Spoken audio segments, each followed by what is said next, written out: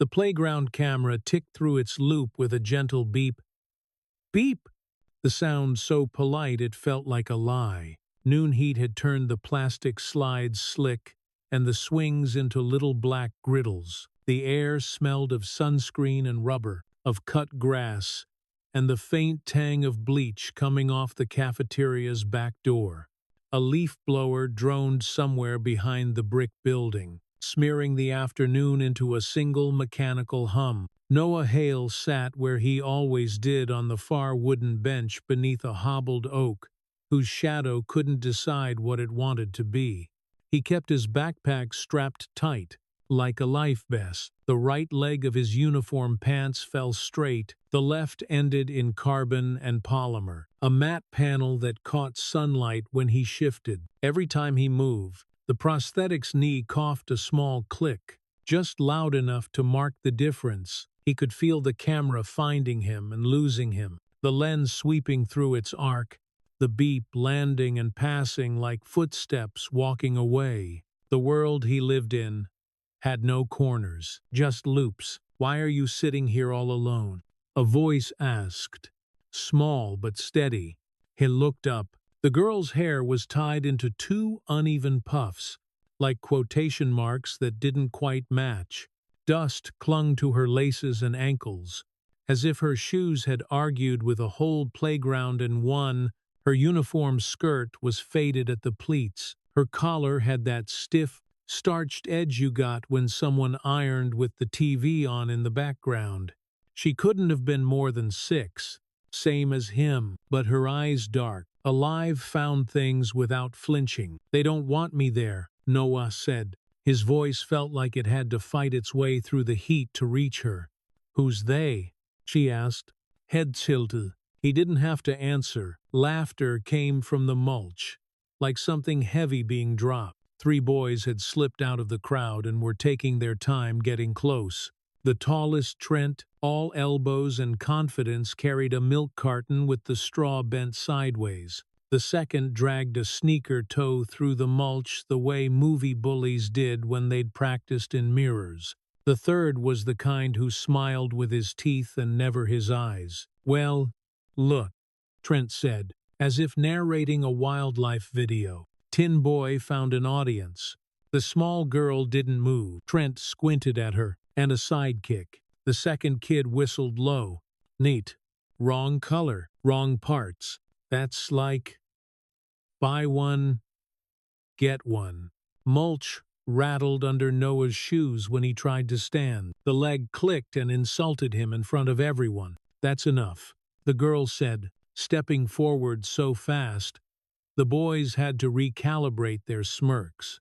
She planted her sneakers into the ground until dust flared around the soles. "You don't get to say that." Trent arched an eyebrow at Noah like he was asking permission to keep going. Noah stared at the milk carton. White condensation beaded where Trent's fingers squeezed the cardboard. "What are you going to do?" Trent asked the girl. "Write me up. You even know what a referral is." "Yeah," she said. "It's a letter that says, 'Your parents didn't teach you manners.'" The third boy barked a laugh. "She's got jokes." Over by the slide, a teacher on duty pretended to sort a box of Band-Aids.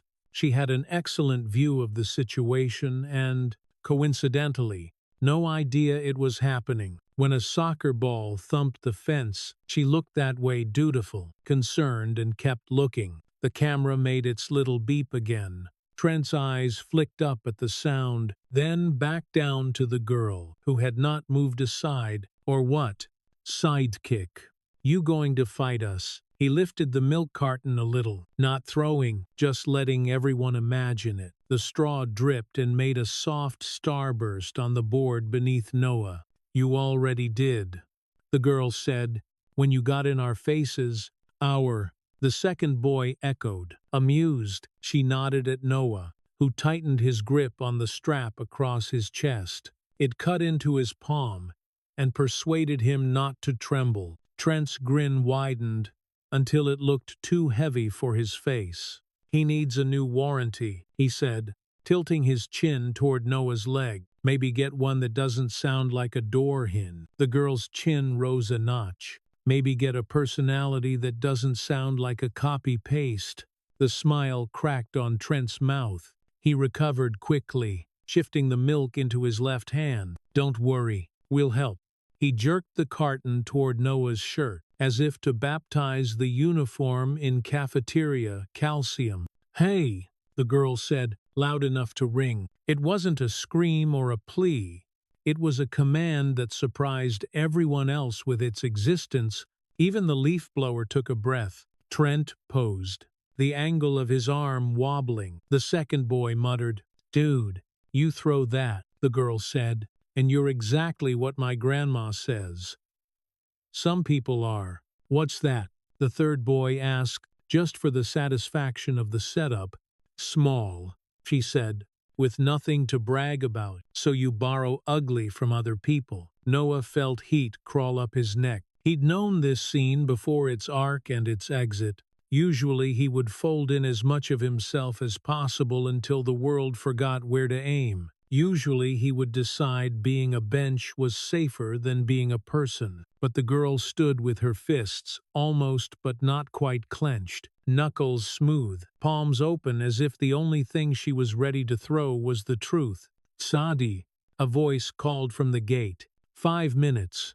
The girl didn't look back. "I heard you, Grandma," she shouted, without taking her eyes off Trent. Sadie, Noah thought. That was her name. It fit the way she moved through air, carving letters as she went. Trent's elbow dipped. He'd noticed the teacher at last. She was still looking studiously at the fence, but her head had drifted 10 degrees in their direction, enough to pretend she had been paying attention all along if anything went wrong. "Whatever," Trent muttered. He dropped the milk into the mulch. It landed with a soft, disappointing plop and sank, like a decision people would later claim they hadn't made. He jerked his head, and the trio slouched away, tossing glances over their shoulders like lazy apologies they didn't intend to finish. The camera beeped. Noah's leg clicked. For a moment the sounds met in midair and shook hands. Zadie turned to him immediately. She fished a balled-up tissue from her pocket and, with tiny, careful swipes, lifted the milk spatter from the edge of his shirt. "They're just loud," she said. "Loud isn't the same as right." Noah stared at the tissue, at the way her hands worked like she'd been practicing bravery on objects, until people were ready. "Why did you do that?" he asked. The words came out to the right of where he meant them to, but she caught them anyway. Sadi shrugged. "Because it was wrong." A small smile cut through her seriousness. "And because I want a friend." He looked down at his knee. The carbon panel showed a paler ghost of sky. "I'm not," he started, and didn't know how to end the sentence in a way that didn't make him even smaller. "You are now," she said, like she was describing the weather. "I'm Zadie Brooks." "Noah," he said. "Noah Hale." "Hale," she repeated, tasting the name like a word you could build a ladder from. "Cool." A black SUV idled beyond the iron fence, air conditioning steam curling from the grille, tinted glass. You didn't see the driver, just the idea of one. In the back seat, a woman sat angled, so screen glare wouldn't touch her face. She watched the playground through her phone's live feed. The school had an app for that. The app had a subscription tier for parents who wanted to be present while being somewhere else. Celeste Hale touched the screen, and the camera view zoomed a fraction. Her mouth twitched when she found the girl who kept returning to the corners of her son's day.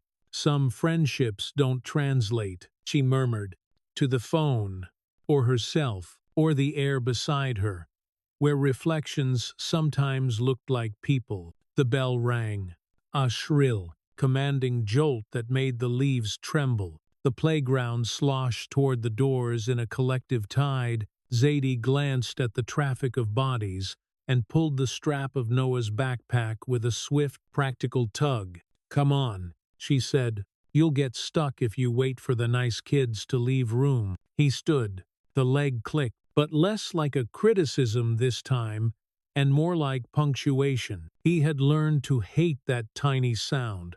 How it announced him before he could announce himself. Today, the click felt like someone tapping a mic. Testing 1, 2.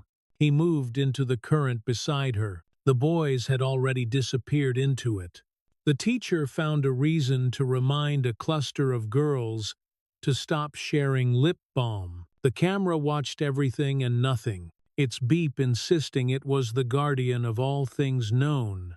Zadie was talking without looking at him, which helped. People who looked directly at him always wanted to fix something, apologize for something, or congratulate themselves for noticing he was still there. If someone throws anything at you again, she said, spill it back on their shoes. Grandma says you have to ruin the outfit to reach the person. The sentence made him laugh. It surprised him so much he almost didn't recognize the sound. It came out rusty, like a door that had been waiting for permission. What?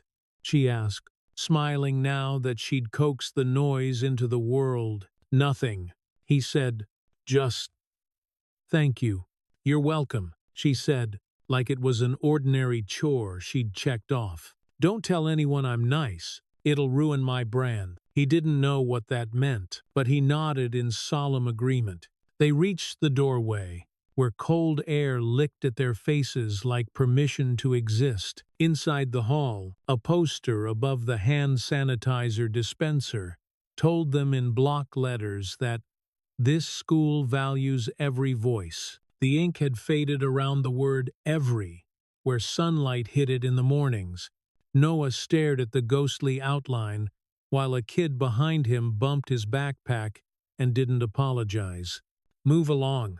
Friends, the teacher at the door chirped. The word friends sounded like the label on a jar in a pantry, useful for groupings, not for people. In class, Ms. Carver took attendance with a voice that loved syllables. Noah hailed. Here, he said. Her eyes softened for a second in that practiced way adults had. How are we today? Noah, he wanted to say we. I didn't realize you moved in. He settled for fine. Wonderful. She marked her sheet and kept going. Sadie Brooks. Here, Zadie said, and when Ms. Carver looked up at her, something like caution passed between them. Not hostility, Ms.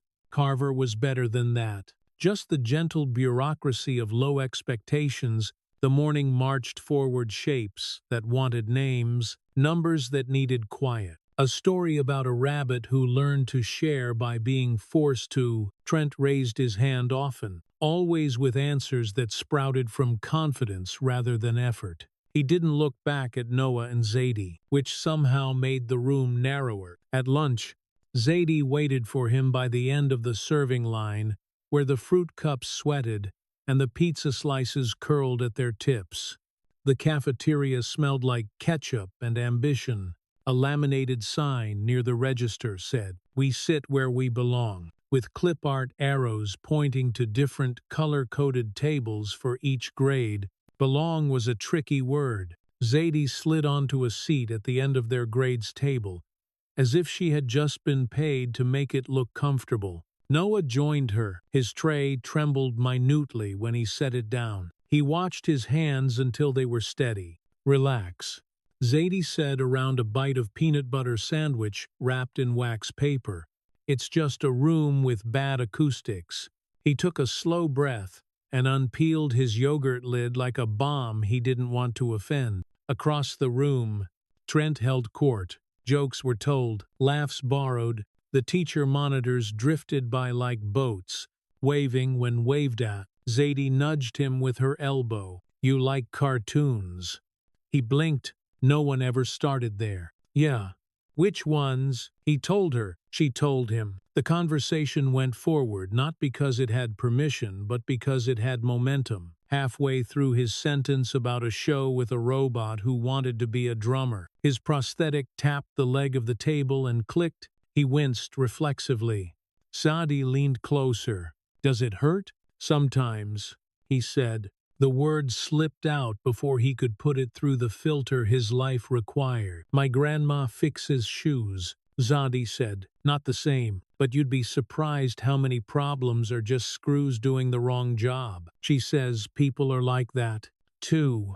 Your grandma sounds loud, Noah said, and Sadie laughed, breadcrumbs dusting her tray. She's loud where it counts.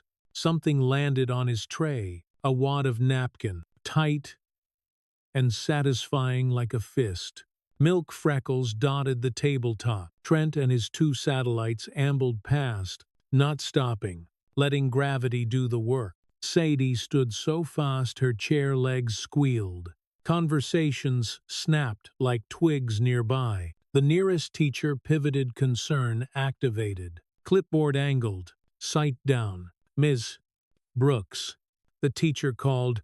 The name stretched thin as a warning. Sadie didn't. You keep lobbing trash, Trent, and I'm going to assume it's the only thing in your head. Trent stopped walking, center of the aisle, the posture of someone who believed floors were built to hold him. Hey, he said, hands up, not surrender. Just theater.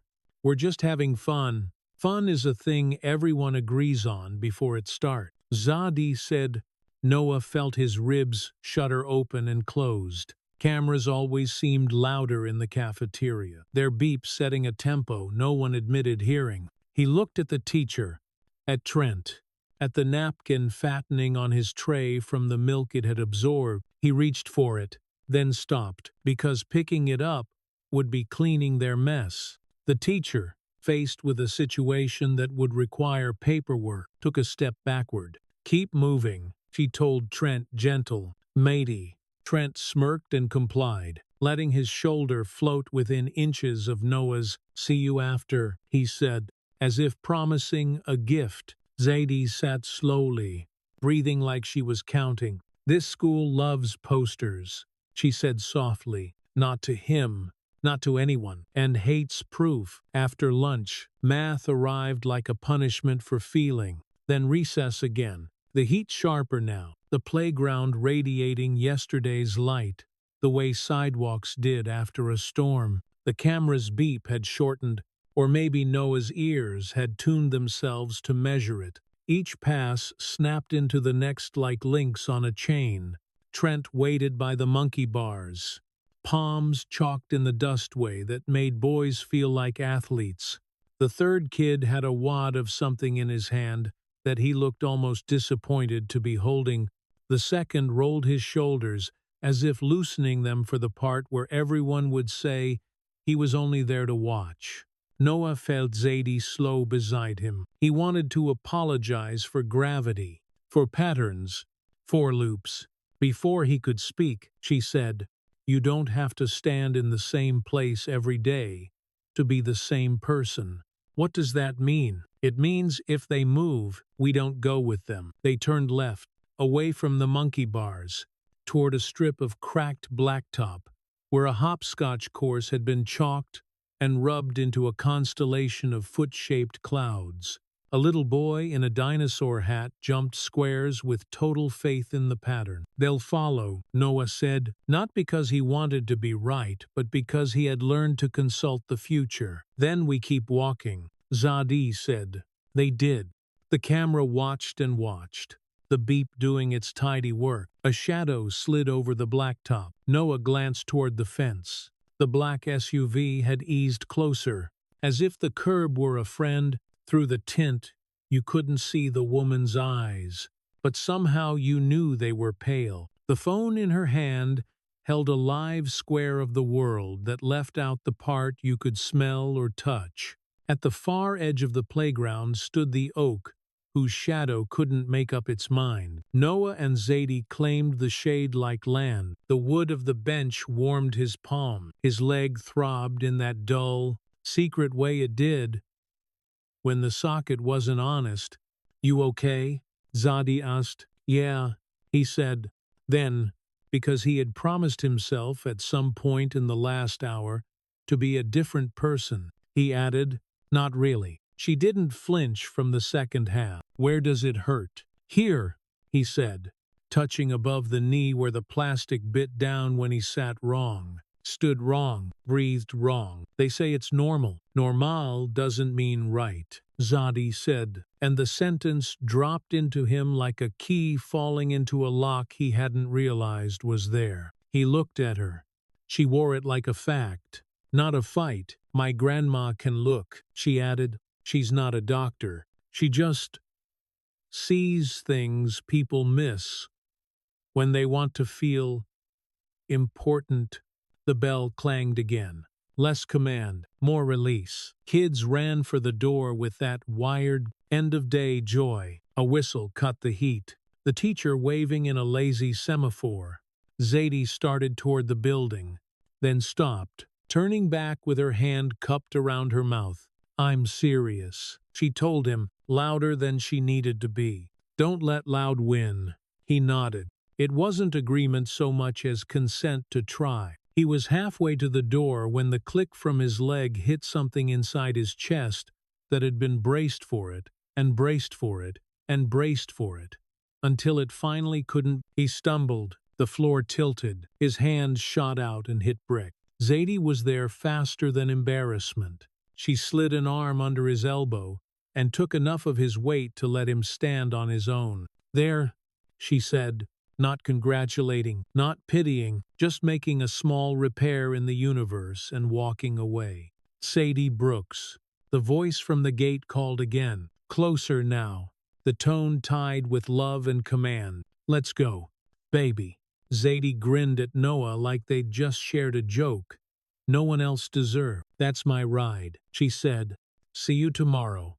"Yeah," he said. The word shocked him with how much he meant it. He watched her skip toward the fence, dust kicking at her socks. The woman in the SUV Celeste watched her too. For an instant, the phone view and the real scene lined up perfectly, like two strangers mirroring each other in a window. Celeste's smile barely touched her mouth. It mostly happened in the part of her face that thought about other people as variables. The black car pulled away, seamless, sound swallowed by the wider street's traffic. The camera beeped one last time and swung its lens toward the gym doors as if nothing had happened at all. Inside the hallway, the air was colder and the floors honest enough to squeak when you walked on them. Noah moved with the crowd. He kept his backpack strap in his fist until his palm left a red arc on his skin. Somewhere beyond the glass doors at the front, he could already imagine the shape of his father's day: pressed suit, long table, 12 phones buzzing like insects.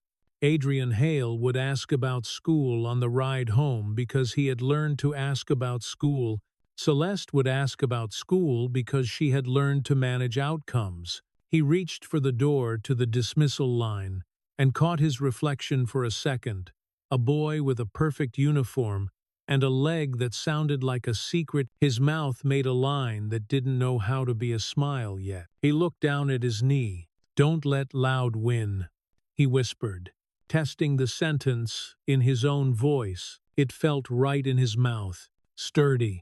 A tool you could keep. Outside, the sun lowered itself like a camera crane, angling for drama. The bench waited where he'd left it. The oak flicked its shadow back and forth. The loop would start tomorrow, and tomorrow after that, but something small had come loose today. Something had shifted on its screws. The camera beeped. His leg clicked. In the space between the sounds, a thought lodged and refused to leave. Maybe loops could be broken by the right hands. The black SUV glided to the curb as if it owned the pavement. The school's iron gate hiccuped open for exactly 3 seconds, long enough to remind every family who paid for speed and who waited in the sun. The driver never met Noah's eyes. He only opened the door with a practiced wrist and a neutral face that reflected everything and revealed nothing. Cold air slipped out in a ribbon. It smelled like leather, eucalyptus, and invisible rule. Noah climbed in, the prosthetic knee giving its tiny clitoris click. Celeste Hale tipped her chin without looking up from her phone. The live feed from the playground app was still open 2 minutes behind life, so the screen showed a version of Noah walking toward the gate that had already happened. He watched himself, watch her watching a ghost of him. The camera in the corner of the screen pulsed a polite beep he could almost hear. Ziatbelt. Celeste said. He clicked it. A chorus of small mechanisms agreeing, "How was school?" She asked like the question had come pre-packaged with a script. She owned the rights to. "Fine," he said. A flick of her thumb killed the playground app. The front camera took over by accident, flashing her face, ice-pale eyes, hair that never met a stray atom without an NDA. She smoothed the angle with a movement that looked like gentleness until you realized it was about light, not care. "You'll find fine does not travel well," she murmured. "If your father asks, try productive." Challenging also plays. Noah nodded, filing the words under "things you say when the truth is loud." The SUV poured itself into traffic. Atlanta slid by in a glossy reel, murals winking behind scaffolds. A preacher on a corner with a microphone that made his faith sound like feedback. A billboard for a luxury tower promising belonging with amenities. The city's heat pressed the glass in waves, but the interior remained an instrument set to the same cool note. Celeste's phone chimed the way a small bell does when it has big news. "Your advisory board met this morning," she said, eyes on an email, as if the board belonged to a person instead of a school. "The headmaster wants to pilot a learning differences initiative. I told them we'd help lead. Given your situation." "My situation," he echoed. "A story is only useful if it's framed," she said. "This way, your challenges become a platform." Noah stared at the back of the driver's head until it blurred. "Do I get to talk on the platform?" "You'll wave," she said, and smile. The Hale estate rose out of manicured green like a verdict, columns that pretended to be old money, windows that refused to be anything but immaculate. The circular driveway curled around a fountain that performed water wealth, as if practice made perfect. The gate behind them whispered shut and clicked another sound for the collection. Inside, the house tasted of marble and lemon oil. The alarm system peeped 3 soft notes. Beep, beep, beep. That felt like permission to exhale. Staff drifted through with the choreography of people whose names you only heard when they did something wrong. Celeste removed her sunglasses, slow enough to be seen by anyone who might be watching. She patted a crease from Noah's collar and, with the same motion, checked for stain, rebellion, and evidence. "You have therapy at 5, she said. "Homework now. Snack at the island. No juice after 4. The sugars spike your mood. Shoes off. Socks on." Noah moved as told. The kitchen shone like a TV set that audiences were allowed to visit. On the island, a plate with apple slices fanned into a sun next to 2 square crackers and a dollop of almond butter the size of a quarter. A glass of water sweated onto a coaster that had never known disobedience. "Celeste," he asked. The word came out smaller than he meant. "Can I?" "You can," she said. "Ask after we wash hands." He reached for the tap. The water ran lukewarm for exactly 1 second before flipping to cool. The house had decided the way skin ought to feel. He scrubbed the way. Posters told kids to scrub backs of hands, between fingers, thumb, nails, his brain counting to 20, because songs took up too much space. "Yesterday, in the app," he said when he dried them, "did you see a girl?" Celeste's expression didn't change, only her focus narrowed like the aperture of a lens. "The one with the puffs." She spoke the P like a champagne cork. "Yes, her name is Zadie," he said. Celeste placed her sunglasses on the counter and aligned them exactly with the island's seam. "You sat together. We're friends," he said. Hearing how the sentence sounded like a trial, a small smile crept onto her lips. No joy, just strategy. Friendship is a luxury you can't afford yet, sweetheart. Not until you learn the boundaries. What boundaries? The ones between you and mistakes, she said. Some children, she chose the word like a surgeon picks an instrument, come from chaos. You need people who stabilize your world, not destabilize it. She helped me, he said. With what? Trent, he said. He shouldn't have said it. The name made a shape in the room. The Collins boy, Celeste said. His father sits on 3 boards. They sponsor the spring gala. Be careful what you call the hand that signs the check. He threw milk. Noah blurted. Celeste's smile didn't move, but the temperature of the room did. Did you throw anything back? She asked. No, he said. Good. She cooed. We don't escalate. We document. She tapped her phone.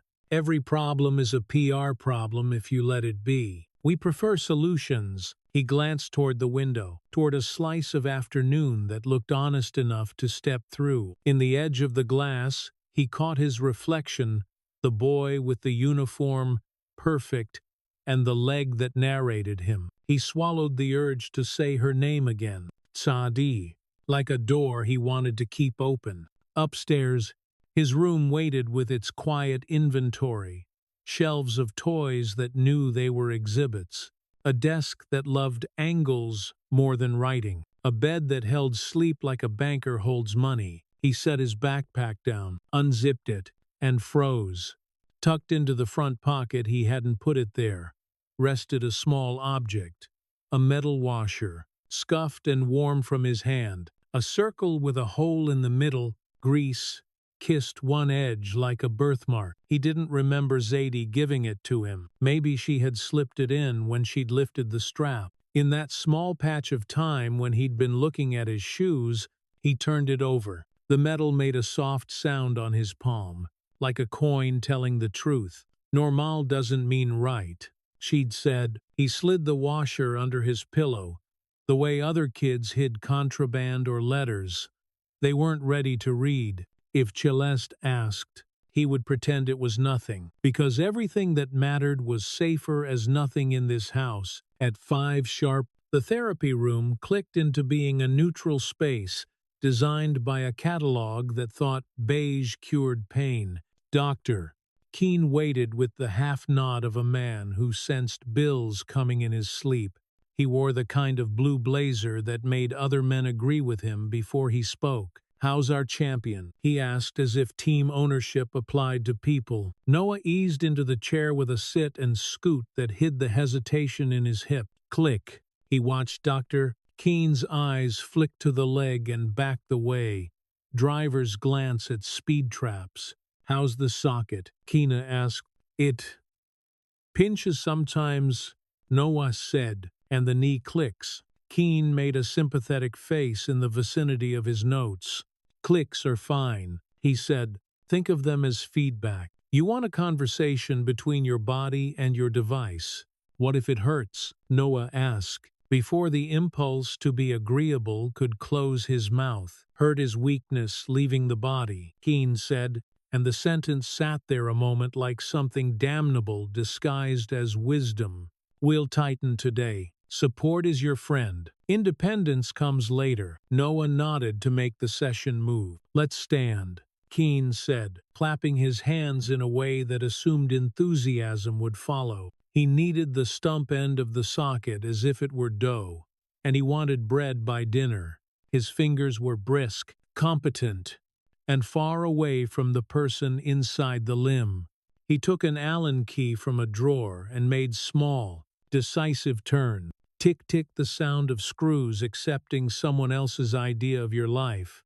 Up, Keene said. Noah stood. The socket bit a little deeper, as if the device had been told to love him harder. How's that? Keena asked. It's snug, Noah said, because snug sounded like an expensive word for safe. Keene smiled with only his top teeth. Excellent. He tapped a tablet. We'll add a stabilizer regimen. shorter strides. We don't want him trying anything flashy. He won't, Celeste said from the door, where she'd been listening like a smoke alarm that never slept. She stepped into the room with a presence that made people fix their posture. Noah is disciplined. We like disciplined, Keen said. We. Noah felt the word land like a hand on his shoulder that wasn't his. After, in the hallway, Celeste angled herself so the light carved her face into benevolent concern. Doctor, Keen is the best in the state, she said. He has the grants to prove it. He made it tighter, Noah said. Support, she corrected. You've been leaning too much on the good side. We don't want imbalance. People notice imbalance. I notice pain, he said, so quietly he hoped the house would pretend not to hear. Celeste's smile cooled in degrees. Pain is temporary. Poise is permanent. They ate at the long table that was really a runway for food to be photographed on the way to being forgotten. Adrian Hale arrived late and contrite, his apology crisp as his cuffs. He kissed the top of Noah's hair with an affection that made everything briefly possible. How was school? Champ. Productive, Noah said. The word fit like a uniform he would grow into eventually. Adrian's eyes crinkled in tired pride. There he is. Celeste sipped her wine in a way that suggested victory. Doctor, Keen adjusted today. We're focusing on stability. Noah has a tendency to rush. Athlete in him, Adrian said, and for a second, a picture flashed across his face. The one where a small boy runs across a field with both knees that bend the same. The image vanished before it hurt him. Walk for your father, Celeste said, tones syruped, like she was offering dessert. Show him how strong you are. Noah pushed back his chair. He stood, smoothing fear into muscle memory. He walked the length of the table, the way people walk for judges. Mirrors. Gods. The knee clicked on beat 2 and 4. The socket pressed like a reminder note in his skin.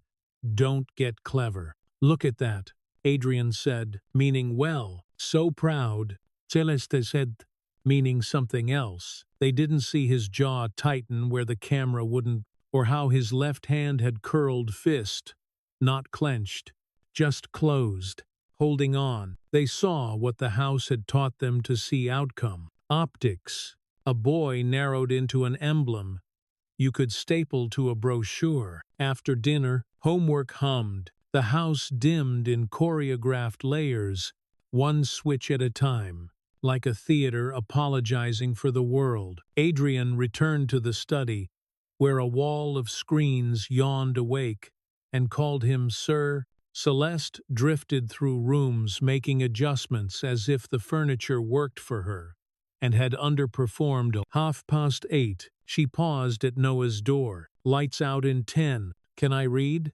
He asked. 15, she said. A benevolence that owned its mirror. She left. He waited, counting much slower than the house preferred counts. When the air settled into the hush, that meant she had moved to the far wing. He slid his hand under the pillow and found the washer. Its edge had cooled.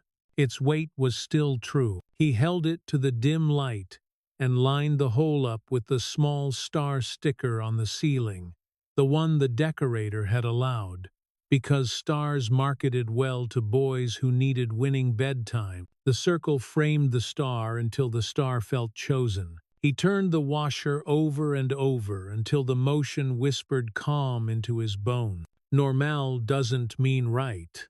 The sentence kept arriving like a friend who didn't knock because knocking wastes time. He pressed the metal to his lips, then grinned at how corny that was, then did it again because corny is just another word for alive. In the hallway, a sensor-tripped beep, and then stilled. He counted the space between sound and silence, like a runner maps breath.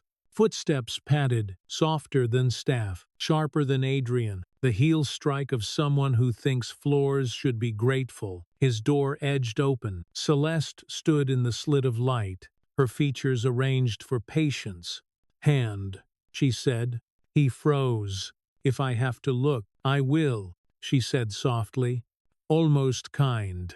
But why make me? He slid the washer into his fist. A tiny cold, a tiny brave. What? Whatever you're hiding, she said. Kids hide when they're ashamed or when they're planning to disappoint. I will always find both. He opened his fingers. They were empty. Her gaze hovered on his palm, then rose to his face. The smile returned.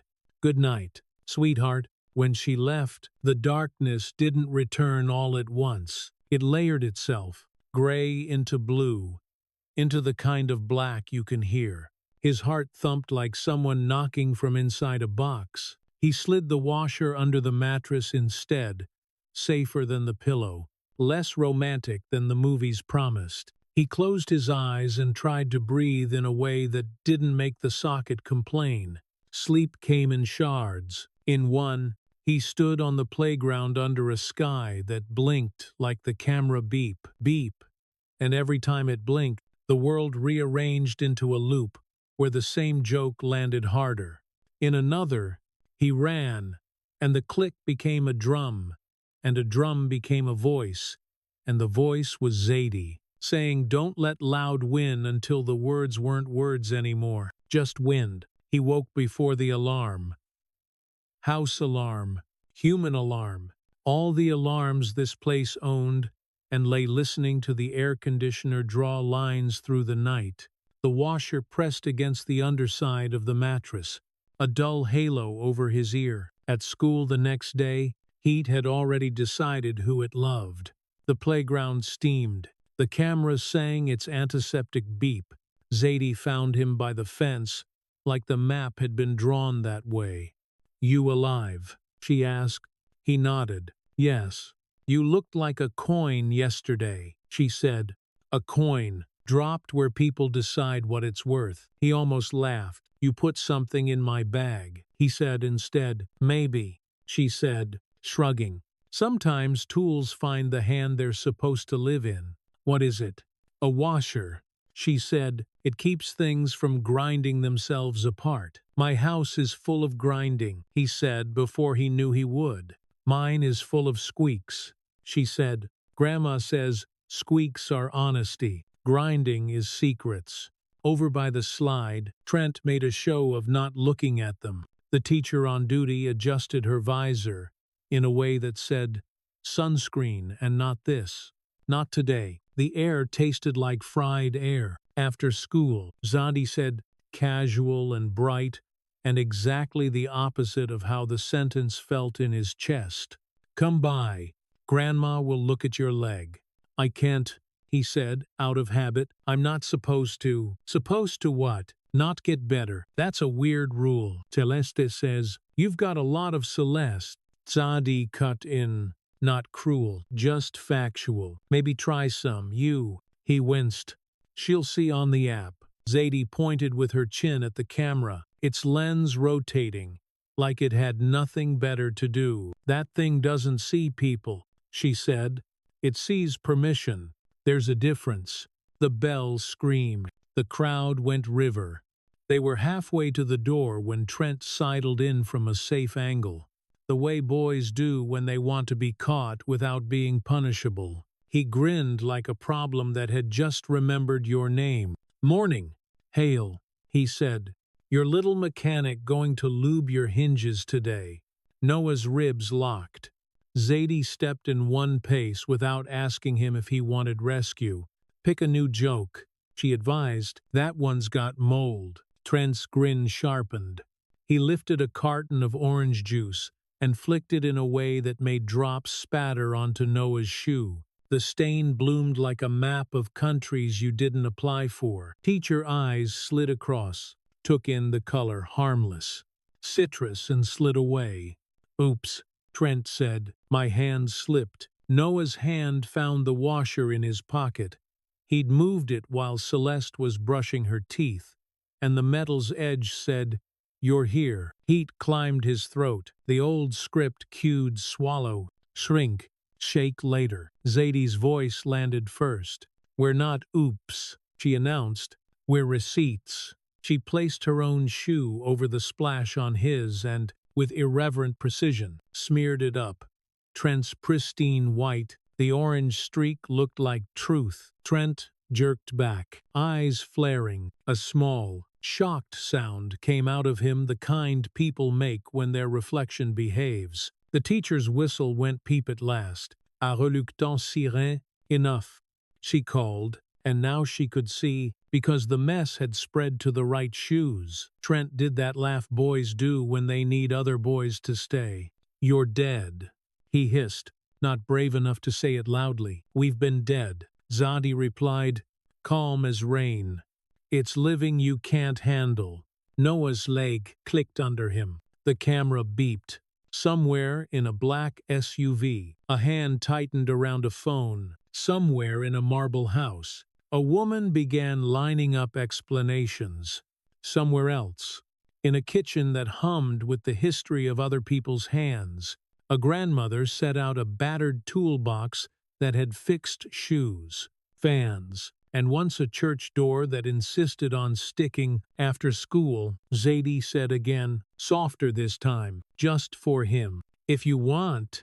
Noah swallowed, the washer warm in his palm now from the heat of deciding. He imagined Celeste's voice, poise is permanent, and then Zadie's normal isn't right, and then a third voice he barely recognized, small and stubborn, that sounded like his. Okay, he said, before fear could change the subject. After school. Cool, she said, as if they had just agreed on a cartoon. Then she stepped into the current, dragging him with her like gravity, knew their names. The loop turned, the beep kept time, the click annotated, but a new sound began, very low, like a screw loosening itself in the dark, like a house that had held its breath for too long, remembering the rhythm of honest air. The last bell tore through the building like a blade, and the day spilled out in a rush of sneakers and chatter. Heat pressed its hand against the glass doors. The asphalt beyond shimmered like a mirage. The camera above the gate kept up its tinnitus chirp. Beep, beep. A metronome for the after-school scramble. Noah hesitated in the shade of a magnolia. The SUV idled at the curb in the lane for families with drivers and standards, black paint-tinted windows, a tax bracket that gleamed. The driver's cap sat straight as a verdict. He lifted his phone to confirm, eyes flicking toward Noah in a way that said the schedule had already been agreed upon without him. Side gate, Zadie said, appearing like she always did from the angle. Grown-ups forgot to watch. She tugged his backpack strap just enough to move his body without forcing his mind. There's a panel in the fence where the map pretends there isn't. He glanced toward the SUV as if the window could frown. The app sees exits, not choices, she said. Come on. They moved along the edge of the wall, under the camera's polite blink. At the end of the chain link, a patch of ragged ivy concealed a maintenance opening that looked like a mistake, which meant no adult had admitted it. Zadie slid through first. Noah followed, sucking in his stomach and breath at the same time, the prosthetic catching on something metal scan and king before coming free. His knee clicked. The sound felt like a shout. He froze. No alarm. No adult sprinting toward a rule. They emerged into the hot throat of an alley. The air tasted like old pennies and laundry steam. Somewhere, a radio argued with itself in the high-pitched language of an AM preacher. Zadie led him past a dumpster that had learned to bloom and a mural of a bluebird that refused to be sad. The city opened in front of them in Layer's corner store. Bus stop. A triangle of grass littered with bottle caps that had made their own constellation from people's evenings. Where are we going? Noah asked. Home, she said, and then mine. They cut across a strip of cracked sidewalk and into a neighborhood the school brochure never photographed. Trailers with aluminum skins sat on plots that looked like held breath. Laundry lines stitched color from one roofline to the next. A boy in a plastic crown rode a bike with one training wheel, his sister jogging behind like a doomed security detail. Two men argued good-naturedly about barbecue versus grilled like the Lord meant, and a stray dog judged both. Noah adjusted his pace for the half-inch of dip his knee didn't love. He felt people look, and then decide whether to erase the glance or turn it into a stare. Mostly, they looked past. They had places to be that didn't include him. It felt like camouflage for the first time, hiding in the middle of everyone else's life. "Does Celeste know this place?" Zadie asked without looking at him. "She knows everywhere," he said, then immediately wanted the sentence back. "That ain't the same," Zadie said. "Knowing a map is not the same as knowing a block." Aurelia Brooks lived at the end of a row, where the shade hung on a little longer, as if the trees owed her something. Her trailer was painted the soft blue you find in stories where the sky is a character. The steps up to the door were wood, rubbed smooth by weather and cousins. Wind chimes made out of spoons tinked in a key that hope remembered. Aurelia opened at the first knock, like she'd been standing there waiting for the knock to become a knock. Her hair was braided straight back, silver, showing along each part like an old road on a map. The skin around her eyes held time the way an oak holds rings. "So this must be Noah," she said, voice warm and steady. Capital letters, where they mattered, must. "Noah, you a little early for supper, which is ruined anyway when I try to make it pretty. Come in." The interior carried 1,000 afternoons. A sunflower-printed tablecloth, its plastic corners taped down to refuse any wind's opinion. Photos hung not by designer's grid but by memory graduations. Quinceañeras, a boy in a football jersey, a girl holding a trophy shaped like a Babe Ruth that somebody thought was neutral. The air smelled like cornbread cooling its temper and old motor oil. A combination Noah couldn't place until he saw the small red toolbox on the counter. The tools lay in it like faithful friends napping. Aurelia took him in the way mechanics take in an engine with patience, a touch of affection, and no intention of lying. "You hurt?" she asked, simple as a temperature. He opened his mouth to say no, automatic, polite, defensible, then closed it on a tide of something that tasted like relief. "Yes," he said, "all the time." Aurelia nodded once. The way you nod when someone has finally stopped pretending to be brave for people who don't deserve it.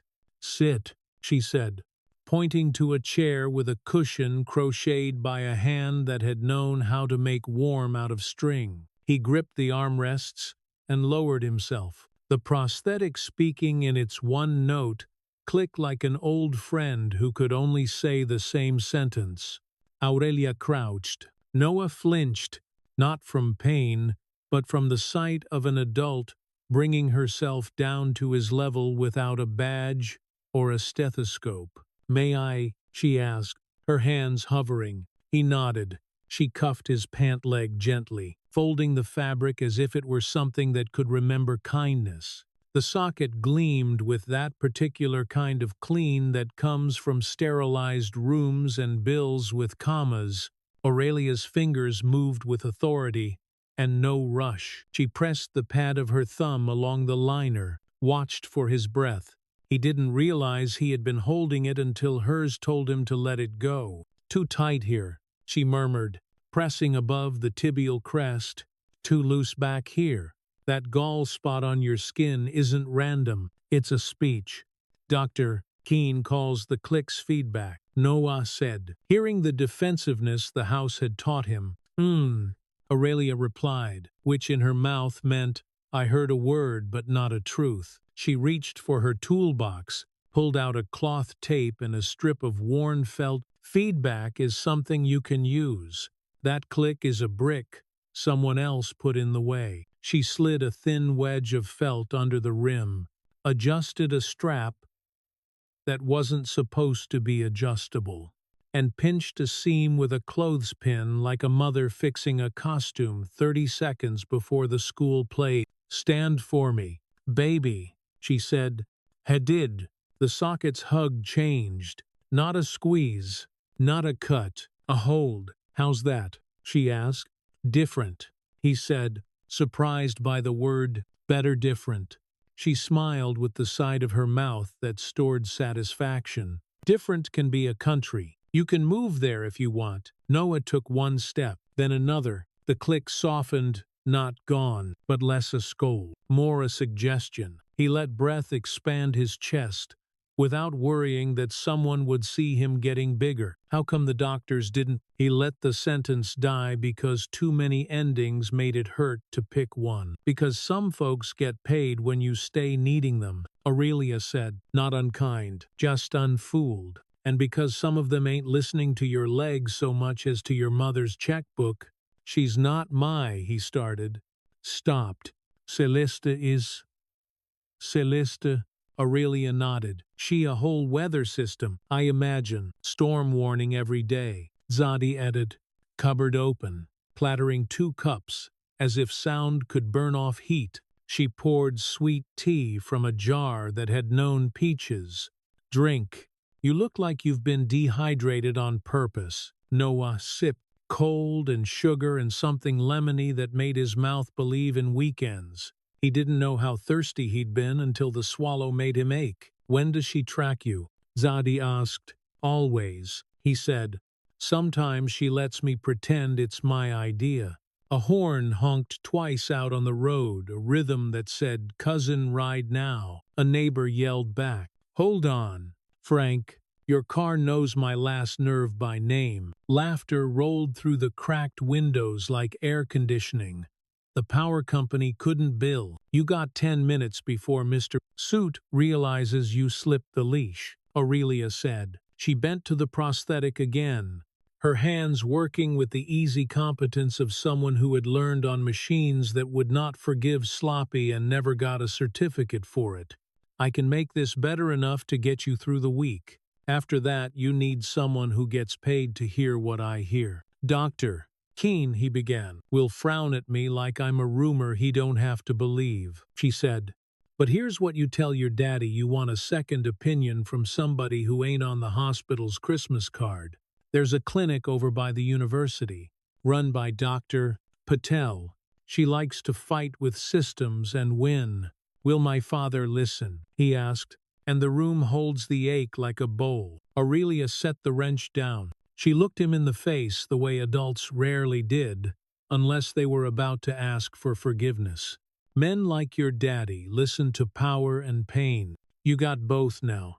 Let him hear you." Zadie leaned against the counter, arms crossed, a smile she saved for people she hoped would join a conspiracy. "Also, you can just tell him, my leg hurts and hers helps. That's English he speaks." Footsteps hit the trailer, steps sharp, decisive, expensive. A pause where a person calibrates their face for a camera that isn't there. The door didn't knock. It opened. Celeste filled the frame, the sunlight behind her doing halo work it hadn't consented to. Her blouse was the color of a surgical glove. Her smile could have cut citrus without a knife. "What a cozy postcard," she said, voice dipped in honey and weaponized. "Noah, sweetheart, your driver has been circling like a satellite."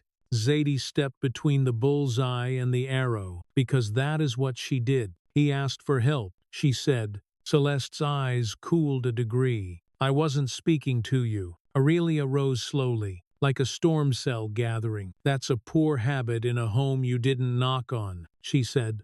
"But go ahead and practice. You'll get a chance to use your manners before you leave."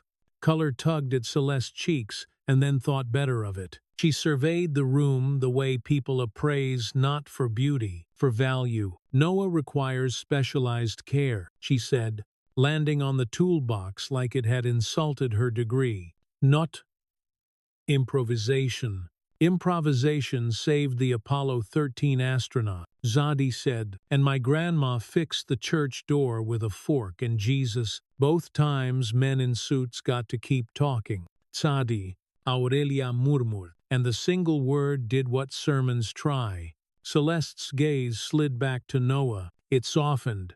It always did. Like a hand that had learned how to stroke fur while keeping the claws. Look at me, darling. He did. He always did. Do you feel better? He almost said the thing that would make the moment go back in its box. He almost saved the piece that kept him small. Then the washer in his pocket moved against his thumb. A coin flipping to heads by decision. Yes, he said. I do. Something behind Celeste's pupils flared anger. Calculation. Fear. She smoothed it. The problem with placebo, she said lightly, is that it feels like it worked. Aurelia chuckled, low and bright as a bow on a string. The problem with control is it don't. Celeste ignored her. We have the best specialists in the state, she told Noah, warm milk warming itself. People who write the papers, other people, quote, we can't risk your progress on this. This saved him 5 minutes into the room. Zadi said, y'all's best left him hurting for months. Zadi, Aurelia said again, gentler. Then to Celeste, you can be mad at the truth if you want. It won't stop being true. Celeste's jaw flicked like a car's turn signal. Noah, get your things. He didn't move.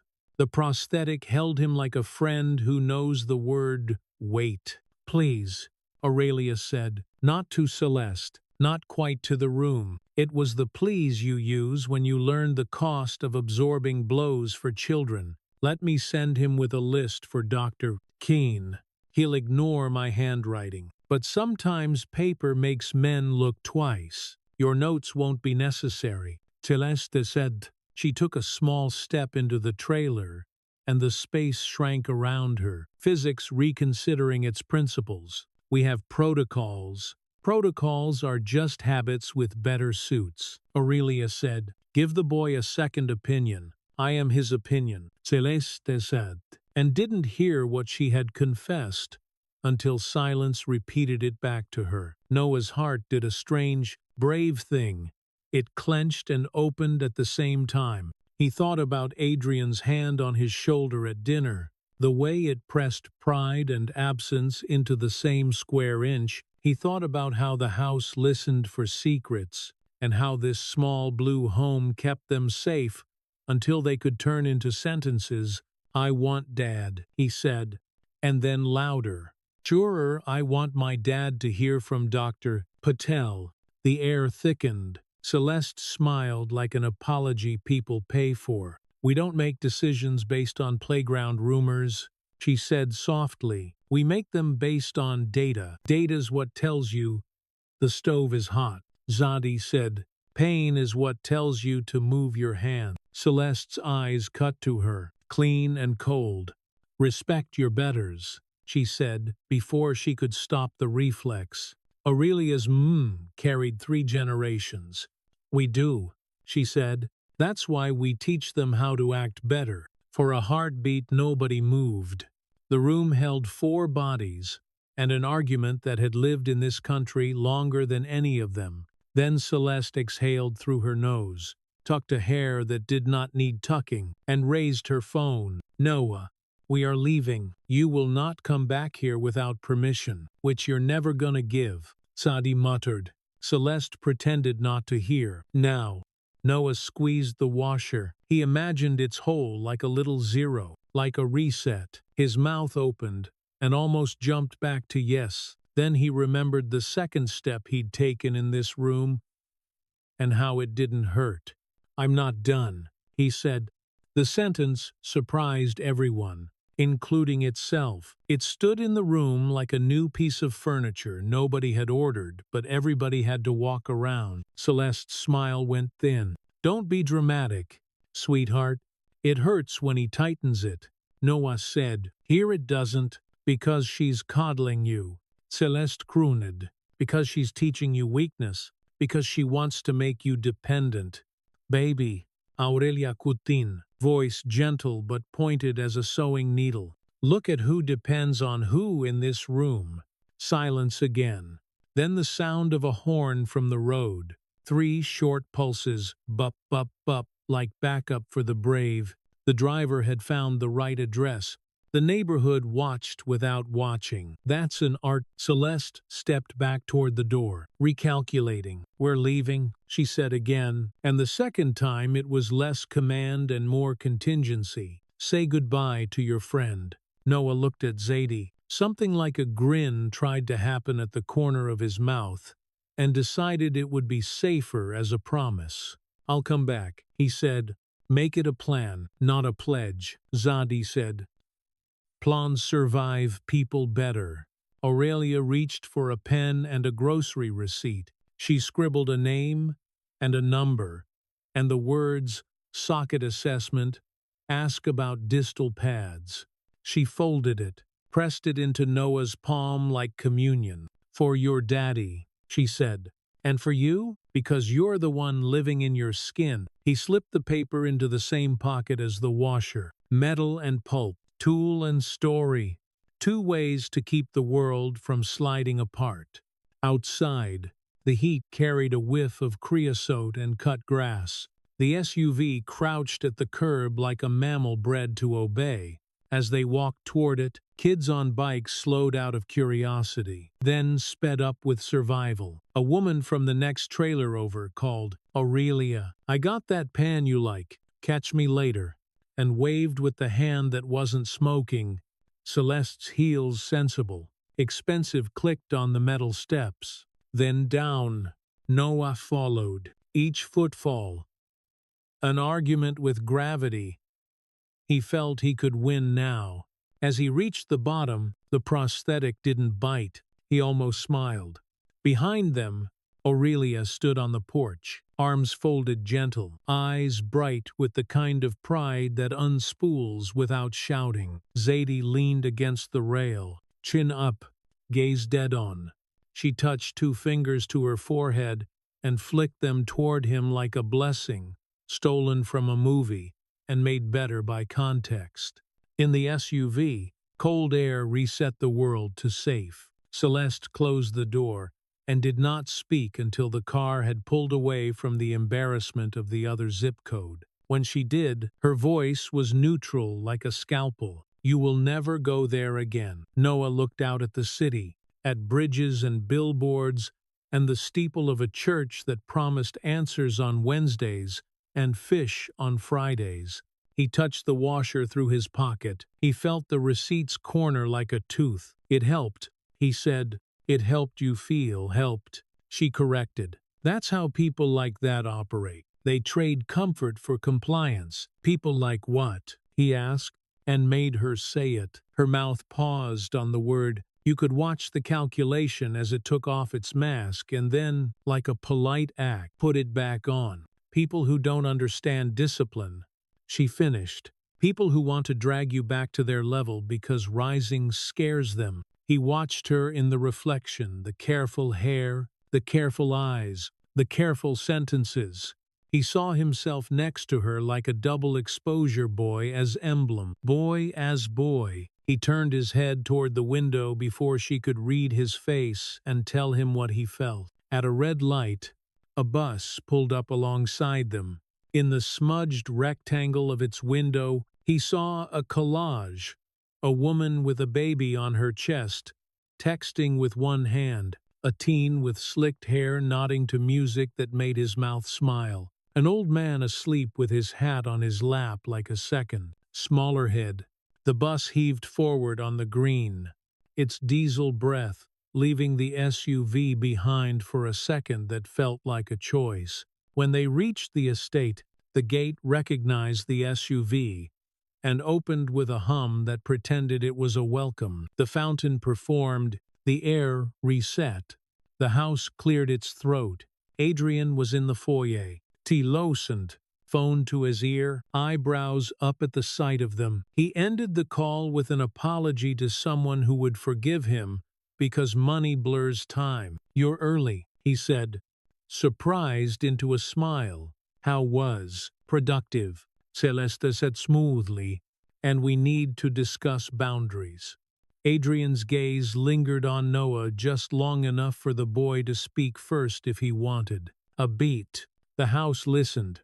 Noah took the smallest breath that had ever felt like a decision. "I met someone who helped," he said. "Her name is Dr. Patel." Celeste's head snapped. Alarm misfiring. Adrian blinked, parsing. "Who?" "A clinic," Noah said. He pulled out the folded receipt like a magician producing truth from a pocket no one believed in. A second opinion. Adrian took the paper, unfolded it. Socket assessment. Ask about distal pads. Stared back at him in looping script. He turned the slip over as if medical legitimacy might be printed on the back. "Where did you—" "I took him to a neighbor, Celeste Coutin." Tone, airy and lethal. "They tinkered. He feels better." Adrian looked at Noah again, not at the leg but at the face. "Do you?" Noah felt the washer's circle in his hand and thought of the star it framed on his ceiling. "Yes," he said. Adrian nodded once. Decisive. Quiet. "Then we call," he said.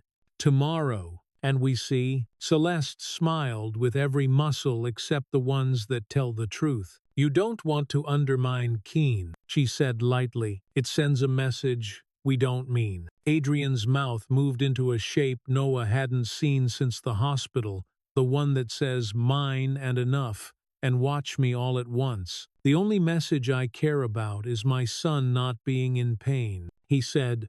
Something inside the house changed. It was small. It was seismic. Perhaps it was only air shifting in ducts that had never expected to carry a yes. But Noah felt the pressure ease along his ribs, as if a band had been cut. That night, he lay in the dark and pinned the washer against his palm. Circle to skin, skin to story. The star on his ceiling sat inside it like it had been waiting to be framed. The alarm peeped its proprietary lullaby. Somewhere down the hall, Celeste's steps stitched patterns into the carpet, a tailor perfecting a suit that didn't fit the season anymore. Across the house, Adrian's voice rolled low and steady on a call that made no promises but refused to back away. The click of his knee as he turned onto his side sounded less like a verdict tonight and more like a period at the end of a sentence he had chosen after school. "I went where help lived." In the quiet that followed, a tiny sound threaded the dark. Not the beep of the camera, not the whisper of the vents, the faintest ting, like a washer finding its place along a bolt, like two parts deciding they could hold together without grinding. Morning would bring calls and appointments, and a war over words dressed up as protocol. Morning would bring the boys at the gate and their joke, and the camera that pretended to know him, and Celeste's smile hung on him like armor he had not consented to wear. But the map in his pocket metal circle, ink number told him there were roads the house didn't admit existed. He closed his eyes and slept like a person who had learned the difference between being watched and being seen. Morning came with a pale slice of sun cutting across Noah's room like a measuring tape, bright and indifferent. The house had already begun its choreography, vacuum hum, 2 floors down, the espresso machine coughing in cultured Italian, the camera at the stair landing, giving its polite beep like a butler with a stopwatch. At the bottom of the stairs, Adrian waited in a navy jacket without a tie, his phone face down for once. Celeste hovered by the console table arranging a bouquet that didn't need arranging, stems trimming into exact obedience under her shears. "Clinic," Adrian said to Noah, one word. A door opening. Celeste's smile brightened without warming. "I already called Keen. He can shift the noon slot. Best to keep continuity. We're not canceling anything," Adrian replied mildly, as if correcting a calendar. "We're adding second opinion." Her jaw feathered. "Of course," she said, folding the phrase around a threat only adults heard. I'll meet you there. Adrian took the keys. You won't. For a breath, the foyer held three kinds of power, the kind that signs checks, the kind that survives checks, the kind that has learned to stand anyway. Noah felt all three touch his skin like different weather. He reached into his pocket and pressed the washer cold, circular, exact into his palm. Through the hole he could frame the day. They drove east into a version of the city that had more brick than glass, more squirrels than suits. The clinic sat in a low building painted a forgiving shade of green, wedged between a dentist and a church, with a banner promising Fish Fry Friday, and, smaller underneath, Bring Cash. An oak shaded the lot. A woman in scrubs smoked with the shame of a person who could list the consequences but needed the minute anyway. Inside, the air smelled like hand sanitizer and coffee that had done its job already. A TV in the corner impressed the news upon two plastic chairs. A receptionist with curls piled like a crown looked up and made a kind of first assessment. Only front desks, no money. Motive. Mess. Then she smiled at Noah, as if those calculations had resolved to welcome. You're Noah, she said, typing his name as if the letters were familiar. Doctor. Patel's been waiting. The exam room made no promises beyond clean. White walls, black rolling stool, a computer with a faint crack in its corner, like a healed bone. On the countertop lay a tray with calipers and foam pads that looked like cookies from a health store. A poster of a knee joint tried to be helpful about angles. The door opened, and Dr. Patel came in with her sleeves pushed to her elbows, and competence notched into every movement. Mid-30s, hair pulled back in a no-nonsense tail, shoes that said, I stand all day, and dare the clock to fight me. She squatted so her eyeline met Noah's exactly, no drop of authority, only an adjustment of courtesy. Hey, Noah, she said. I'm Asha. Want me to look at your robot leg? His mouth tugged before he could edit. It's more like a robot argument. She grinned. Even better. Arguments tell you where the truth hides. Adrian's laugh was small and grateful. Thank you for seeing us last minute. Your neighbor called ahead, Patel said, taking the paper from Adrian's hand and smoothing Aurelia's grocery store prescription onto the counter. Socket assessment. Ask about distal pads. Ms. Brooks knows how to leave a message. You know her? Adrian asked. I know of her, Patel said, already rolling the stool closer. And I've fixed a few folks she sent me. May I? Noah nodded. She unfastened the straps with tenderness. A person reserves for damaged heirlooms and children. She didn't flinch when the prosthetics smell metal, plastic. The faint, sterile tang of hospital rose like a ghost. She traced the liner with her fingertip, notating aloud like a soundtrack. Redness along the tibial crest, galling over the distal end. You've been bearing load where the socket won't love you back. It's not you, it's fit. Dr. Keene says the clicks are feedback. Noah offered, voice doing that defensive tilt. It had learned in hallways. Clicking is a language, Patel said. The question is whether anyone is bothering to translate. She pivoted to the work tray, plucked a thin felt crescent, and slid it under the anterior brim. Stand for me. Noah stood. The socket's bite released to a firm hold, Morse code swapped for a full sentence. His breath left his chest with a sound he only made alone. He took a step. The click softened into punctuation instead of alarm. His shoulders, always at half shrug, dropped the quarter-inch. A soldier relaxes when the war isn't right here. Patel watched not his leg but his face. Better. He tried to make the right word do the right job. Like the room isn't tilted. Adrian's knuckles whitened on the back of the chair. How did we miss this? Because you trusted a system that rewards itself when you can't complain, Patel said. Clinical, not cruel. And because your son is good at being good, she ordered X-rays and a pressure scan. The tech was fast, kindly. A man who had learned to talk about superheroes while lining up lasers. The images bloomed on the screen like secrets finely printed B and N. Patel pointed with the blunt end of a pen. See that gap under the distal end? And that hot spot, right above the anterior tib, that's misery disguised as protocol. She tapped the chart where vitals had been scribbled in a hand more interested in insurance than pain. I'd like a blood draw, she added. Give me a sense of inflammatory markers and let me check something.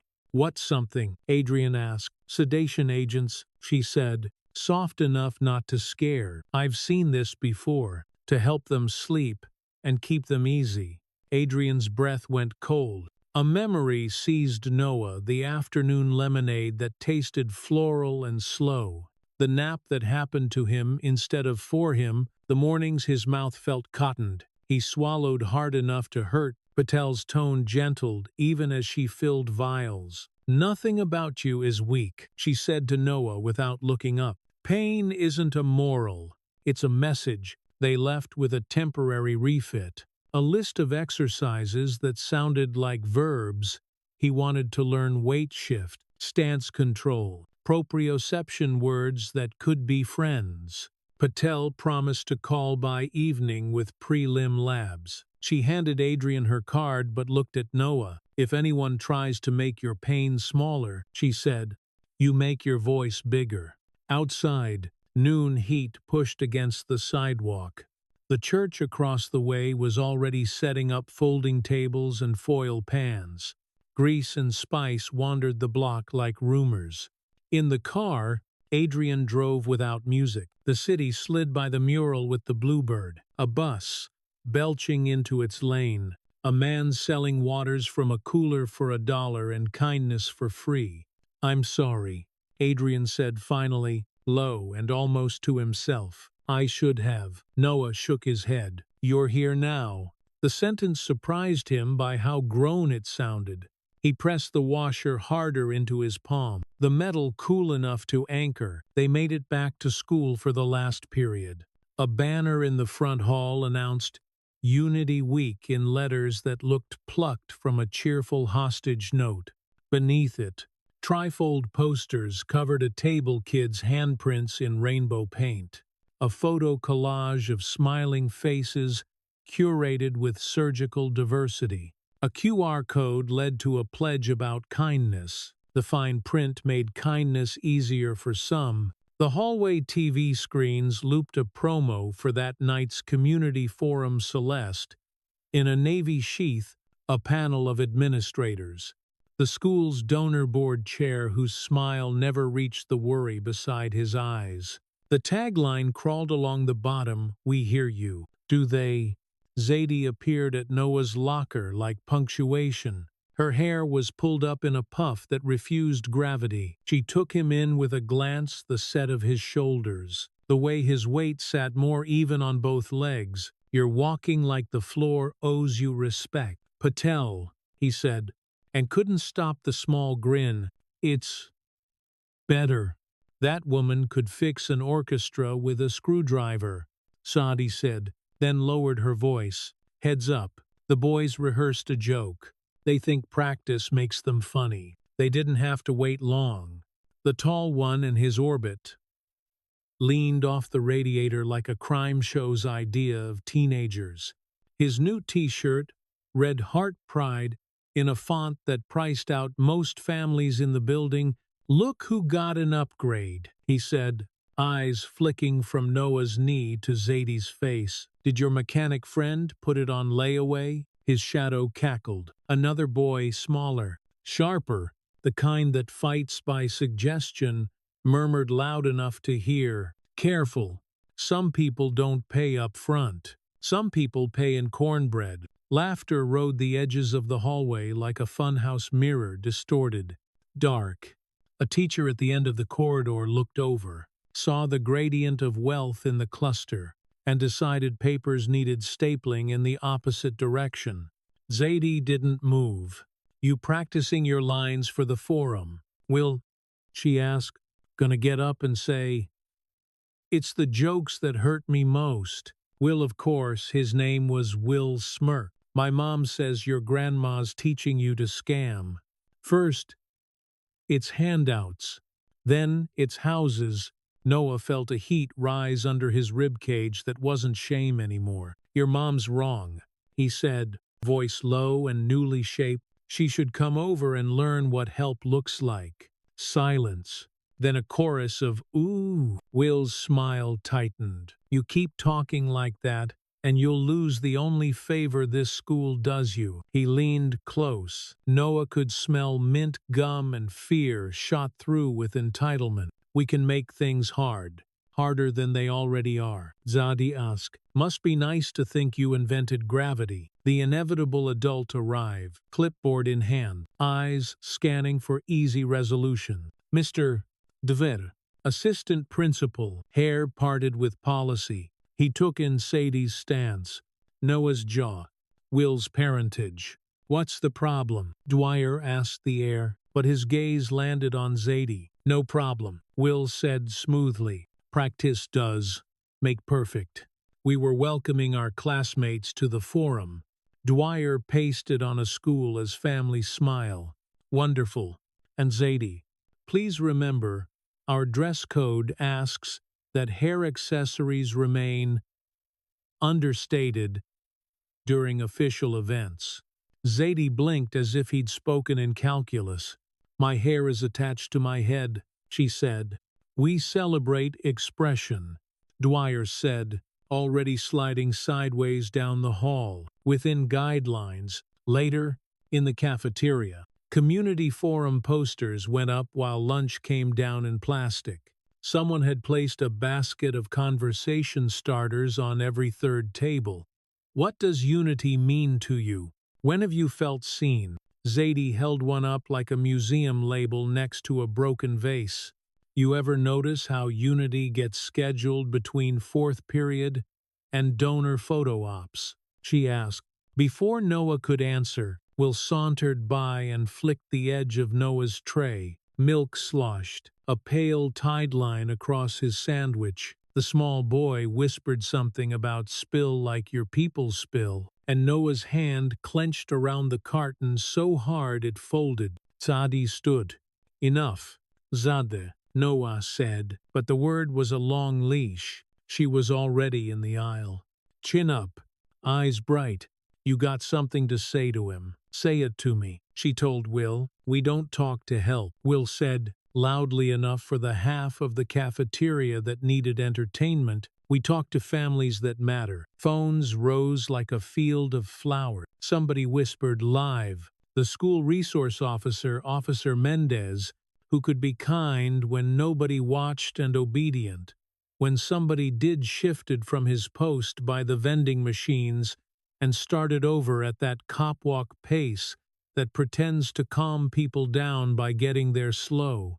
"Back to your seats," Mendez called. "Let's keep it civil." Will grinned and edged closer to Zadie, bumping her shoulder casually, as if streets and laws hadn't been invented to define that word. "Oops," he said.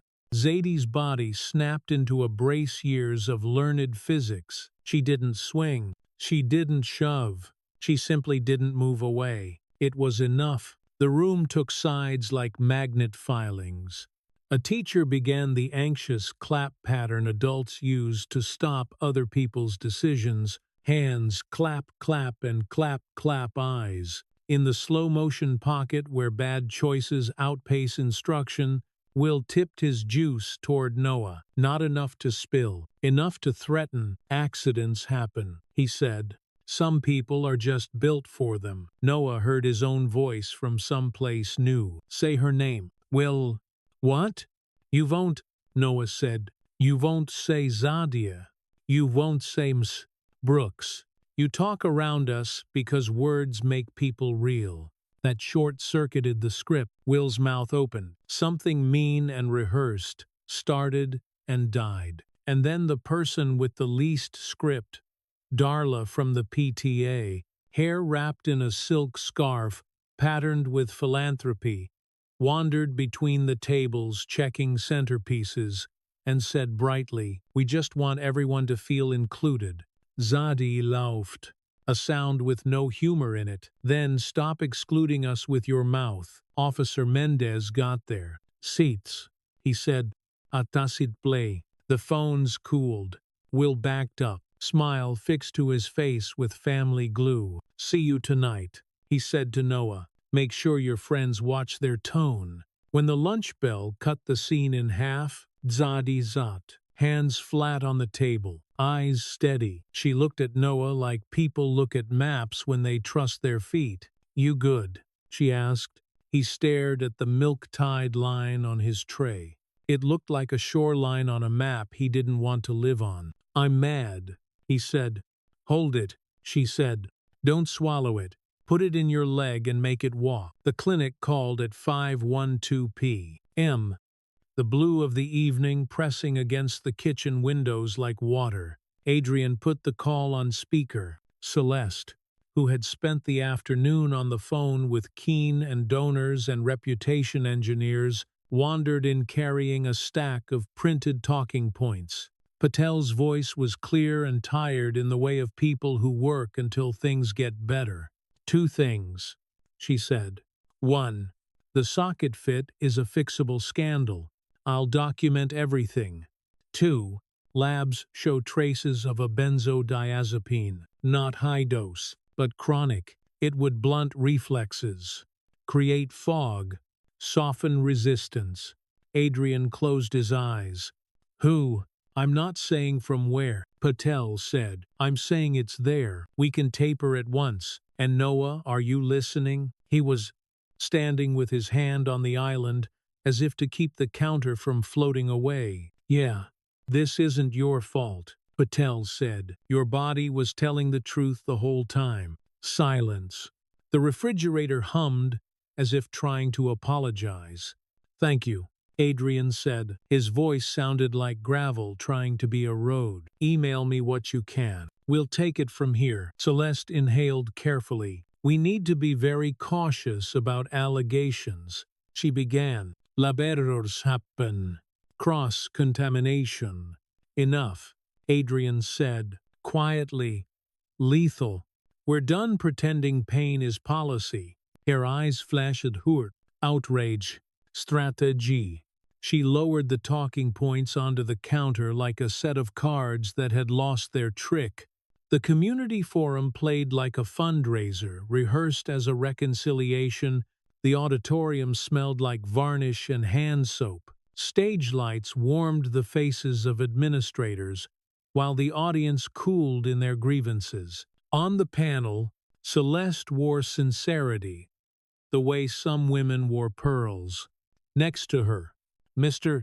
Dwyer arranged his clipboard to suggest competence and compassion in equal measure. Abonner promised listen, learn, lead. 3 verbs that rarely travel together. Parents lined the aisles, church hats and ball caps, designer bags and tote bags, with slogans that had marched. Aurelia sat halfway back next to Zadie, hands folded on her purse as if it were a hymn book. When she caught Noah's eye across the room, she gave the smallest nod. "I'm here." Question came, curated by index cards and fear. A black father spoke about his son being followed by staff in hallways, like a moving hazard sign.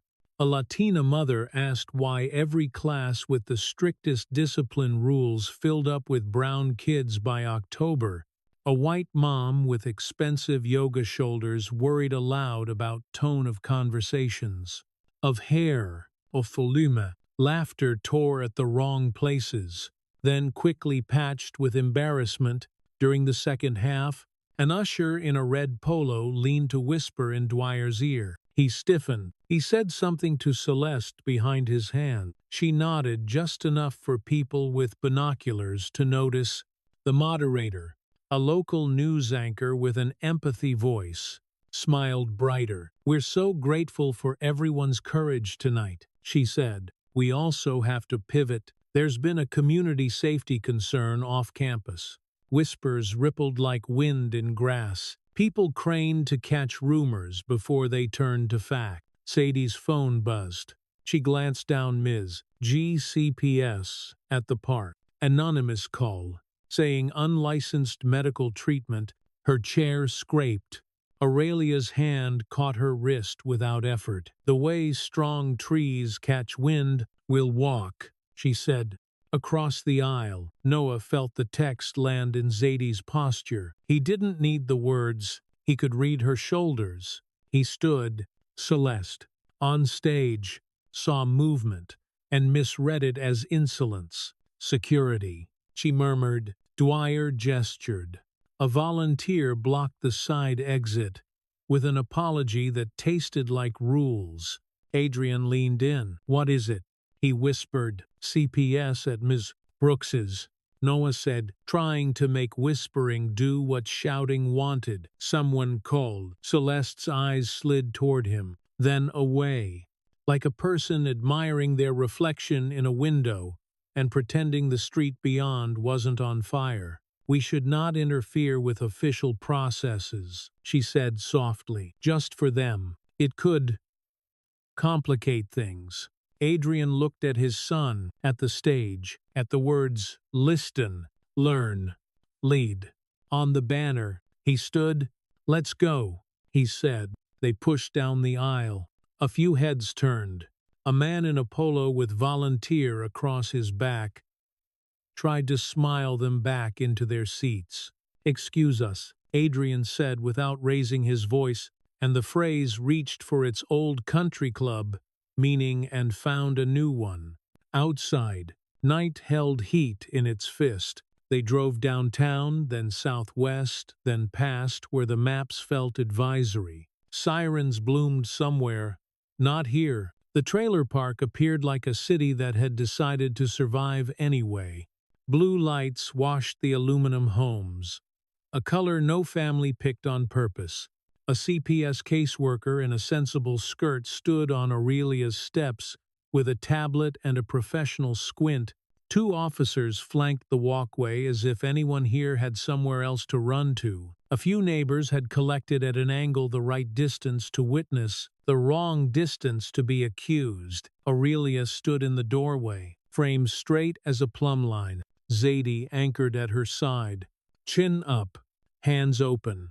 Fury banked into warmth. On the porch rail, the wind chimes sang their spoon song, trying their best to make this a kitchen scene. "I have a report of unlicensed medical adjustment on a minor," the caseworker said, hitting her syllables like steps. "We need to inspect the premises and speak to the guardian, and if possible the involved child. Child's at home," Aurelia said, voice calm as a good nurse. "And ain't nobody practicing here but history and casseroles." The caseworker looked past Aurelia into the little blue world. Ma'am," Aurelia returned. Tone respectful, iron core. "You can come in my house. You can look at my toolbox if that makes you feel like a clock with a job. But I need you to know the difference between help and harm before your pen makes it official." The officers shifted. One Morales, his name tag said, kept his gaze respectful in the way of a man whose mother raised him to be nobody's excuse. The other banks watched the SUV at the curb. Adrian stepped onto the bottom step, palms visible the way a man in a suit learns to show he's not hiding a weapon, just a wallet with the right card in it. "I'm Noah's father," he said, the sentence slotting into place like a bolt. "If this is about my son, I'm here." The caseworker's eyes flicked to Adrian's watch, his shoes, his voice, and did the math the world trains her to do. You could watch the balance predetermine the finding. "Sir," she said, stepping subtly aside so he could come stand with authority, "we've had a complaint, Anonymous. Zadie said, the word shaped like a slur. From a number that belongs to a woman who likes rules more than people. Celeste's car purred up, then silent. Immaculate like a thesis that didn't need to be defended. She opened the door, already articulating innocence. I came as soon as I heard, she said to no one and everyone. This is an unfortunate misunderstanding. We were simply concerned about unregulated intervention. Zadie laughed once. You weaponized concern. Celeste didn't look at her. We all want what's best. What's best for who? Aurelia asked. The caseworker, to her credit, tried to locate her footing on a floor that had shifted. If we could just come in, Aurelia said, and the words made the house bigger. Shoes off. I raised this floor with my own hands. Everyone obeyed, except Banks, who stood at the threshold like a rule with legs. Inside, the trailer glowed its usual small golden. The tablecloth shone sunflowers into the evening. The red toolbox sat open on the counter like a book. Nobody could read out loud. Where does the child sit? The caseworker asked. Stilus poised. Aurelia touched the chair with the crocheted cushion. Right there, she said. Sometimes he stops hurting when he stands up. The caseworker blinked, looked down, and for a second you could see it, the training losing to something older. Truer. What did you adjust? She asked. A strap that wasn't supposed to be adjustable, Aurelia said. A pressure point that wasn't supposed to be anybody's job, and his belief in himself, document that. Zadie said, spell belief right. Morales coughed to hide the smile. Banks did not. Adrian stepped forward. Dr. Patel has provided written documentation identifying negligent fit and inappropriate medication, he said. The lawyer in him surfaced like a submarine. He handed over Patel's emailed letter, printed fresh, signatures real enough to scare. Any claim against Miss Brooks is retaliation. The caseworker read. You could watch the gears change. She nodded once. The neat bun at the nape of her neck loosened a rebellious hair. Thank you, she said. We'll still complete the visit. Of course, Adrian said. Celeste stood very still, her face learning alongside her mouth how to hold defeat gracefully. She began. Then let it be. Outside, a neighbor turned up a radio to Al Green, because somebody should. Kids on bikes hovered like satellites at the edge of adult gravity. The wind chimes kept up their small insistence, ting-ting metal, finding a way to be music when the professionals had left and the officers had nodded the nod that says we were asked to be here and now we don't have to be. The porch became itself again. The night settled back into the creases of the block. Aurelia leaned on the railing, eyes on the sky. They don't come after you because you wrong, she said, voice tired, voice proud. They come after you because you right.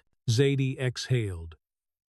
The kind of breath you only take when adrenaline and love finish their tug of war. She looked at Noah. You see how quick they can make a story? Faster than we can tell the true one, he said.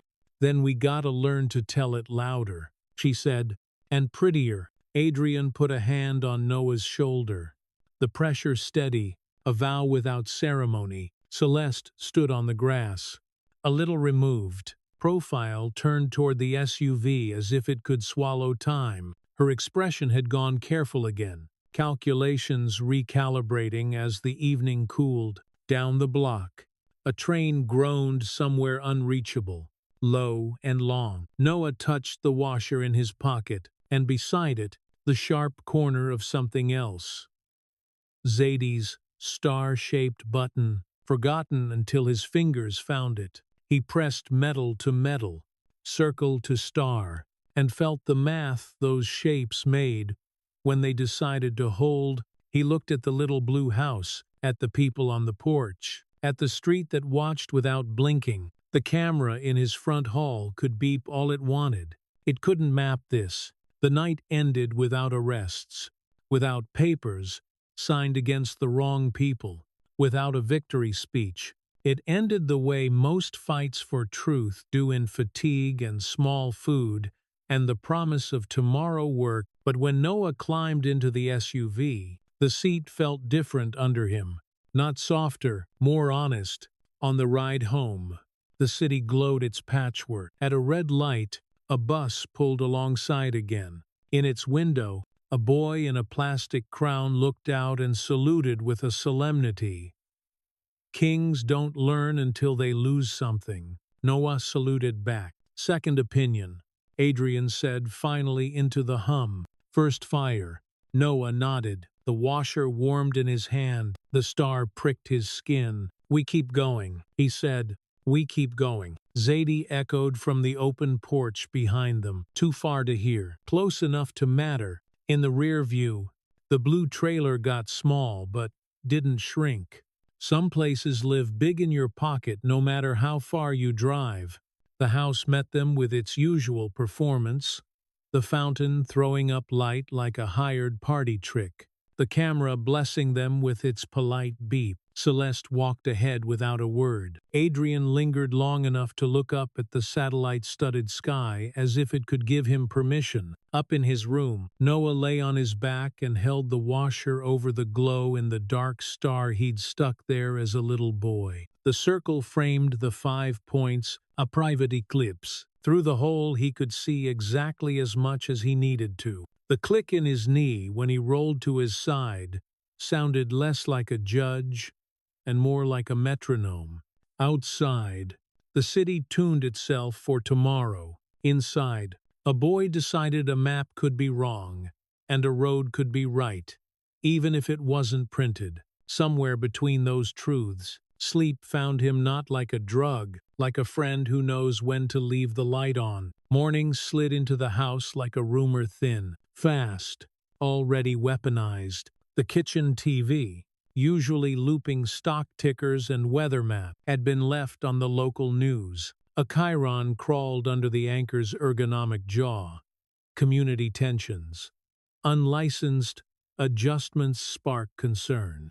In a corner box, B-roll of blue lights washing a trailer park stuttered like a heartbeat. Adrian muted it with 2 fingers. Silence didn't change the images. Noah watched the footage replay in negative truth. The camera framed Aurelia's porch at an angle that turned welcome into shadow. A voiceover did that earnest thing, both sides. A tone built to sand down edges until victims and perpetrators fit the same shelf. A screenshot of the school's Unity Week banner filled the screen. Then a cut to Celeste on last night's panel. The words, "We hear you," glowing behind her like an accidental punchline. Celeste stood at the coffee bar in a shell-pink dress that matched a kind of apology. She stirred honey into tea like the cup owed her something. "They misquoted me," she said to the air. "They always do. They quoted exactly what you said." Adrian replied, "Lo, what I said in a charged room under duress." She turned, elegance armoring every inch. The call to CPS came from a concerned parent. That could be anyone. "I don't control anonymous phones." Noah slid the metal washer along the seam of his pocket until it clicked against the star button Zadie had pressed into his hand. Circle, point, focus, edge. His phone buzzed. "Zadie, you seen this?" A link. He didn't click. He knew the shape of edited truth before he saw it. He clicked. The cafeteria scene, cropped tight. No audio until the moment Zadie stepped toward Will. The camera cut away before the shoulder bump. Cut back on Zadie's jaw, set like a conviction. The caption in a parent group overlay, "Aggression isn't activism." Comments unscrolled like a bad weather forecast. "This is why we need stronger discipline." "Where are the adults? So combative. Don't bring your politics into my kids' lunch." One reply under a blurred, anonymous avatar. "These people have no respect for institutions." The phrase landed like a brick thrown through a window labeled, "We." Noah felt the old impulse rise, the one that turns anger into apology to make rooms safer for other people. He pressed the washer hard enough to carve a little crescent into his palm. Adrian's phone rang. Dr. Patel. He put her on speaker. Her voice brought air back into the room. 2 updates, she said. 1. Noah. How's the fit this morning? Like the floor stopped lying. He said, good. Keep the pads where we placed them. We'll cast for a new socket Friday. Papers shuffled. 2. The benzodiazepine is consistent with low-dose lorazepam. Chronic exposure. Evening spikes. It reads like bedtime tea, not hospital drip. Who controls his nighttime routine? Celeste set her tea down softly. I don't appreciate the insinuation. I didn't insinuate, Patel said. I asked. Adrian's gaze fixed on the marble as if answers could be etched there. We'll audit everything in this house. Patel exhaled. Document the audit. And Noah, I know, he said. None of this is my fault. None, she said. See you Friday. The call ended. A beat stretched thin and bright. Celeste lifted her cup again. Hands steady. We're late, she said to Noah. He'll drive. Adrian blocked the keys with his palm. I'll take him. Her mouth arranged itself into diplomacy. I have a donor breakfast at 9. Board chair's wife will be there. This video is already hurting the school. We need to present unity. We need to present truth, Adrian said. Celeste's smile never reached the place where fear lives. Truth has optics. So does harm, he answered. They stared at each other long enough for the camera in the hall to perform its polite beep. Noah watched 2 kinds of weather collide over his breakfast and thought of rooflines. He had learned the hard way where leaks start. The parking lot at Crestwood Country Day had a smell in the morning you didn't get in other zip codes.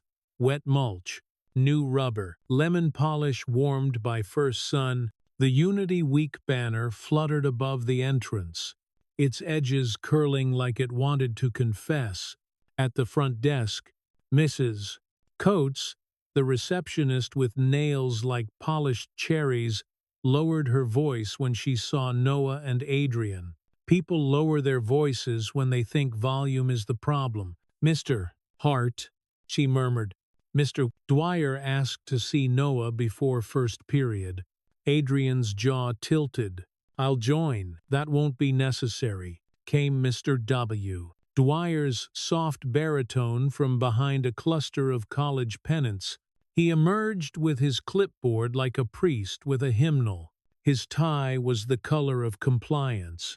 Just a quick check-in. Then check in with both of us, Adrian said pleasantly, a tone that meant, I have lawyers. Dwyer's smile did the thing smiles do when they're stapled to faces. Of course, his office smelled like copier heat and citrus wipes.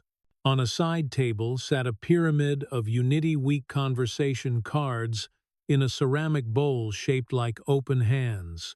The irony stood quietly in the corner and took notes. We're in a complex moment, Dwyer began, arranging himself in his chair like an understanding. The video circulating. Edited.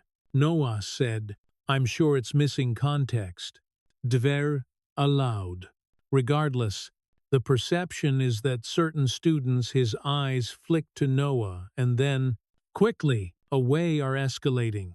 Certain, Adrian said. We're trying to be proactive, Dwyer continued, so no one feels unsafe. You mean your donors?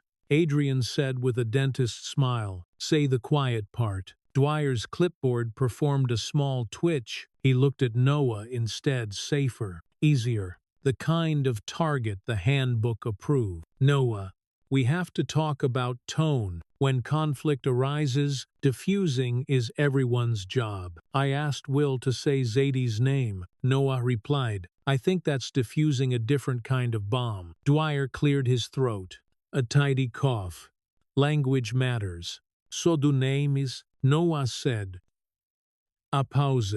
Dwyer took off his glasses. and cleaned them with a cloth he pulled from a drawer. It bought him the 5 seconds he needed to land where policy wanted him. I'm placing Zadie Jackson on a 24-hour suspension, he said, pending review of additional footage, and I'm recommending you enroll in restorative practices lunch this week. Noah, it's not punitive. It's educational. Adrian laughed once. It didn't sound like humor. You'll pull the black girl and lunch detain the disabled boy. Educational indeed. Dwyer spread his hands. I don't make the world, I manage it. No, Adrian said, standing. You curate it. For the first time, the clipboard dipped, and beneath policy, you could see human tired, under a certain kind of pressure, choosing to be useful to the wrong engine. There are calls, he said quietly, emails, board members, families who pay for certain experiences.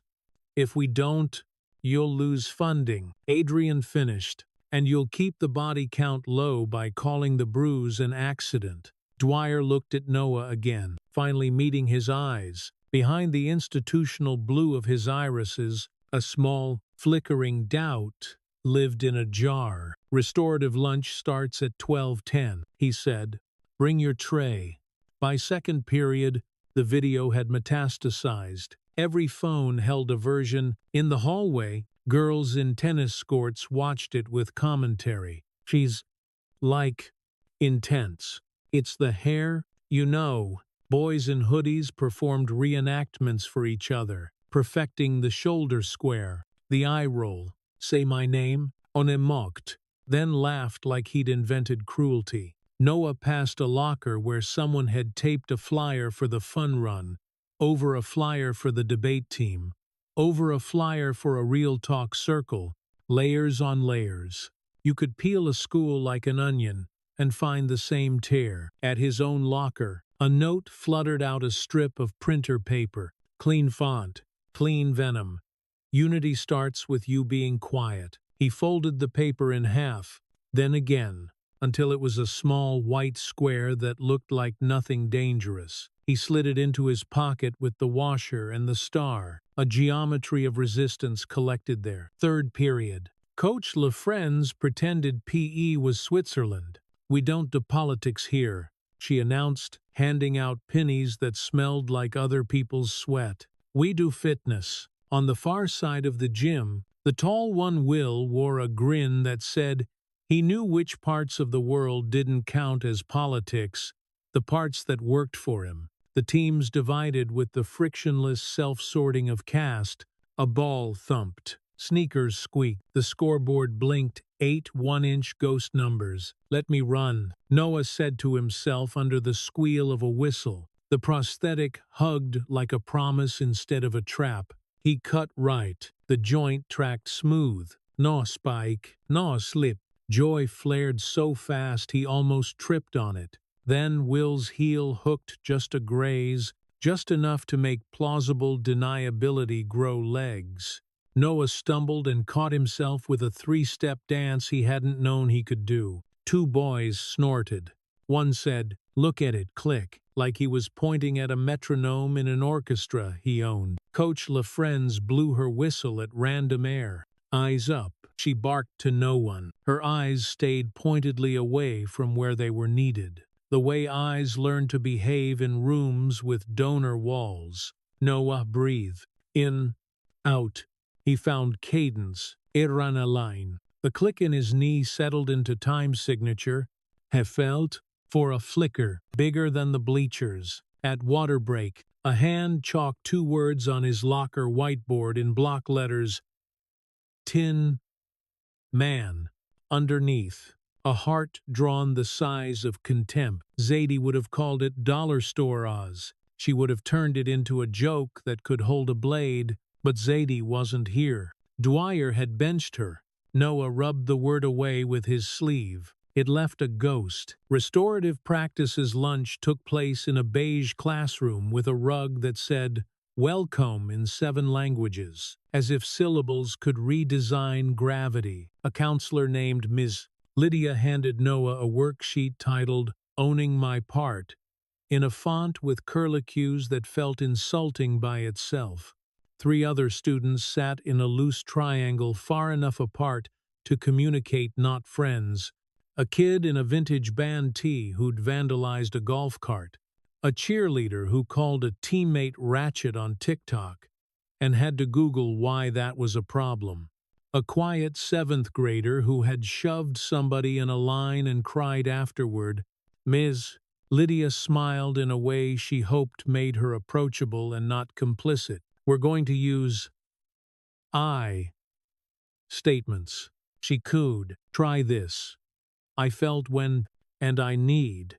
And, quote, I felt edited, Noah said, surprising himself by how fast his mouth beat his brain.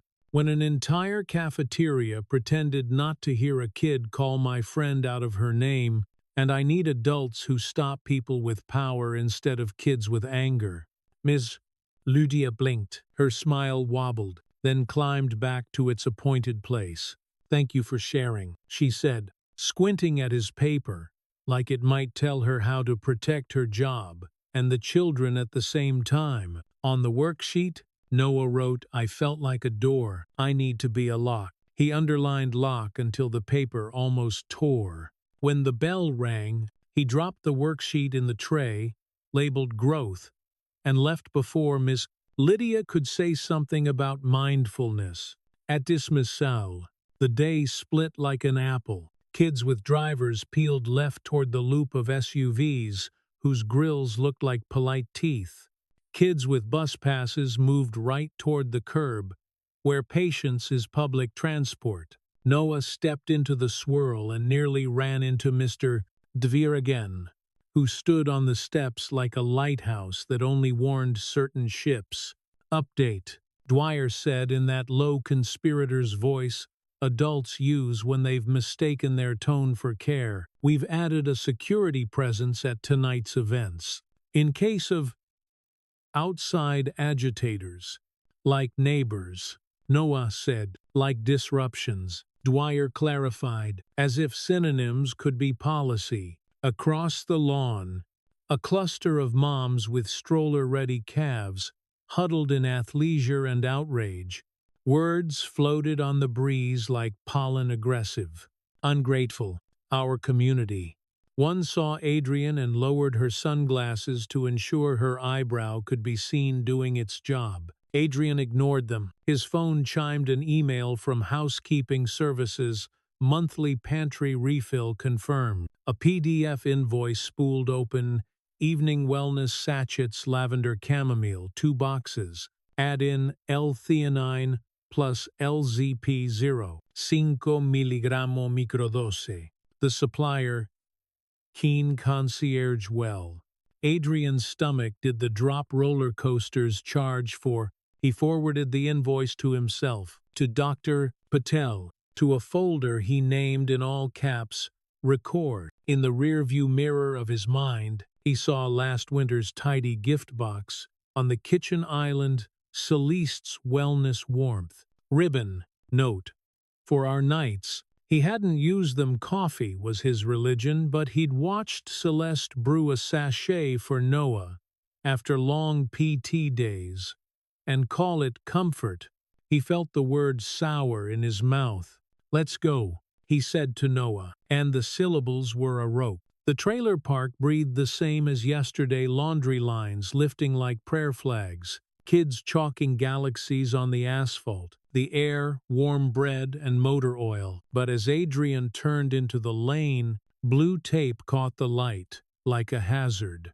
The door of Aurelia's trailer gaped open. The sunflower tablecloth hung in the window with a rip that wasn't there this morning. Stay, Adrian said out of reflex, the word of a man with a child in a bad scene. Noah didn't. They ran. The porch steps creaked the way grief does when it puts on shoes. Inside, the small home had been translated into the language of warnings, drawers spilled, cushions tossed, the little red toolbox overturned.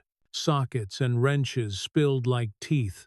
Across the cabinet, spray paint had written itself loud in a hand that practiced entitlement. Thief. Aurelia sat on the edge of the couch, one hand pressing a dish towel to a cut above her eyebrow that had leaked just enough red to make a point. Zadie stood with her like a brace, a phone in her hand, 911 hanging in the air. "Break in," Adrian said, already scanning for what men scan for. "Code enforcement with muscle," Aurelia said, voice steady in the wreckage. "Said they got a complaint about hazardous materials and illegal practice. When I asked them to show me a warrant, they showed me boot prints. The landlord stapled a paper to my wall like he was doing me a favor. Notice to vacate. 30 days. Zadie held up the notice. Stark black text on white paper that wanted to be the law when it grew up. Violations: unpermitted medical apparatus, unsafe workspace, nuisance.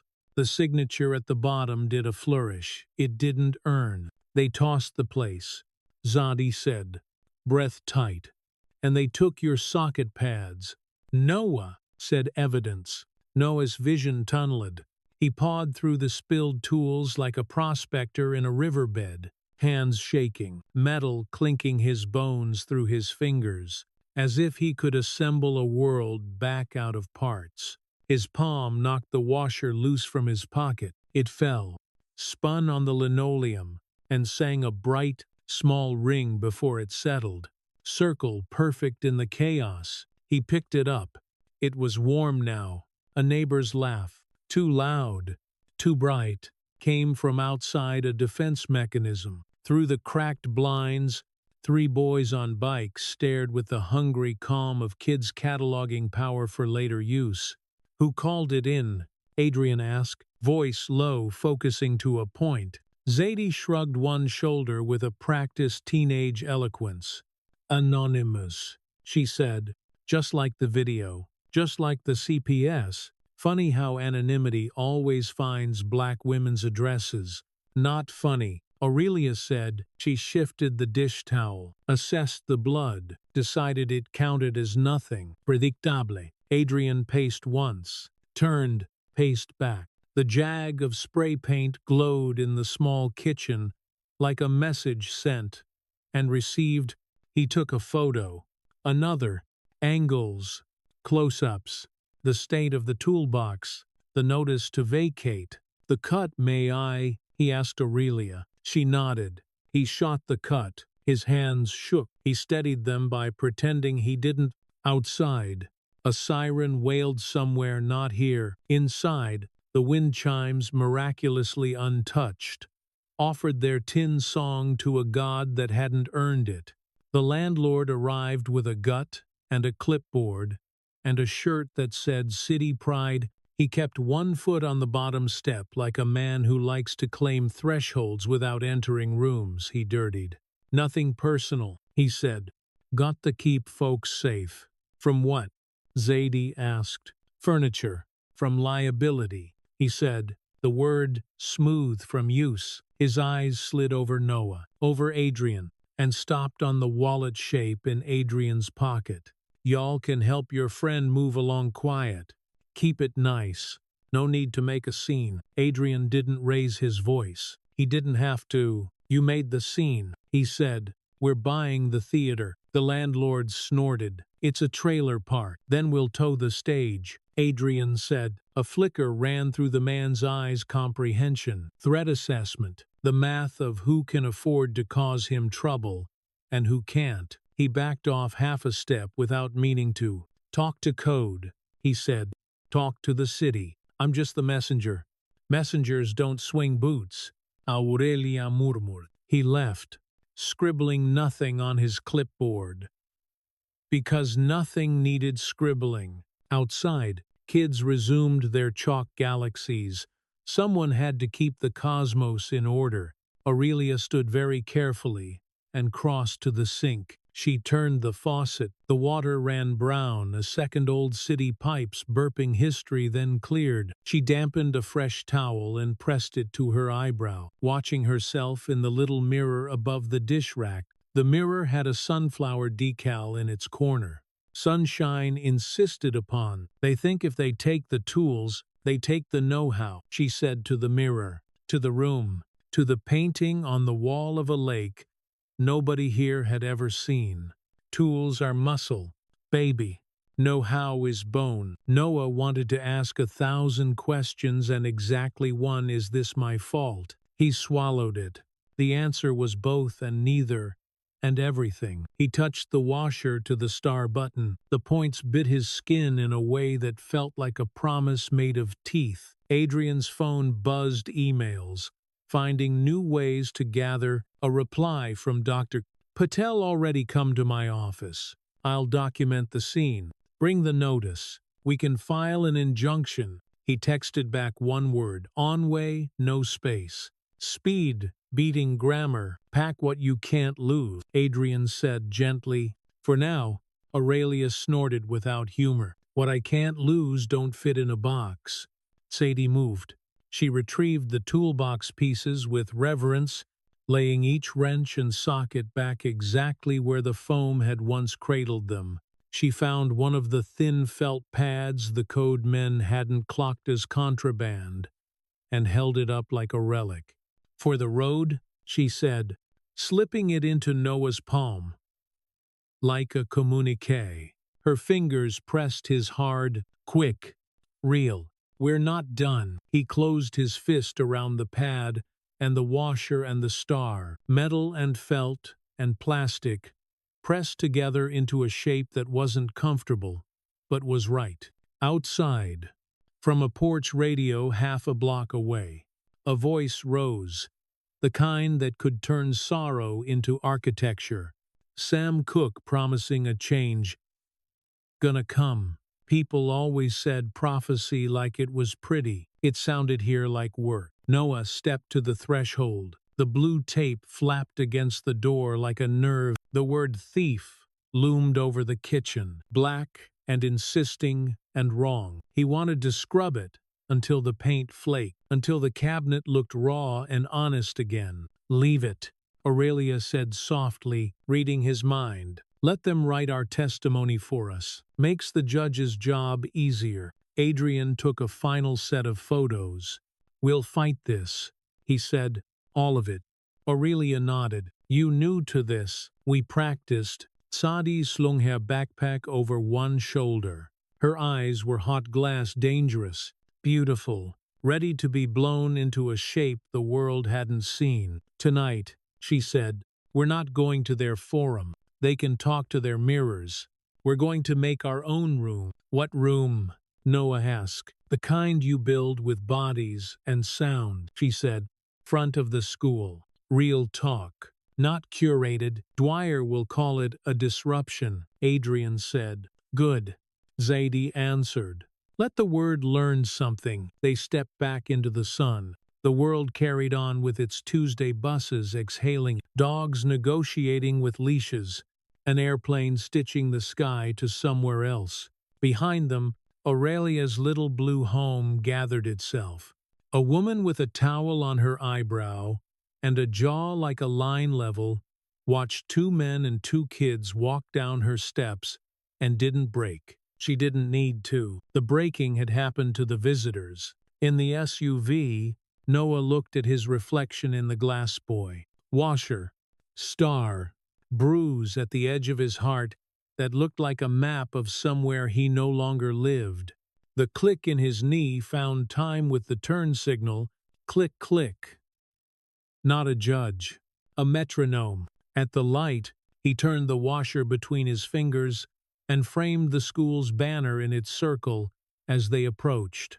Unity Week blurred into an O. Through the hole, the words lost their shout and became just letters on vinyl. Beyond them, the doors, the steps, the people gathering, parents with lawn chairs, kids with poster board. The volunteer in the red polo, realizing his training manual didn't have a chapter for this. Noah tucked the washer into his pocket and felt the star press back, edge against round. He thought of the word on Aurelia's cabinet, and the words on the banner, and the words in his mouth that had to get bigger. Edits, he said to himself, to the SUV, to the city that had learned to mispronounce entire neighborhoods. And evictions, what? Adrian asked, eyes on the road, mind on 15 battles at once. Nothing, Noah said, then changed his mind. Everything. They pulled to the curb. The camera above the entrance blinked its polite beep into the afternoon air. Somewhere, a person who thinks anonymity is armor opened an app to see if their post had landed. Somewhere else, a judge sorted cases by font size and law. Here, a boy opened his door and put his foot down on ground that wasn't new but felt. Finally, chosen. The washer was warm now. The star had left 5 small points printed in his palm. Work waited. He walked toward it. By late afternoon, the school's brick facade threw long shadows across the lawn like prison bars painted by the sun. A custodian rolled out folding chairs that multiplied with the inevitability of chairs in any public building. Neat rows facing a collapsible stage where a vinyl backdrop read, Unity Week Town Hall in block letters that put on smiles like uniforms, a volunteer in a red polo taped blue arrows on the concrete, this way to dialogue. A golf cart hummed like a tame insect, ferrying bottled water, and a PA system that still smelled like the plastic it shipped in, out on the steps wide, flaking in places where money hadn't bothered to look. Kids gathered with poster board and markers that bled through. A senior strummed a guitar restlessly, chords falling like thoughts too shy to finish themselves. A little brother chased a bubble past the banner, and it popped right on the O of Unity, leaving a wet, perfect circle for 3 seconds. Noah watched it vanish and caught himself counting 1, 2, 3 gone. Zadie was already there, hair up in 2 buns like commas bracketing a sentence she hadn't finished saying. She wore her grandma's battered denim jacket over a black tee, the same star-shaped button pinned near the collarbone, a tiny constellation daring anyone to say the sky was for sale. The bullhorn she'd borrowed from a cousin sat on the steps like a sleeping animal. When she saw Noah, her face rearranged from war plan to grin. "You bring your feet?" she asked. "And the rest?" he said. Aurelia stood a few steps back, bandage replaced now with a neat butterfly closure that made the cut look like it had decided to be symmetrical. She leaned on the rail like a woman keeping time for a choir. Adrian hovered near the edge of the crowd, phone in one hand, the other hand doing that thing fathers' hands do in public, counting exits without looking like they're counting exits. On the other side, the official town hall sprouted. Mr. Dwyer adjusted a mic on the portable stage with the grave care of a man who believes equipment can save him where language cannot. Celeste consulted with a PR woman in tasteful black, her shell-pink dress humming a note of fragile power. Parents in neutral linens took their seats, legs crossed in expensive symmetry. The board chair, white hair, white teeth, white cuffs, shook hands like a metronome. A police cruiser idled at the curb with its engine making the steady grumble of authority. Lights off, presents on. Between the sanctioned rows and the steps, a no-man's land of green grass and possibility yawned. Zadie stepped into it and clapped her hands twice. "Okay," she said, loud enough to ripple. "We tried their room, got edited. Tonight we make ours." She lifted the bullhorn, and the plastic mouth caught her voice, doubled it, threw it back. "We'll be brief. We'll be loud. Some of y'all wear lanyards when you speak. We wear names." A few kids clapped. A few parents frowned, like they were smelling something not on the catered menu. The volunteer in red looked over his shoulder for instructions that weren't in his binder. Noah's phone buzzed a text from Dr. Patel with counsel. "Keep receipts." He slid the phone away and rolled the washer in his palm. until its edge kissed every finger. The star button pressed its 5 blunt points into his lifeline like a palm reader who believed in work. The school's PA system squealed once as Mr. Dwyer tapped his mic. The squeal shot across the lawn like a bird hitting glass. "Welcome, everyone," he began, smiles shrink-wrapped. "Thank you for joining us as we—" Zadie's bullhorn cut in from the steps.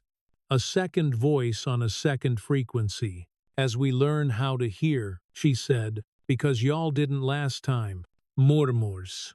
The sound of seating pads adjusting. A cameraman from the local news lifted his lens, then squinted, unsure which we would make better television. Noah stepped forward before his brain could hold him back. He didn't take the bullhorn, he just let his voice ride the wind. "Say our names?"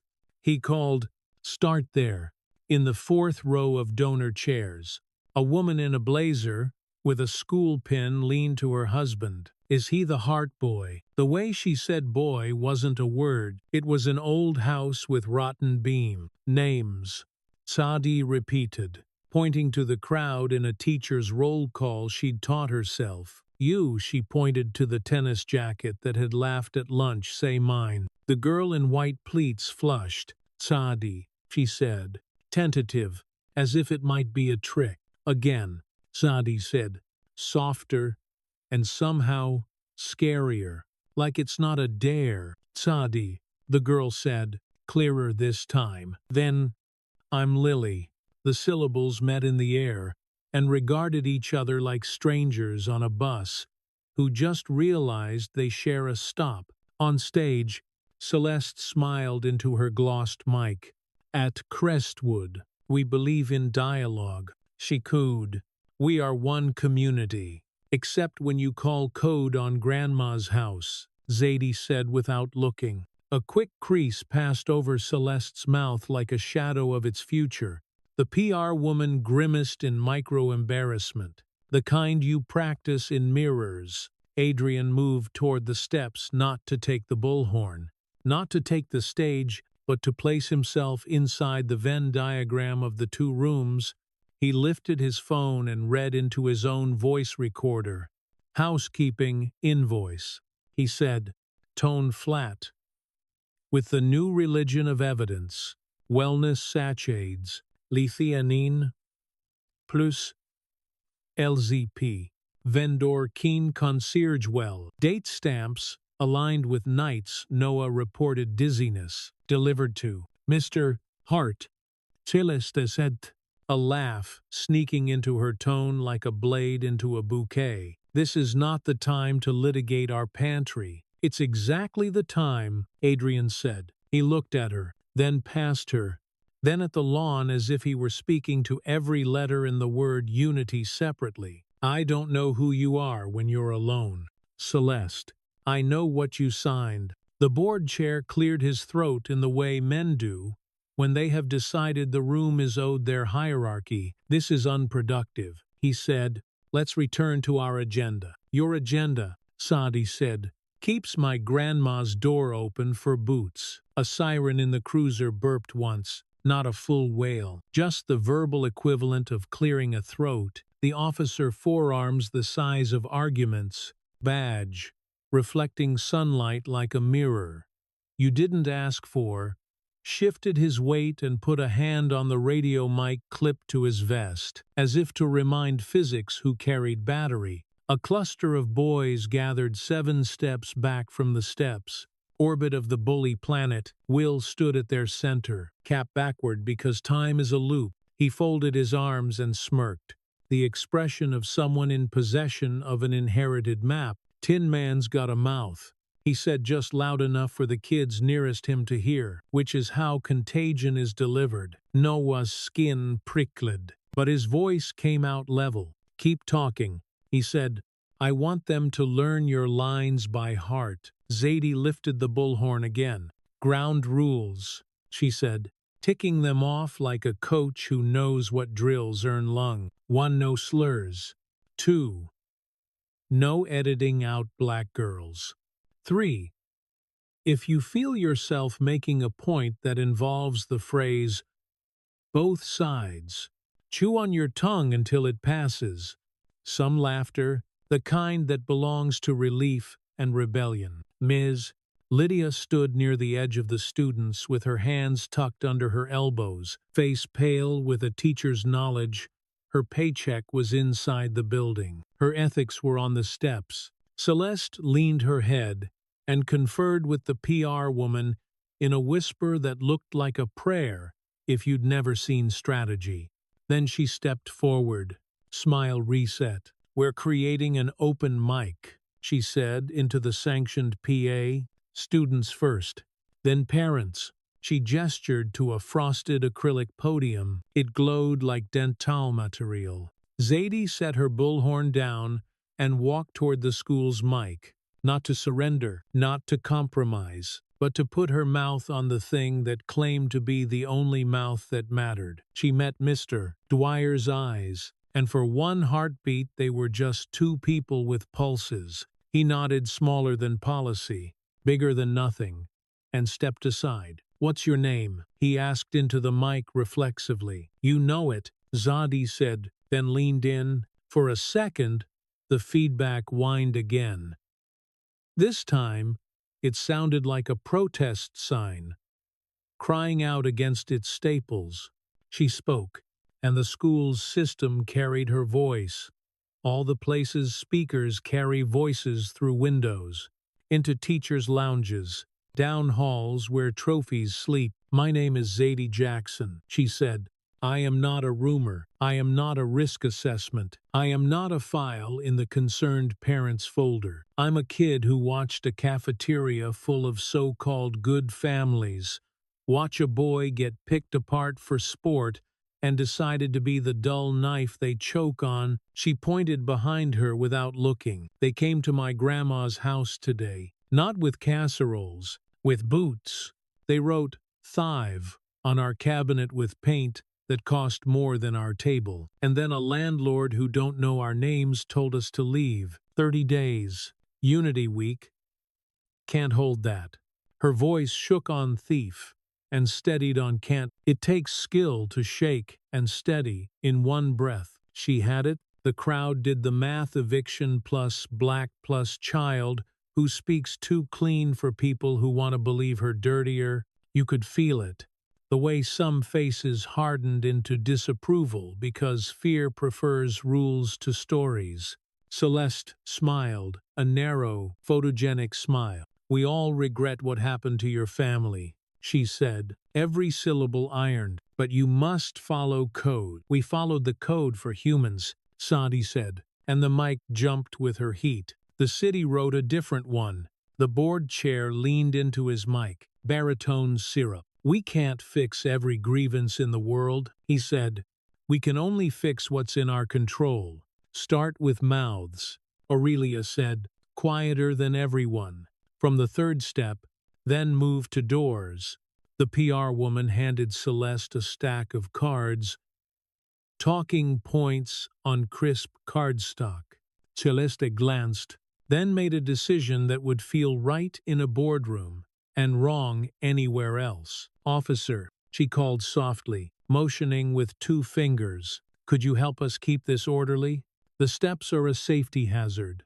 The officer mounted the bottom step with an economy of movement that said he'd practiced this. He didn't put a hand on his belt. He let the belt put a hand on him. "Let's leave space here," he said, pointing at the piece of concrete Zadie's foot occupied. Sadie didn't move. "We're safe," she said.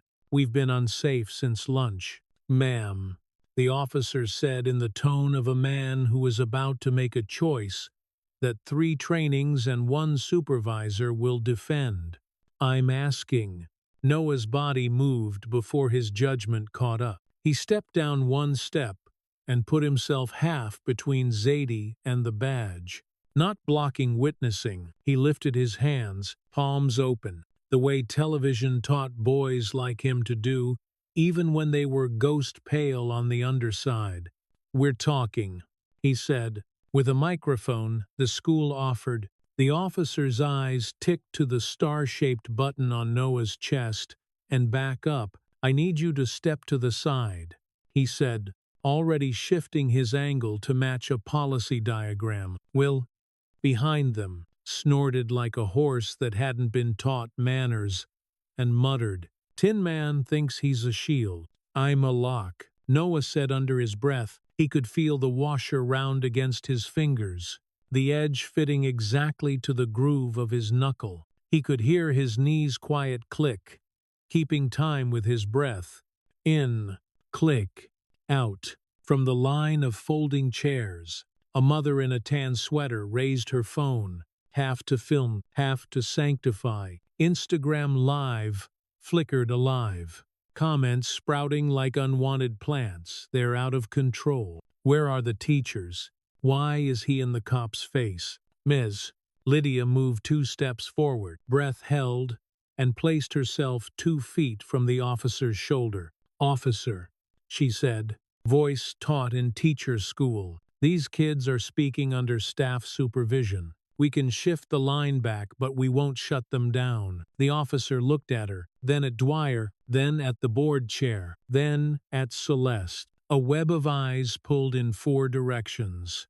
Dwyer's jaw moved like he was chewing a word he couldn't swallow. He gave the smallest nod a body can give without falling apart. "Step back half a step."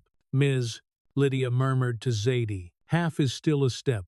Zadie measured the distance with her eyes and seeded it with a glare that named it loaned, not given. The officer stepped back off the stairs, relief disguised as procedure. He adjusted his vest, radio crackling, then returned to heaving his presence at the curb. Celeste exhaled, relief, slick as oil. She turned to her mic and did the thing she knows best, own the room with syntax. "We hear your pain," she said. "We are committed to inquiry." She extended a hand, delicate, stage toward Zadie. "Let's schedule a meeting. We're already at 1, Zadie said into the school's mic. And the crowd, almost against itself, let a laugh crack open. "This isn't about meetings, Mrs. O. Hart. It's about what you do when your son tells you he hurts, and you buy a tea that says, 'Hush' on the label." Adrian didn't move. He just lifted his phone, tapped, and airplayed his email onto the giant portable screen the school had rented for a slideshow that would never happen now. The housekeeping PDF filled it, crisp as indictment, keen concierge well logo in tasteful teal. Add in LZP0, 5 milligrams bold under evening wellness, line items, dates, delivered to. For a beat, the lawn forgot how to make sound. Then everything made sound a parent's sharp inhale. A teacher's curse inhaled so fast it couldn't be born. The board chair sputtering "This is a private matter" into a live mic. The news cameraman legging it like he'd just been handed a confession with a bow. Celeste's face performed every stage of a PR crisis in 10 seconds. Deny, deflect, contextualize, pivot to wellness. "We consulted doctors," she said, voice flattening into the road most traveled. "We followed guidance. The one that said, 'Shut the boy up,'" Aurelia asked, gentle as a blade laid on a ribbon. "It was a microdose." Celeste said. And the word micro did its favorite trick, turn harm into dust. "You can't photo."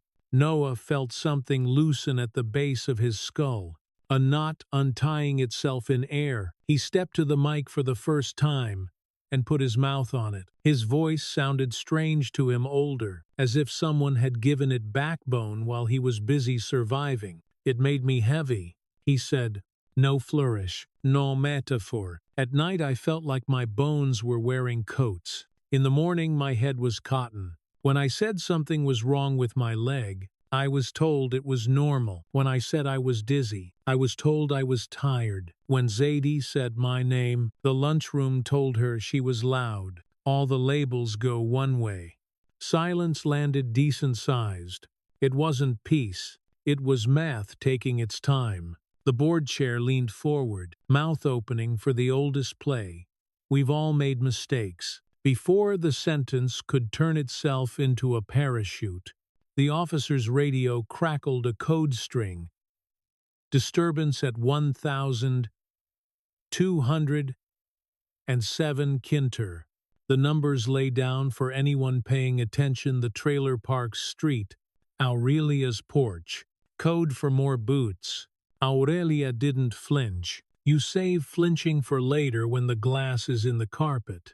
Sadie did. It registered and became fuel in the same motion. She went rigid like a bridge when a truck hits it too fast.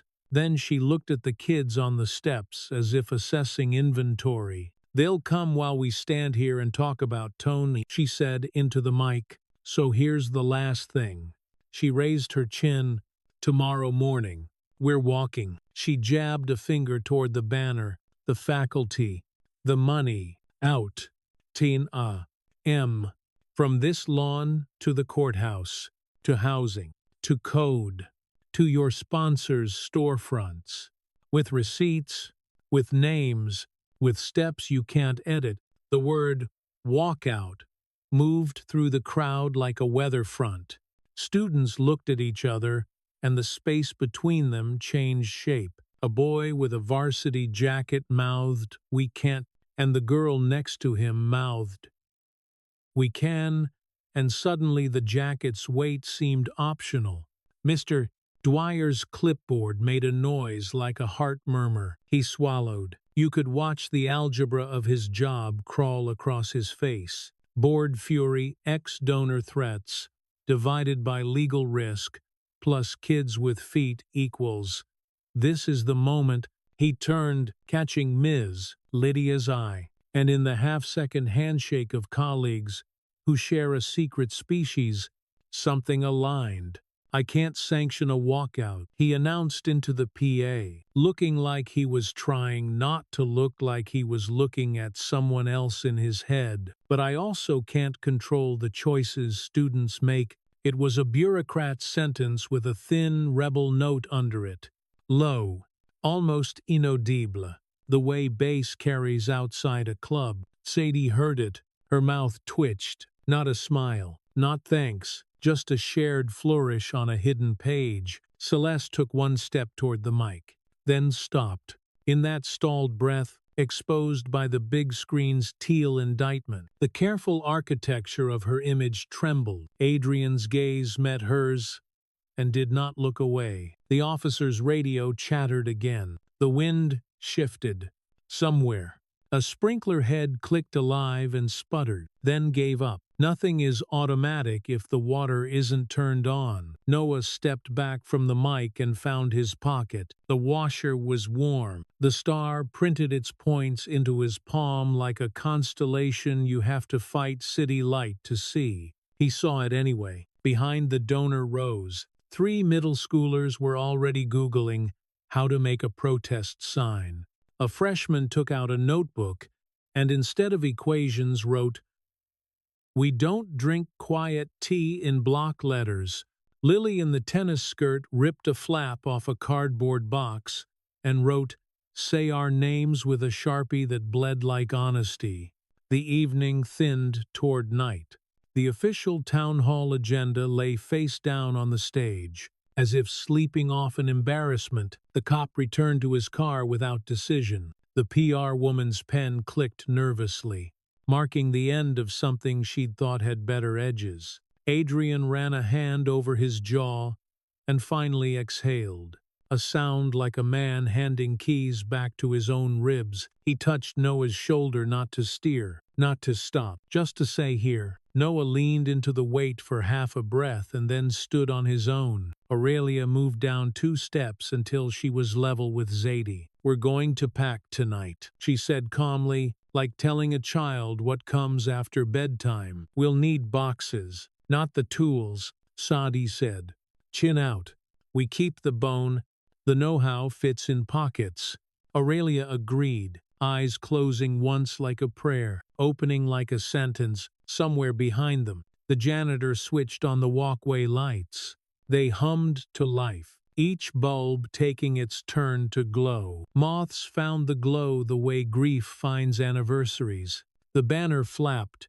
Unity Week bent into a wave that looked for a second like it might become a flag of surrender.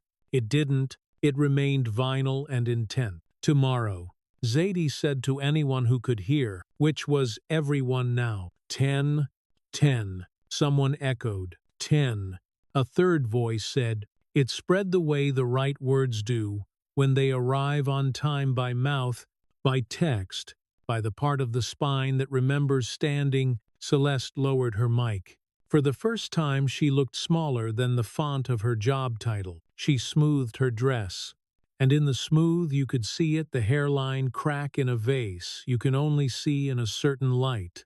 Self-destruction always begins as a decision that felt like control. Tonight had given the crack a name. As the crowd thinned by degrees, the evening cool came in with the kind of grace the day had refused. Noah and Zadie sat for a minute on the lowest step, legs bumping, not talking. Her hand found his pocket briefly and pressed against the shape of the washer and the star like a blessing. Only kids know how to give. You good? She asked without looking at him. No, he said honestly. Then, yes, and both were true. Tomorrow, she said again, which was the nearest thing to a lullaby their neighborhood believed in. They stood, they walked toward the curb where Adrian waited, and Aurelia counted the exits and Ms. Lydia pretended not to plan. Noah paused under the camera's red blink. Its tiny eye blinked beep beep, tidy as ever. He looked straight into it and lifted the washer to the lens so that the world narrowed to a circle, framing his own face and the banner behind him and the door he would walk out of in 14 hours. Through the ring, the scene went simple: a boy, a sign, a building. The rest would be detail.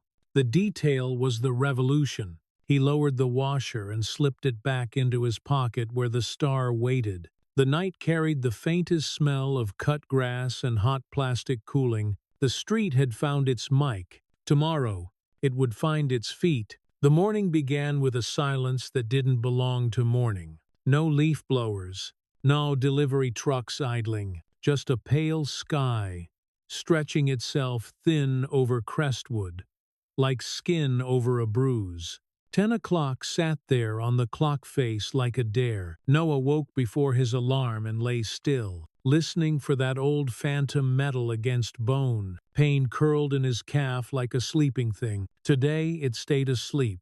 He dressed slowly, like suiting up for a ritual. Black tee, jeans, sneakers he could scuff without apology. The washer ring slid onto his index finger. The steel was cool as a thought that clears your head. He pinned the star button to the hem, so it would catch light when he walked. In the bathroom mirror, his face looked older than last semester, and younger than by tomorrow afternoon. He blinked until the stranger felt like him. Downstairs, Adrian had arranged breakfast like a legal brief: toast, eggs, banana, everything in clean lines. He looked up with eyes that had read too much in the last 12 hours. Eat, he said. Fuel's not an opinion. Noah took a bite because fathers like this deserve witnesses. You're coming, he said, not asking. I'm walking, Adrian said, not leading. It's yours. He slid a small Ziploc across the counter. Inside, earplugs, Band-Aids, 2 cough drops, a folded card with legal observer printed in block letters. I registered with the ACLU folks last night. He added, a little sheepish. Badge is in my pocket. Dad became a noun, Noah said, trying a smile. It worked. Adrian nodded once. Numbers on the back. If anything goes sideways, we call. If it goes badly, we film. If it goes well, we still film. On the way out, Noah grabbed the bullhorn from the front hall because it felt wrong leaving it behind. The way it feels wrong to leave water when you know there's fire somewhere you can't see. The SUV's leather smelled like a decision he didn't want to revisit, but it was a ride, and rides get souls to gates. Adrian parked a block away to avoid the staff lot, because optics had grown teeth at 9:37. The school lawn was a rumor. At 9:44, it became a plan. By 9:52, it was a body. Kids and parents and teachers spaced in approximate rows like sheet music that had learned how to get up and walk. Hand-lettered signs caught the thin sun.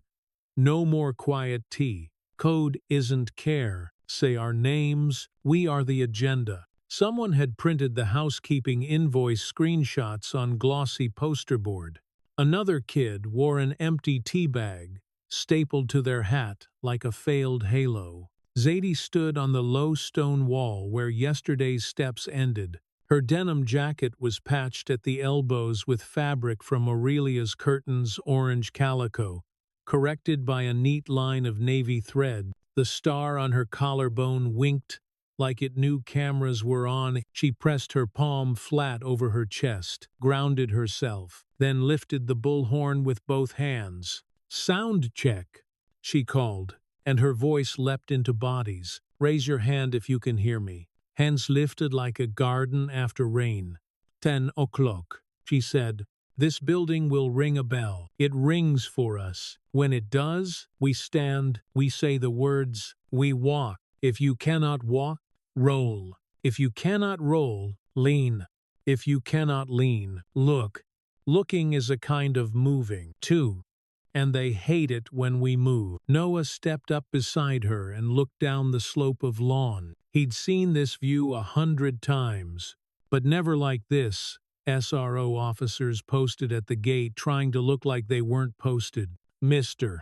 Dwyer near the steps with his clipboard and his mouth set at that angle adults use when choosing which ship to go down with. Ms.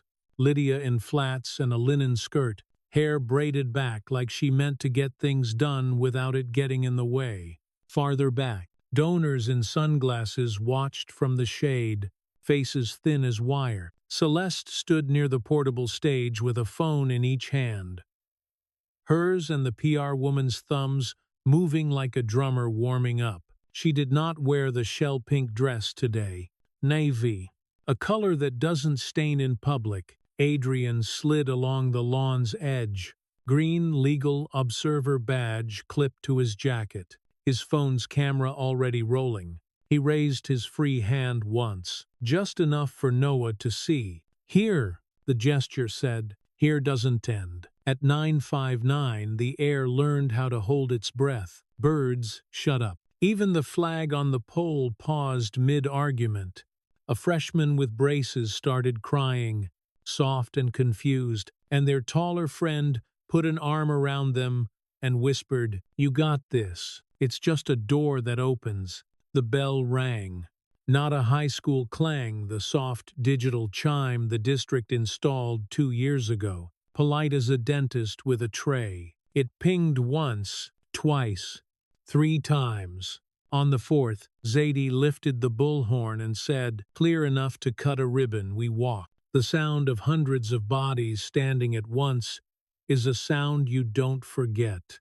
It's chairs scooting, fabric slurring, feet finding ground. It's the opposite of a knee clicking itself lonely in a hallway. They moved, past the banner, past the supervisors, stationed to call their names like attendance.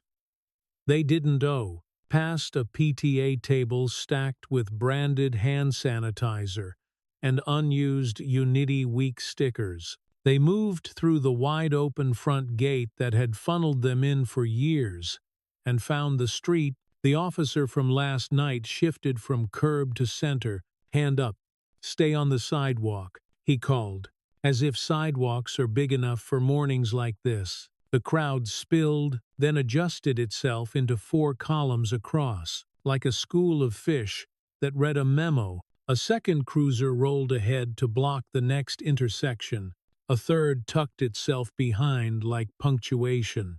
Zadie set the pace. Not a sprint, not a shuffle, a march. Noah walked half a step behind her, because if he walked, even he'd kick her heel, and the last thing he wanted was to make her stumble. The washer ring bit his finger like a reminder not to clench his fist too long. The star knocked his thigh in rhythm with his strides. In, click, out. His knee announced itself again, now that the adrenaline was sharing its mic. Chants flared and died and flared again. No hush, no harm, rolled down the street like a wave. Code is not care. Care is care. Started timid and grew teeth. Say, our names. Hung longest, simple enough to carry, sharp enough to cut. On porches along Crestwood Drive, curtains blurred with faces. Some parents stepped out, astonished, clutching coffee mugs like small shields. One mother with a toddler on her hip raised a hand like she was swearing in.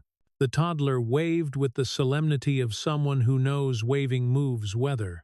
They turned left at the light, right at the pharmacy. And there it was, a row of shoe stores with signs Zadie had memorized from her bus rides.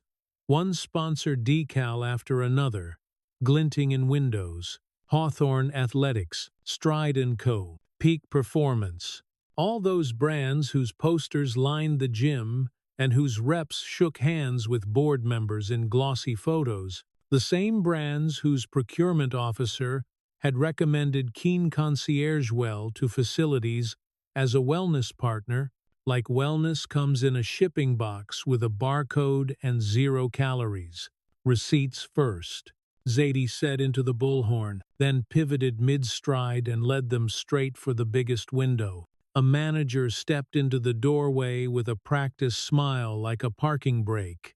Students, he said in a voice meant to be heard by cameras. We support. Zadie lifted a folded printout, the Keen invoice magnified to billboard. She slapped it to the glass with one strip of tape, then another, Xing it like a sheriff's notice. You sponsored a school that drugged a child, she said, which is different from supporting it. We don't, the manager began, but the crowd had already clapped, one of those claps that contains a verdict. A kid with a glitter pen wrote, "No more quiet tea," in looping script over the invoice. The glitter held. They taped the second printout at the next store, and the next, leaving a breadcrumb trail of paper logic only a fool would pretend not to understand. Behind the glass, brand reps tried on expressions: concern, surprise, offense. None of them looked like listening. A block later, a counter-protest appeared out of a side street like a small weather event. Half a dozen adults in polos and khakis, 2 holding signs that read, "Keep schools neutral," in green. They always pick green for neutral. One man raised a bullhorn of his own and shouted, "Focus on education," which is how people say, "Shut up," when there are cameras. Sadie stopped dead, and the bodies behind her flowed to a halt with the kind of coordination that makes a point of not calling itself choreography. She turned to the man with the green sign and said, "Without bullhorn, without heat. Our education is learning your lines faster than you can write new ones." Then she walked again, and the green letters became a small story in a bigger paragraph. Halfway to City Hall, the street narrowed. The officer in the lead cruiser motioned toward the right. "Stay right," he mouthed through the windshield. The group bunched, compressed, then elongated like something breathing. Noah felt the pinch of the crowd and the press of heat under his shirt. He reached for the bullhorn to pass it to Zadie, misjudged the distance, and bumped a shoulder. "Sorry," he said automatically. And the girl he bumped, Lily in her tennis whites, trade of a kind, grinned. "Keep your elbows," she said. "They'll give them names if we don't." Ahead, City Hall tried to look unbothered. The courthouse sat like a grandparent, pretending not to nap. The plaza in front of it lay open as a palm. As the first row of students stepped onto the stone, a sound rose that wasn't a chant. Cheering. A semicircle of people stood already waiting.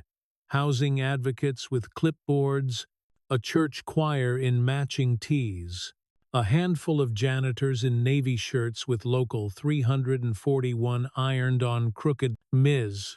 Lydia exhaled like a woman who'd been holding breath for 18 years.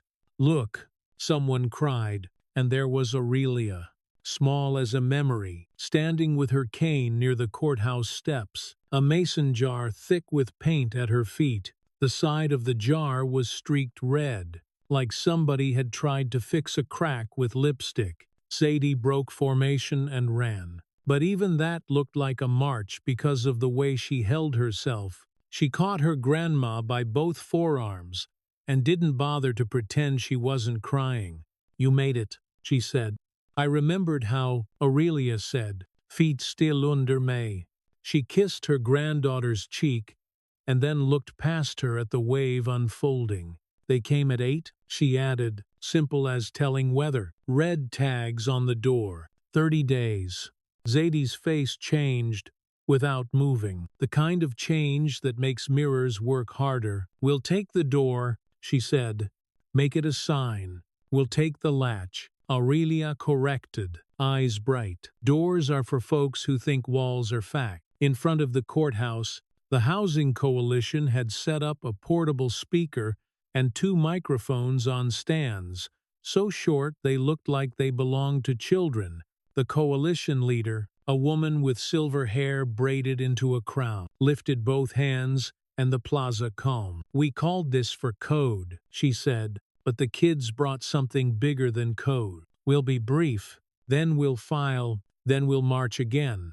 Celeste stood at the lip of the plaza in navy and nerves, PR woman, 2 steps behind, like a shadow waiting to be promoted. Cameras found her, and she gave them a smile that had never been less on brand. Beside her, the board chair's jaw worked like an old machine warming up to say the same thing it says every year. Noah felt his knee click. In. Click. Out. He glanced at the courthouse door and saw a sign taped neatly to the glass. "Please remove metal items before entry." He thought, "I can't." He thought, "I won't." The washer ring had learned his finger better than some adults had learned his name. The coalition leader called the first speaker. Zadie didn't move.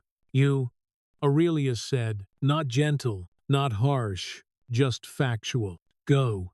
Zadie stepped to the mic with her grandma's handprint still on her arm. She took in a breath that sounded like she'd practiced how to do it without shaking. "My name is Sadie Jackson," she said. "My grandma's house has a red notice on its door because the paint inside our cupboards is old and the rent check was on time. We called about the gas leak last winter and they said, 'Hold.' They called code when a black girl put a poster in a window. Our people have been called code since code was a word." She lifted the star button with 2 fingers, showed it to the crowd and the cameras. "This is not a target," she said. "It's a compass." When she finished, the plaza made that sound again. The kind you can call applause if you need a category. The coalition leader nodded and called the next speaker, and suddenly Noah realized names mattered in order. To Noah Hart. The mic stood there, metal and expectation. He stepped forward, sure and wobbly both. "I'm Noah," he said, voice carrying farther than he thought it could. "I was told what I felt wasn't real. The invoice says it was. I was told pain is normal. But the specialist said my socket was built to make me lean on the person with the pills. When I tried to speak in a meeting about unity, the room decided volume was the crime. I thought I was alone. Turns out alone is a product some people sell you. We're not buying it." He saw Celeste's eyes flash, a kind of hurt he couldn't name, offended, or cornered, or suddenly seeing herself in a window that didn't flatter. The board chair leaned toward her, lips barely moving. "We can salvage this," he said, unaware that microphones have long ears. A voice cut through the plaza from the edge, thinner than a mic but bigger than its body. "Will." He stood at the perimeter of the crowd like an errant comma. cap forward today as if to hide. His face was tight in the wrong places. "Tin Man," he called, not loud enough to be a real interruption, just an old reflex. "Nice speech." Noah met his eyes level, and a weird thing happened. Will looked away first. The taut line of his mouth loosened a click. He swallowed like someone who didn't think public swallowing could be seen. A boy behind him tugged his sleeve. Will shrugged him off.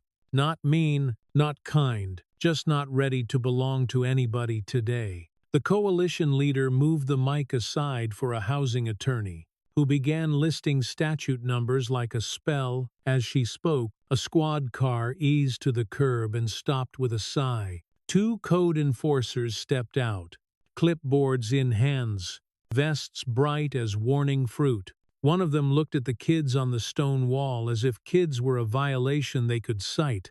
"Ms.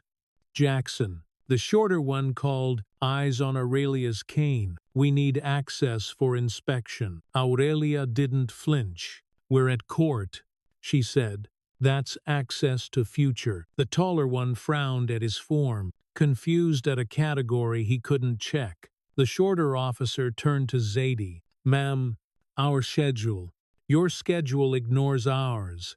Zadie said, "We'll meet you at 1207 Kinter at 2 o'clock with a lawyer and a camera, and you can bring anyone you like." The taller one opened his mouth and then thought better of it. You could see the math of his day: 2 teenagers, 200 witnesses, one job that didn't pay enough for this thing. He nodded once. "Sharp, 2?" he said, making the numbers sound like grace and retreat. From the back, a chant tried to start and failed, then started again. 2 o'clock. 2 o'clock. It didn't catch, not the way good ones catch, but it existed, and sometimes existence is the point. Celeste, who until now had held herself in check with the discipline of a woman who knows how to be the last word in a room, stepped toward the front. The PR woman made a small no with her face. Celeste walked through it. She reached for the mic and the coalition leader didn't give it to her. Celeste raised her voice anyway. Blue dress and crisp hair, and something raw leaking at the edges.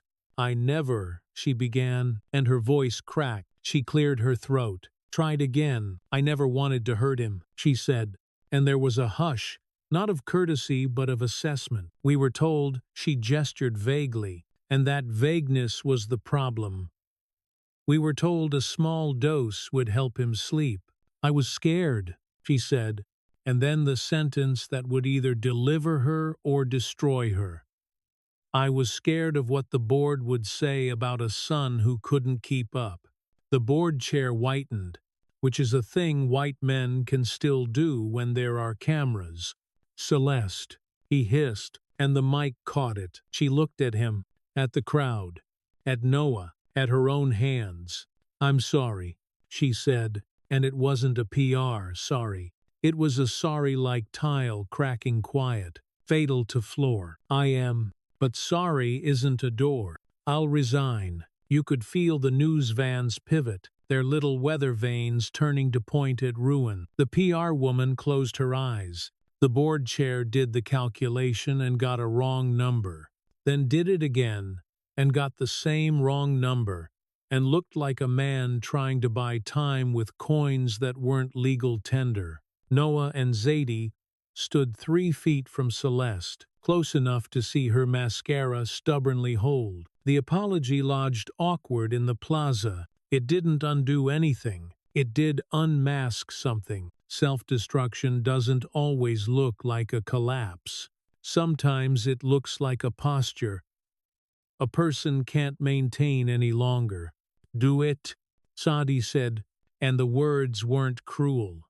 They were a period at the end of a long run-on sentence that had hurt too many mouths to say. Celeste stepped back. The PR woman slipped a hand under Celeste's elbow, like a mother guiding a child across a slippery floor. They moved toward the edge of the crowd, where navy becomes the color of leaving. On the courthouse steps, the housing attorney finished her statutes, and the coalition leader took the mic once more.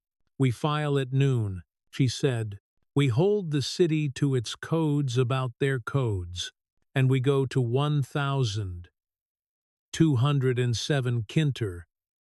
At 2, with every phone you own, she lifted a palm. No arrests today. Not here. The fight is a relay, not a sprint. The kids exhaled as one. The word arrest had been waiting like a cat under a porch. Today it stayed under. Before we go, Ms. Lydia called suddenly, surprising herself as much as them. I have something to say. She stepped to the kid-height mic and bent, then straightened, then bent again because dignity can be a smaller thing than comfort. My name is Lydia Montrose, she said, full name like resignation letter. I teach English at Crestwood. Yesterday morning I wrote a permission slip for silence and sent it home with you all. Today I am writing one for noise. If the board reprimands me, let them. If they fire me, I'll teach in your kitchens. Words belong to whoever uses them with care. There was a silence you could sit down in. Then the sound came, not clap so much as stomp. Shoes on stone. Rhythm leaned forward and became anthem 10 belongs to US. It started messy and landed clean. 10 belongs to us. 10 belongs to us. Each repetition hammered the plaza into a shape it hadn't worn in decades. A boy near Will tugged his sleeve again. Will didn't shrug him off this time. He lifted his chin toward the chant and joined barely, like a man trying on a new jacket in a mirror when he knows he can't afford it yet. 10 belongs to us. Adrian found Noah in the press and touched his shoulder. No steering, no stopping, just a check-in. Noah turned his face, and in it Adrian saw the thing he had missed for too long, and had sworn now to notice his son was a person made of his own choices, not a problem to be managed. Pride hurt in a good way. Aurelia tapped the mason jar with her cane. Paint sloshed and left a red lip on the rim. We're going to need boxes, she said to the nearest cluster of kids, and a dozen phones leapt into group chats. You could almost hear the map drawing itself. The coalition broke them into groups: filers, runners, sign holders, kitchen crew for sandwiches between Courthouse and Kinter Street. Someone asked who would watch the littles. A church lady raised both hands and said, God and I will. Someone else asked who would talk to reporters. Zadie rolled her shoulders like a boxer who'd learned to love ropes. We will, she said, all of us. Same script names first. They began to disperse by task. The plaza loosened. The officer in the cruiser wiped his forehead and muttered something into his radio that sounded like relief dressed as report. The board chair slipped around the side of the square like a man who wants to be gone before anyone writes his name down.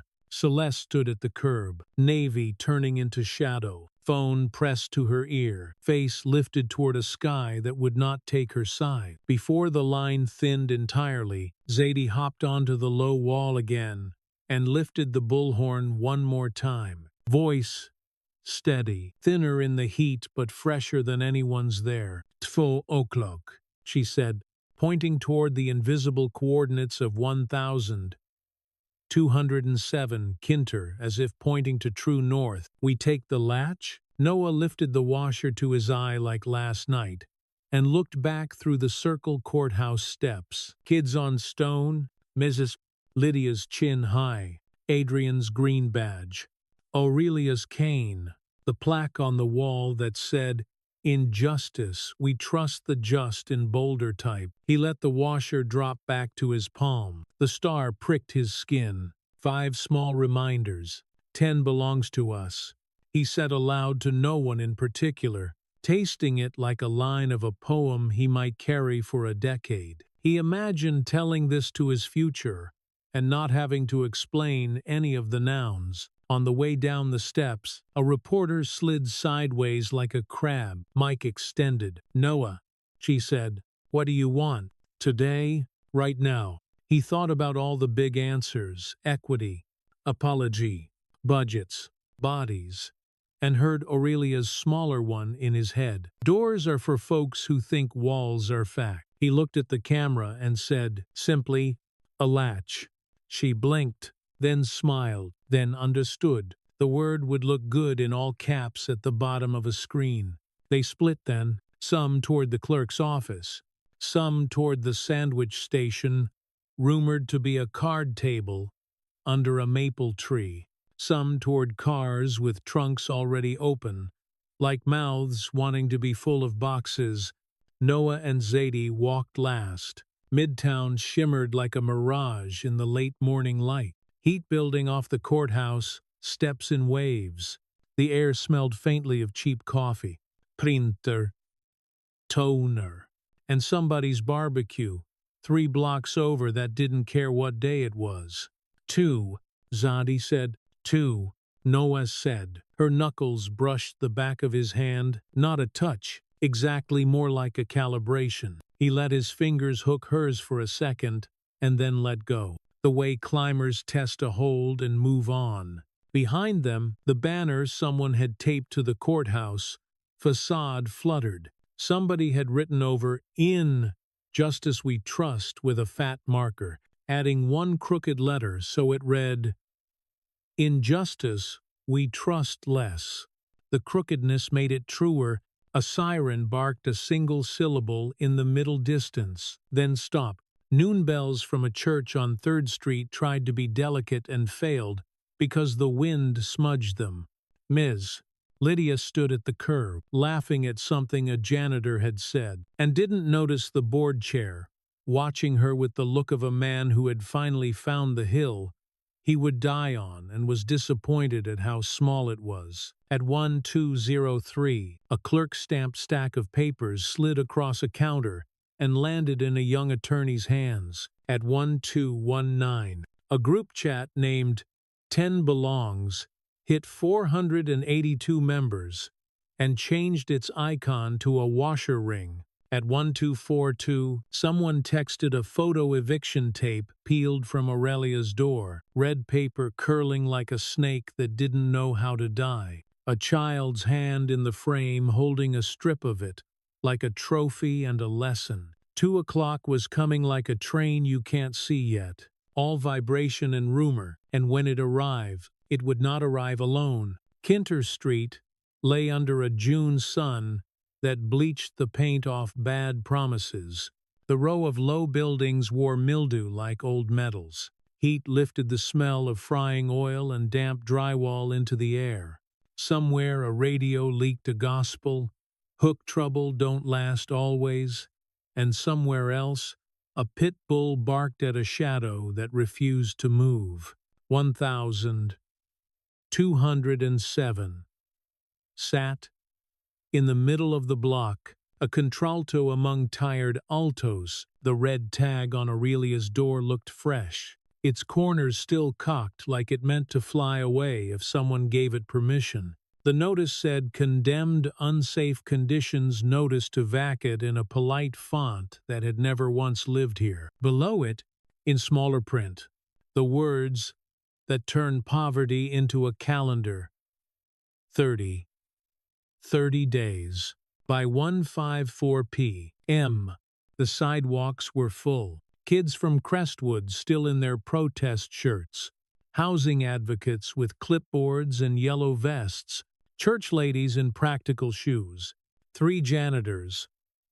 From Local 341, 2 reporters, half a dozen neighbors with arms crossed like gates that would not open for free. A box truck idled a house and a half down. White paint sunburned to tan. Atlas Property Group was stenciled on the door in black letters that pretended not to be a threat. Aurelia sat on a folding chair she'd brought out herself, cane resting horizontal across her lap.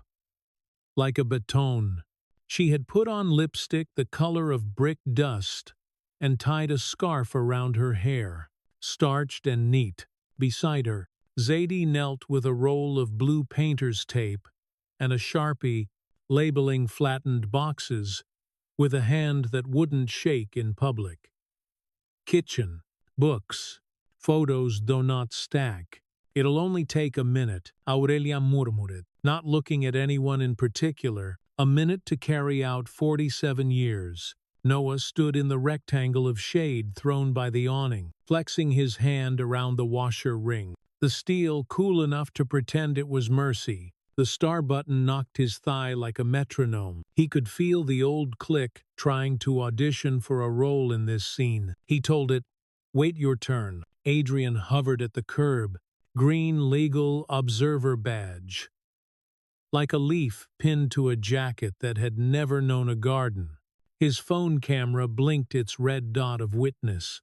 At 159, a city sedan rolled up, the kind that always finds a spot. Two code enforcers got out, one tall, one shorter, the same pair from the courthouse. They wore high-visibility vests that made their torsos look like traffic cones with opinions. Behind them came a thin man in a navy suit, whose tie announced he had read the words "case law" out loud and liked the sound. He flipped his ID. Blake Dorman, Atlas Property Group, blonde hair combed through with a fork. Wedding ring that looked too tight. Ms. Jackson, the shorter inspector, called, eyes scanning for the cane, the way bureaucrats scan for barcodes. Aurelia didn't stand. "You found me at court," she said. "You'll find me now." She didn't have to raise her voice to be heard. The block quieted for her without being asked. Blake Dorman offered a smile that belonged to someone else.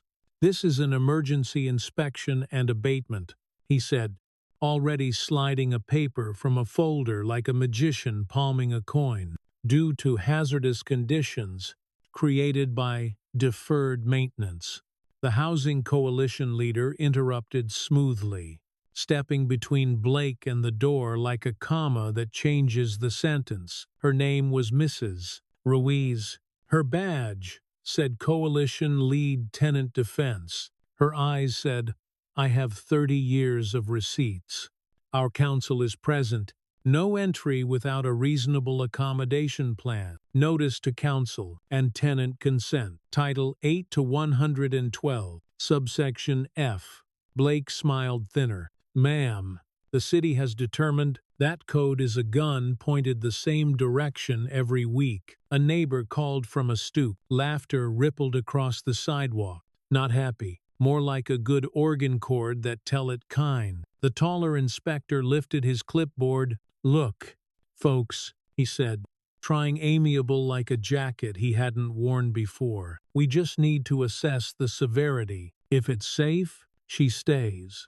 If it's not, we secure the unit and throw her life in a truck," Sadi said, still on her knees. Not looking up from the box, she was labeling cookware iron. Her voice reached the curb and returned with friends. Two patrol cars slid in on either end of the block, as if the street had ordered bookends. Officers stepped out with that loose-jointed caution cops wear when they expect to be filmed. One had his hand wrapped around a radio mic, as if a different hand might reach it first. Their skin tones were a patchwork brown, beige, pink, and yet they wore the same color authority. Blake checked his watch.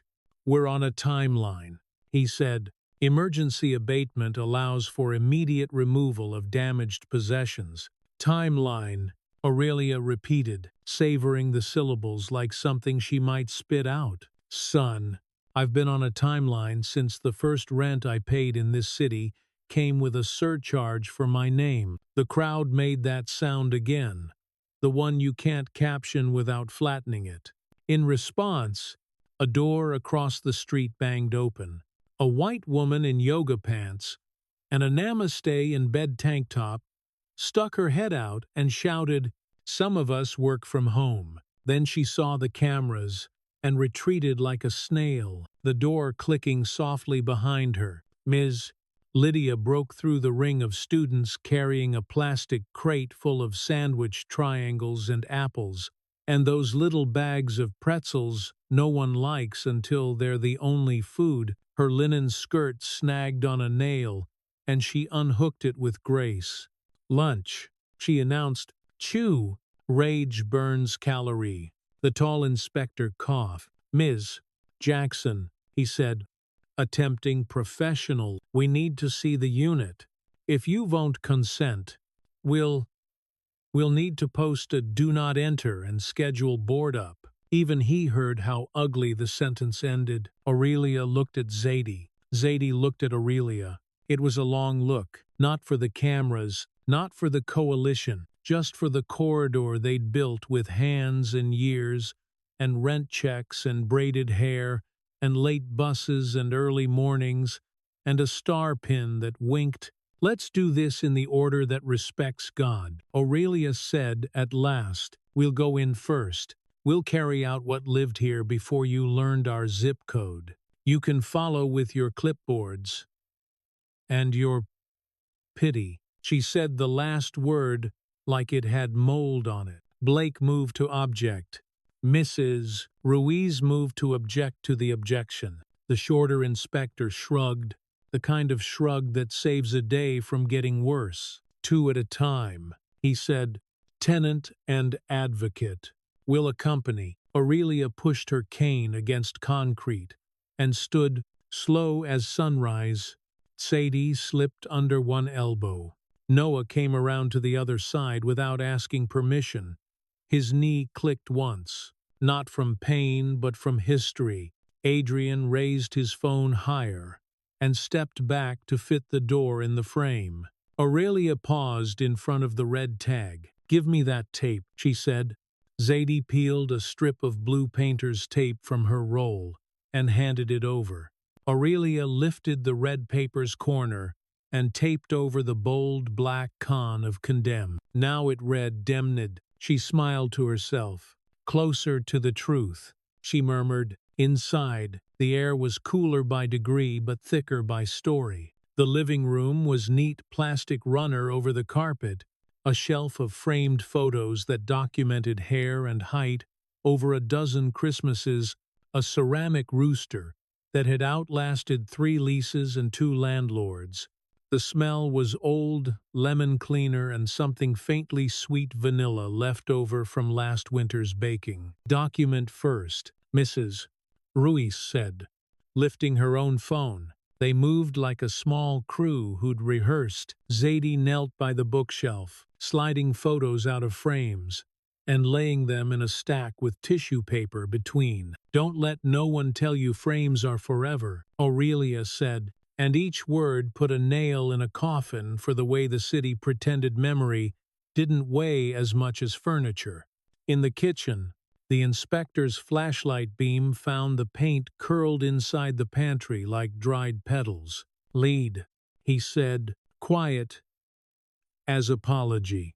Positive. He took a swab. Zadie watched him like she watched cops, not with fear, but with a memory of fear's face. From the back bedroom, a neighbor's voice floated in, "You need a box." And then the woman herself, Ms. T from 1209, came in with a flattened Amazon box she'd saved like a rainy day. She and Aurelia exchanged the particular nod of black women who know the names of each other's mothers and pills. They got my cousin out on Edgewood with the same red paper. Ms. T said mold. Landlord bought the building a month later and put in an espresso machine. The shorter inspector's face twitched. We don't make policy. I know, Aurelia said. You just bring it mail. Blake hovered in the doorway. One shoe over the threshold, but not his heart. We'll need to remove anything porous that's been exposed, he said, voice polished to courthouse marble. Soft goods, like couches and my quilts, Aurelia asked, soft, but not a question. If they've absorbed, Blake began, and Sadie stood like a thunderclap. You won't touch those? She said. We have to abate hazards. Blake said. You are a hazard, she answered, and the room felt a little shorter. The chest that held the quilts sat under the window, cedar, carved with vines. The lid bowed slightly from years of swallowing thick blankets, a wedding present, older than Zadie, older than Mrs. Ruiz's first courtroom win, older than this inspector's beard. The first quilt on top was blue and white, stars sharp as the one at Zadie's throat. The second folded beneath it was all warm tones, caramel, rust, mustard, the colors of kitchens where secrets get told. Blake moved to the chest and set his fingers under the lid in a gesture that had never once belonged to him. Noah saw Zadie's jaw set. He saw Aurelia's nostrils flare. He stepped between Blake and the chest without thinking, washer ring catching a glint of window light and throwing it back, not as threat, but as reminder.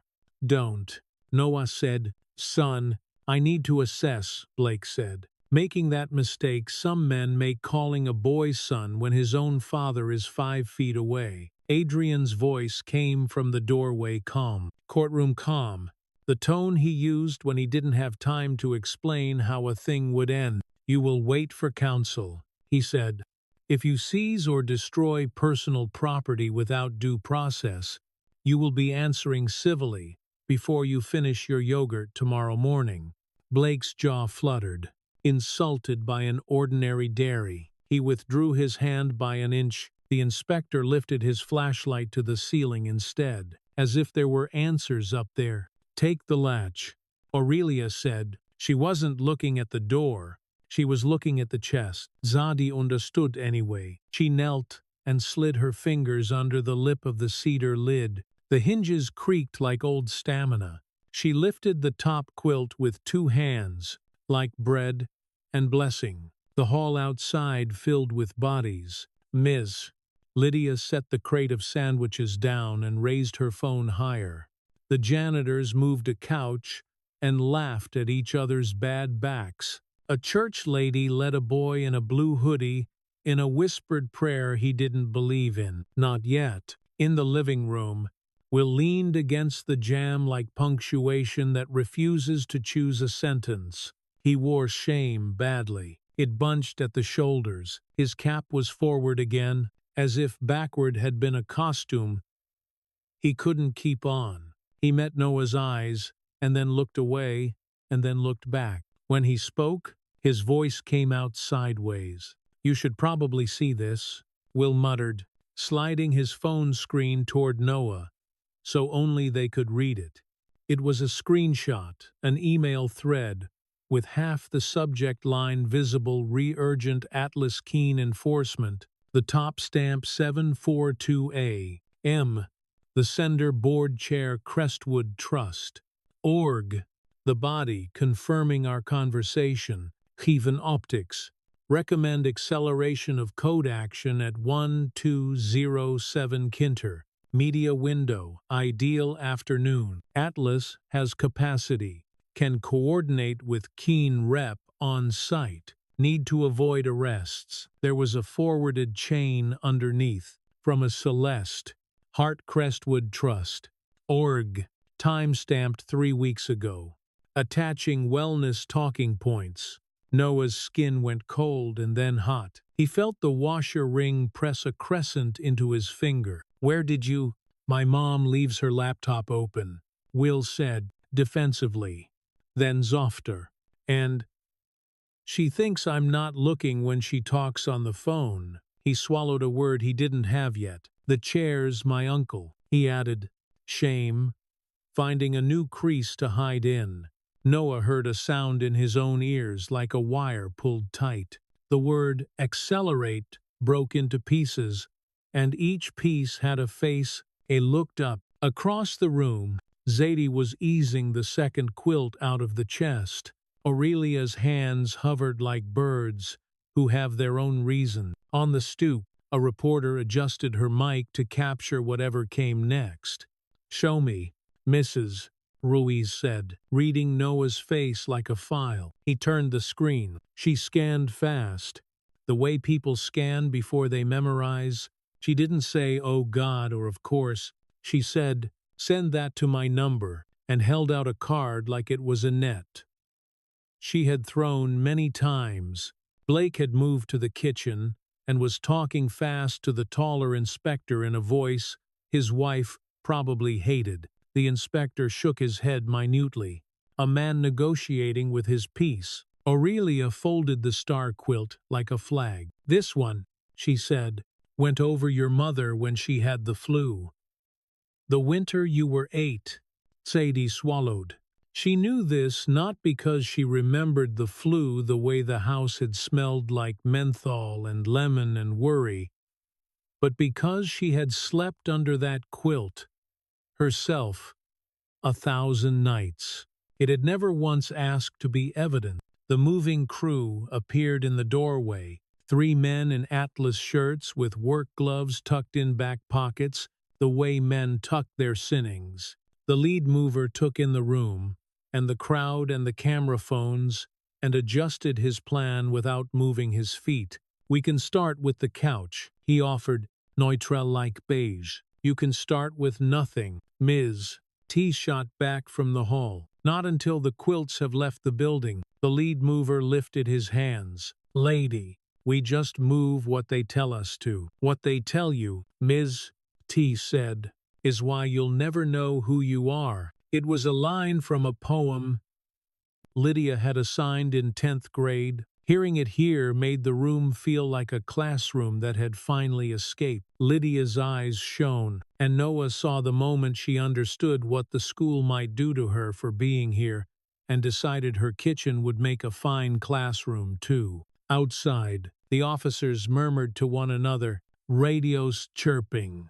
The counter-protesters from downtown had not followed. In their place stood a single man in a golf shirt and mirrored sunglasses, arms folded, watching like a small measurement of hate.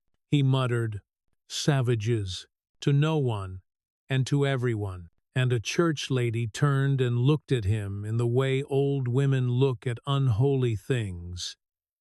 Pity first, then a prayer that burned. Inside, a decision announced itself without anyone voting. The crowd formed a line from the cedar chest to the sidewalk, hands passing memory, bodies writing logistics on the air. Quilt to arms, arms to box, box to porch, porch to van that wasn't a van but Miss Lydia's Honda with the seats down. Zadie's breath got shallow and then found rhythm. Her wrists went shiny with sweat. Noah's knee clicked when he pivoted. He pivoted anyway. The taller inspector scribbled notes like a man who hears himself being recorded. Blake paced toward the hallway and back, wearing a groove into a runner that didn't belong to him. At the doorway, the reporter raised her mic toward Zadie. "What do you want to say to the board chair?" she asked. The question landed like money on a table. Zadie didn't even turn her head.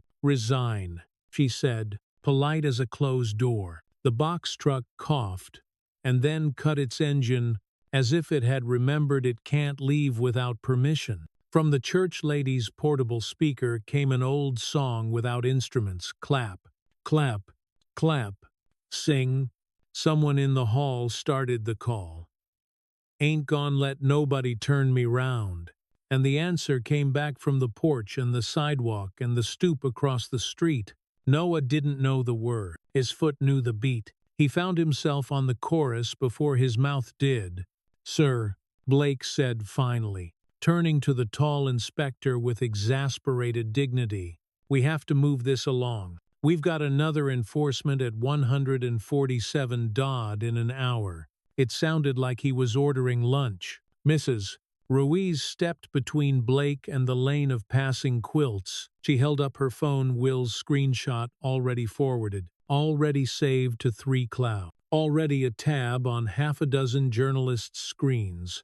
"You accelerated this because the board chair asked you to," she said, voice even. "You coordinated with a wellness vendor implicated in drugging a minor at Crestwood. If you put your hands on one more item here, you will do so with this email on the evening news, and your last name trending." Blake's mouth opened, closed, opened again on a different vowel. "We respond to complaints," he said weakly. "From who?" Zadie asked, not looking up from the quilt she was lifting. "Name them." Blake glanced at the inspector. The inspector looked at his shoes. The shorter one cleared his throat. "We received a formal complaint from a concerned citizen," he said, and the words "concerned citizen" sounded like a white noise machine. "Anonymous. Anonymous got a board seat," Ms.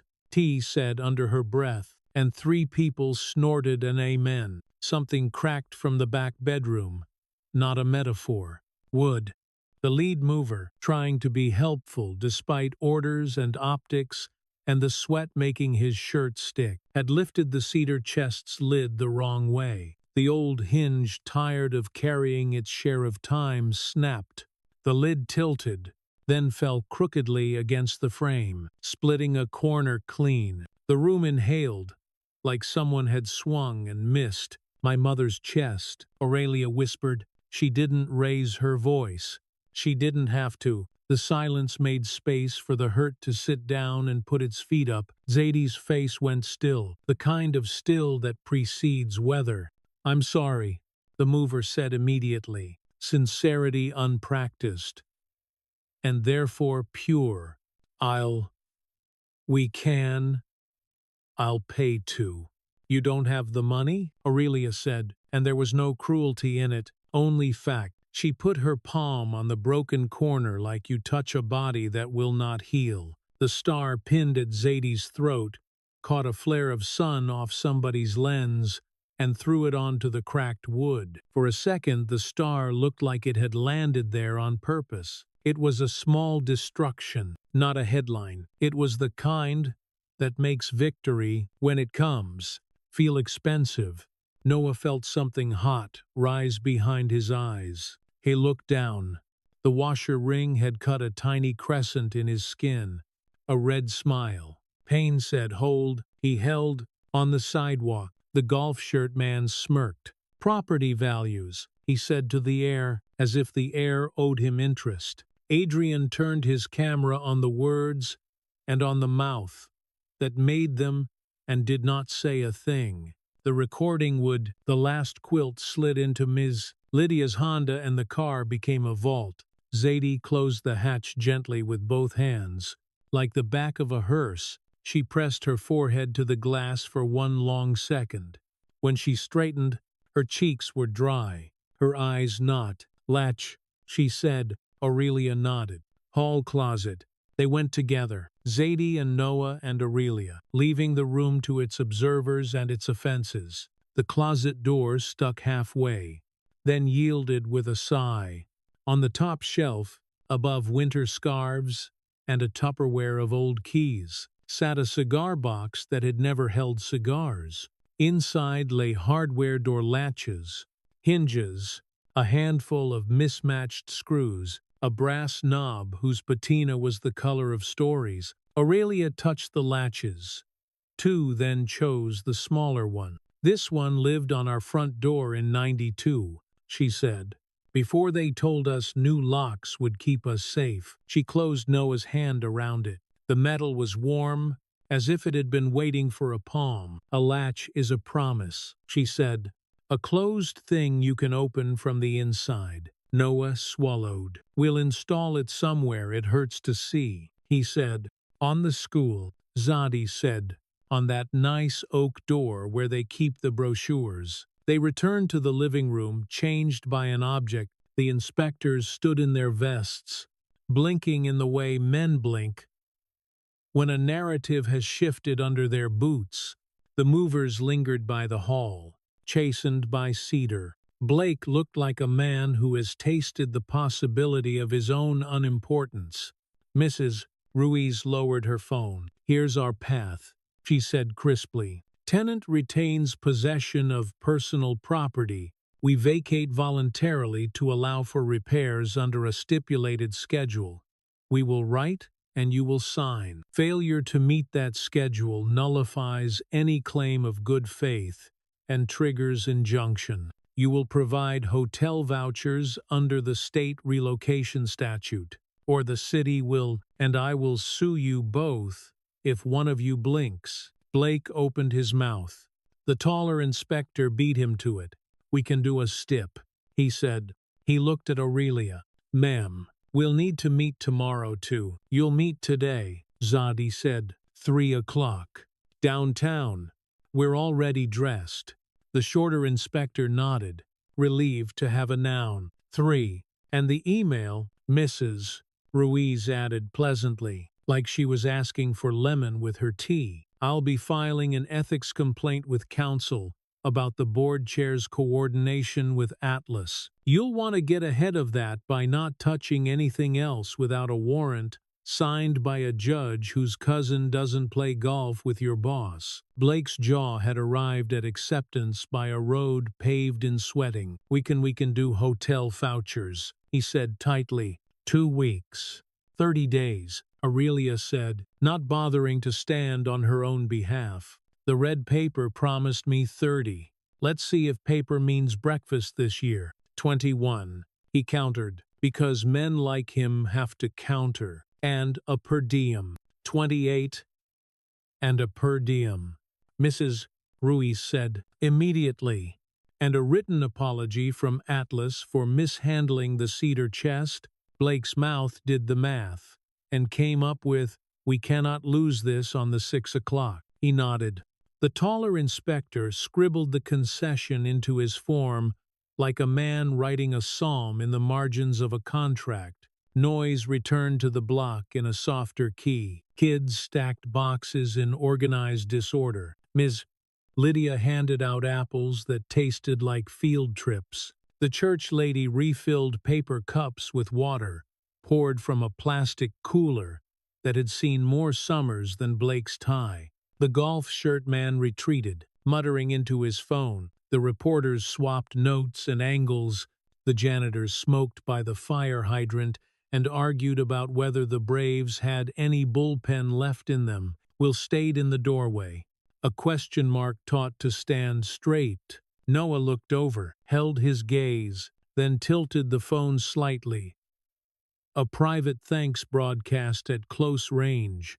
Will nodded once, miserly, the way boys nod when a thing is new and might explode if you jostle it. Aurelia closed her eyes. I didn't cry, she said to nobody and to Zadie. I'll pay for that later. Zadie squeezed her hand. We'll invoice grief, she said. Charge it to the board. Adrian stepped close to Noah and Zadie. Green badge like an extra heartbeat. We'll get a restraining order if Atlas twitches, he said, low. I already texted a judge I did moot court with when dinosaurs roamed. Zadie grinned despite the heat. You a dinosaur. A handsome one, he said. Noah rolled his eyes, relieved to have a second to be a son. The coalition leader clapped her hands twice and called out logistics. Hotel check-in at the church by 5, she said. 4 volunteers to help Ms. Jackson make a list. 2 to ride with her to the hotel. 3 to go with me to file the complaint. Hands went up. Names were written. The world organized itself without waiting for permission slips. As the crowd thinned into tasks, Ms. Lydia's phone buzzed. She glanced down, then away, then back. Her face said, there it is. Noah caught the flicker and raised his eyebrows. Ms. Lydia turned the screen without moving her arm far. An email from HR Crestwood Trust. Org. Subject meeting re-professional conduct. Time tomorrow. 8:15 a.m. Note, please bring your lanyard and keys. Lydia's smile didn't flinch. Looks like my kitchen gets students sooner than expected, she said lightly. Then, less lightly, sacrifice feels heavier in your inbox. You won't carry it alone, Adrian said. We'll have counsel outside that door. She nodded once. Gratitude with a teacher's economy. Bring coffee. On the stoop, Aurelia rose. Zadie and Noah flanked her without choreography. She took one step, then another, then stopped in the doorway and looked back into the living room, the couch, the rooster, the spotlight in the ceiling that would never be bright enough to make the paint new. She reached up with a hand that had braided 100 heads and unscrewed the deadbolt's thumb turn. With a twist she had learned in another apartment, In another year, under another landlord's laugh, she put the thumb turn in Zadie's palm. Latches and locks, she said. The world's whole story. Zadie slipped it into her pocket next to the star and patted both. The metal met metal like a clink across a table. 2 o'clock belongs to us, she said. Today it did. Aurelia said, tomorrow, too, if we wake up mean enough. A breeze found the street then, thin and real. It lifted the red paper on the door. The corner blue-taped fluttered. The camera lens caught it. The reporter smiled. The editor later would slow that second by half, because even people who live in pixels know a prophecy when they see one. From somewhere down the block, a siren murmured and then turned a corner that was not this one. The pit bull stopped barking. The gospel radio moved on to the next verse. I'm so glad trouble don't last always. And a child on a scooter scissored through the sun with a grin that didn't ask the day if it was allowed. Noah looked at the latch in Zadie's pocket, and then at the washer ring on his finger, and then at the broken corner of the cedar chest. He thought of the email in Mrs. Ruiz's phone, the subject line, a thread he could tug until a suit unraveled. He thought of Ms. Lydia's 815 appointment with a door that would be polite to her until it wasn't. He thought of Celeste on the courthouse steps. Navy turned to shadow, voice cracking into a sorry that didn't fix a hinge. He thought of the school's oak door heavy, self-satisfied, brochure sturdy, and the small brass latch that would look like nothing until it looked like a revolution. He imagined the moment the camera flash would hit it and understood how the light would behave. 3 o'clock downtown. Mrs. Ruiz called, checking her watch. 5 at the church. 8:15 tomorrow we stand with Miss Montrose. Tonight, rest like it pays a bill. The crowd laughed because being told to rest like it matters felt like a compliment. They began to break apart, en route to errands that had recently become strategy. Zadie lifted the bullhorn from the porch rail as if it were a fragile thing. She looked at Noah, and then at Aurelia, and then at the inspector who had learned a new kind of nod today.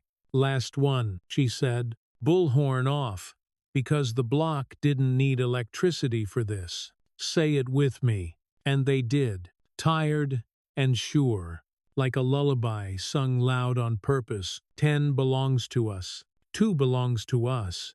And what we close, we open. The last line sounded odd, and then perfect. And the echo went down Kinter Street, and around the corner, and into a day that had a different ending written for it this morning. Aurelia stepped off the stoop, and the sun took her face in both hands. Zadie fell in beside her, and Noah matched their pace. Behind them, the red paper fluttered again, and this time the tape gave up gracefully and let a corner go. Somewhere on a different block, an assistant hit send on a press release nobody would read, and somewhere else, a donor texted a board chair, "Are you okay?" And somewhere else, a girl who hadn't spoken in class all year practiced saying her own name out loud. The brass latch warmed in Zadie's pocket. The washer ring cooled against Noah's finger. The cedar chest's jagged corner waited, a small wound on a large day. And the sun, arrogant and right, stood there in the middle of it all, like it had belonged to them from the start. The garden suite smelled like bleach and cinnamon toast, the kind of mix you get when survival shares a kitchenette. Afternoon light came in low and gold, bouncing off the crooked picture frames, and the laminated list of rules nobody read until they had to. The coalition had colonized the hallway with poster board and gaffer's tape. Names were written on the ice bucket lids. Plans were written on sticky notes that kept falling and getting picked up again. Noah sat on the bed edge with his knee sleeve peeled down, flexing the new joint like a musician tuning an unfamiliar instrument. The washer ring knocked lightly against his wrist. On his chest, the silver star Zadie had given him rose and fell with the kind of breath that only shows up when a room has people who will say your name and mean it. Aurelia anchored the corner armchair like a queen in exile and didn't seem to hate the title. She had her phone on speaker, so everyone could be inside the call without pretending it wasn't happening. And if they try to ring-fence the board agenda, Adrian said from the other end, voice thin with proximity to deadline, we hit them from the floor with a motion to add new business. I've got the language, I'll put it in Mrs. Ruiz's hands before breakfast. What about the latch? Zadie asked, cross-legged on the carpet, Sharpia uncapped, like Avend. She'd been writing, our kids are not permits, on poster after poster, until the letters started to look like a language from the future. We do it, Ms. Lydia said, as if someone had suggested hydration. She leaned in the doorway with a tote bag that could stop a door. We're done asking favor for oxygen. We install a latch that keeps the meds room supervised. Bold, visible, reasonable. Let them punish me for common sense in a drought. Adrian hesitated, the lawyer in him trying not to blink. They'll place you on leave, and I'll make them say out loud why, she said, tired, in a way that had moved past itself. Put it in the minutes. Teacher suspended for refusing to let a child be dosed behind a closed door. Imagine the headline font. Aurelia smiled without teeth. I will bring coffee to the suspension meeting. And a tape measure. Noah looked up. A tape measure. To size the box they think they can put us in, she said, as if it were obvious. The room laughed, the way people laugh when they've already paid for it. A knock came soft but urgent. When the door opened, Will stood there looking like he'd come in costume as a boy who'd run out of places to set his hands. T. Uskov. Collar gilt-wrinkled. Backpack slung in a way that said it usually belonged to someone who carried his books for him. I shouldn't be here, he said, and stepped in anyway. Zadie was up before anyone asked a question. You okay?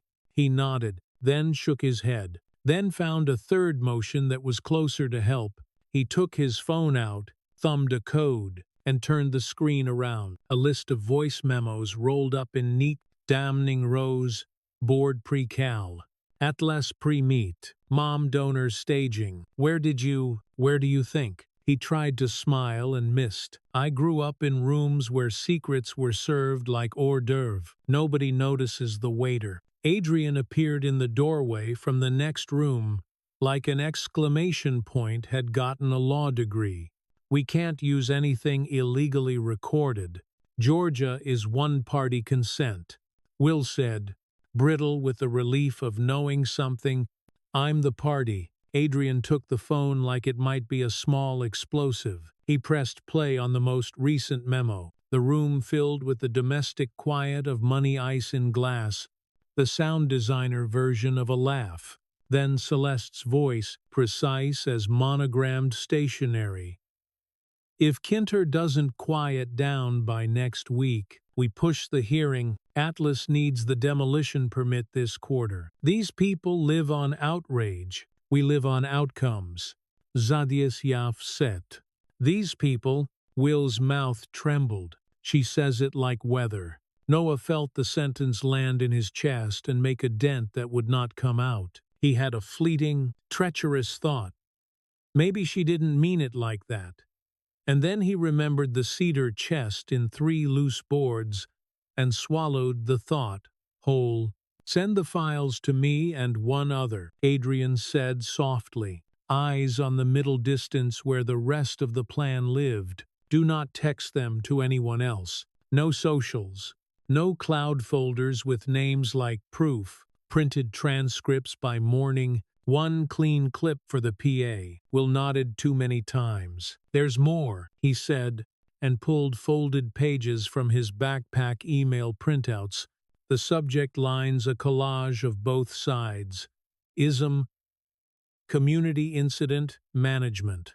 Narrative risk, parent alignment. At the bottom of one, the Atlas logo. arrogant in its geometry. At the top of another, Celeste's name, tidy.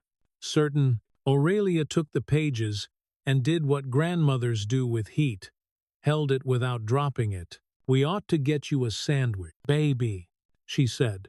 "Is that a legal requirement?" he asked, watery with an almost smile. "In this family," she said, "yes." Day slid toward evening. Evening decided to earn its keep. The coalition split along skills and appetite. Mrs.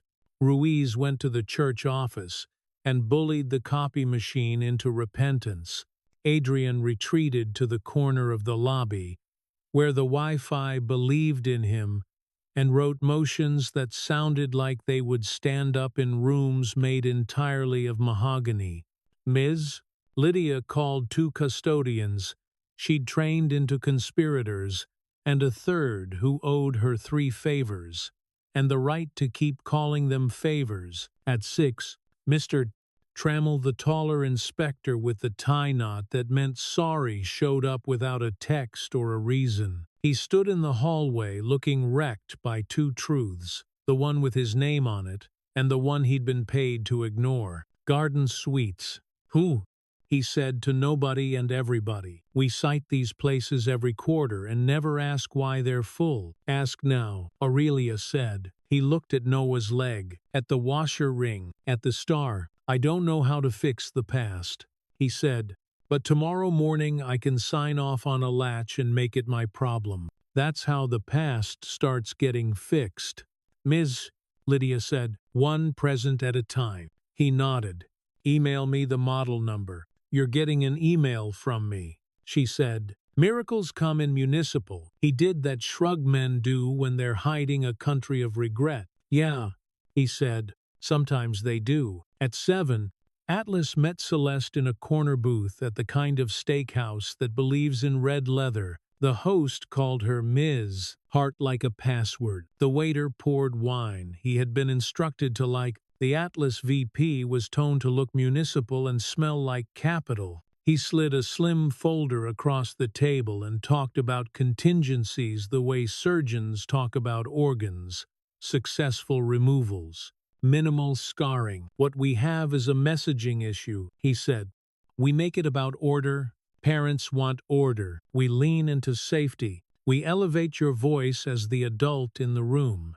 "The adult in the room," she repeated, the pearls at her throat performing the smallest complaint. "You do know how that sounds, right?" He didn't, or he did and believed in it anyway. She took a breath. "Fine. We attack the latch. We call it performative, a security hazard. We call the motel a choice of convenience. We're not monsters, Gerald. We love children. We just understand the limits they are born into." She should have stopped. Nobody had taught her how. Will sat 2 booths back under a ball cap that had seen richer heads. He held his phone face down. Voice memos app open. Thumb on red. He watched his mother's silhouette talk about children like numbers, and felt something run out of him he had not known he could spend. He sent the file to Adrian without listening. Then he ordered fries.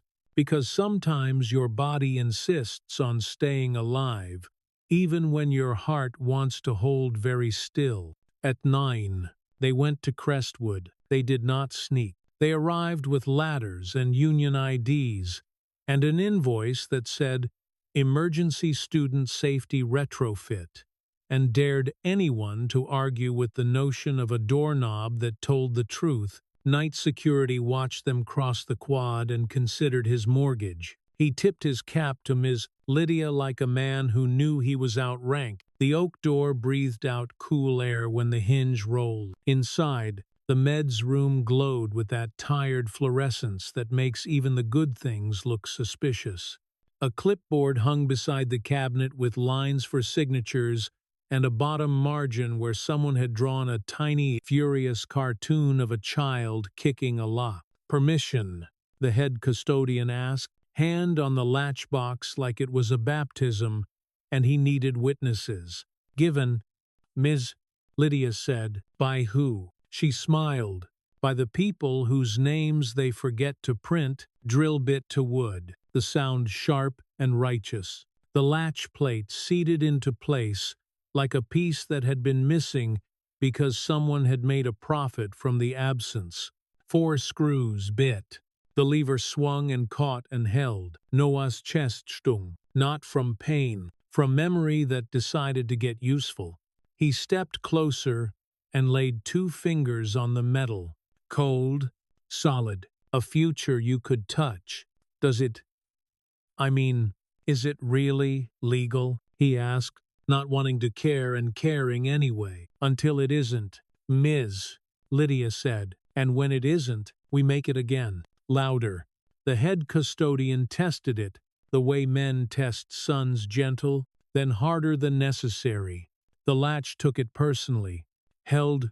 Sadie lifted her phone, framed the plate, the lever, the little engraved serial number that would look great in exhibits and bad in lies. She snapped. She didn't post.